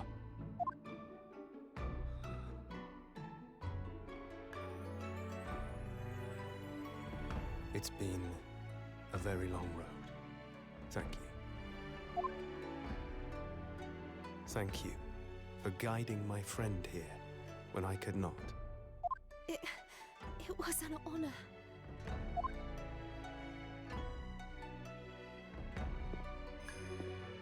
I knew you wouldn't die that easily. Kazuma.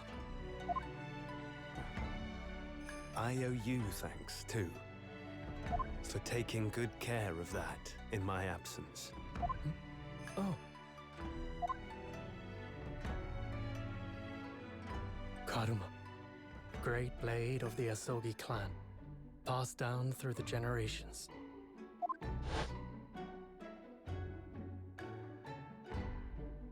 When we left Japan, this sword was at my friend's side. A Japanese man's katana is his soul, and he couldn't be parted from it. But then, when the incident happened,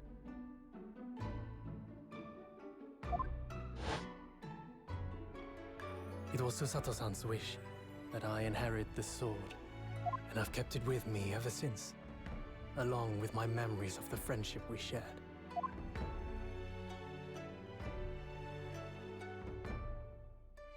With this by my side, I always felt that you were watching over me somehow.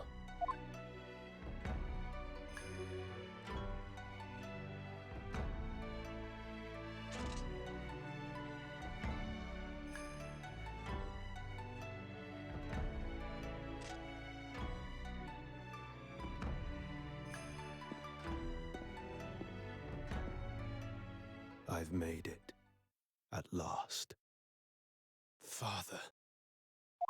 Are you saying... Surely not. You mean, you knew all this time? I'm looking at it, but I still can't believe it. This mass murderer is Kazuma's father.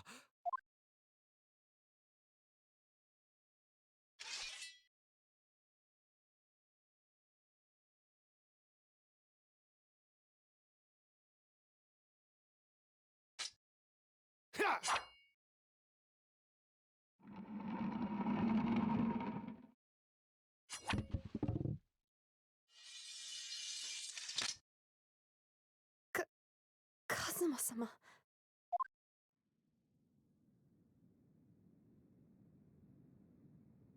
Ryunosuke, we have much to talk about, but now is not the time.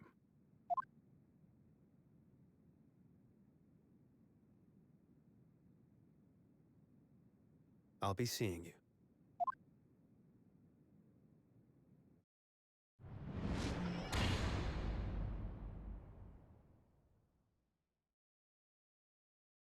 That's all Kazuma said. Before he turned and left us there, in the courtroom.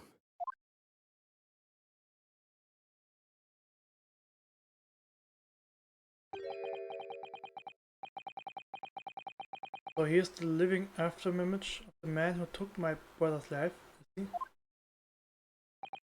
Yes, Kazuma Asogi, my best friend. 3 months ago, when Lord Strongheart introduced us. I had an inkling there was something there, some connection. But why did Lord Strongheart do that? Why did he make Kazuma Lord Van Sieg's apprentice, when he was suffering amnesia too? The man was apprehended and executed, but his legacy just won't die. That's the sad truth. Anyway, that's all I had to say. Thank you for meeting with me. I asked.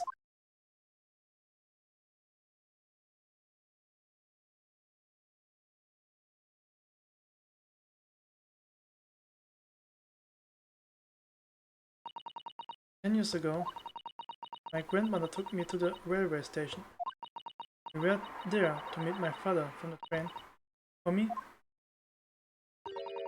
It was the first time I'd ever seen him. Was that or something? I was tied up with a painful memories for her too. Never talked about it with me before, though. It took some time to adjust to having father around, but just when I was starting to get used to it, he called me into the study one day. He told me that a great friend of his had passed away in London, that the friend had left behind a son. A boy, 7 years my senior. Father told me the boy had made a promise to his late father, so he was studying to become a defense lawyer. I wanted to help, so I studied to become a qualified judicial assistant. I'm sure you have worked out that young man's name was Kazuma Sogi. So, you see, that's how he and I met.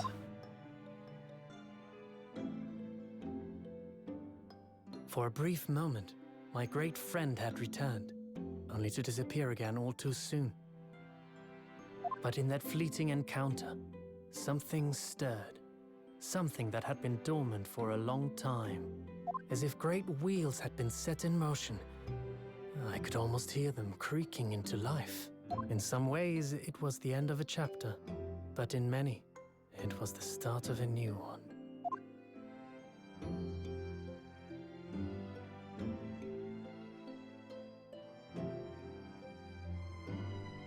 Oh, Ende. Wow.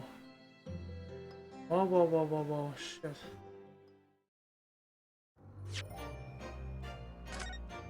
Damit bleiben noch 2 Fälle übrig. Verdammt, war das lang. Verdammt, war das lang.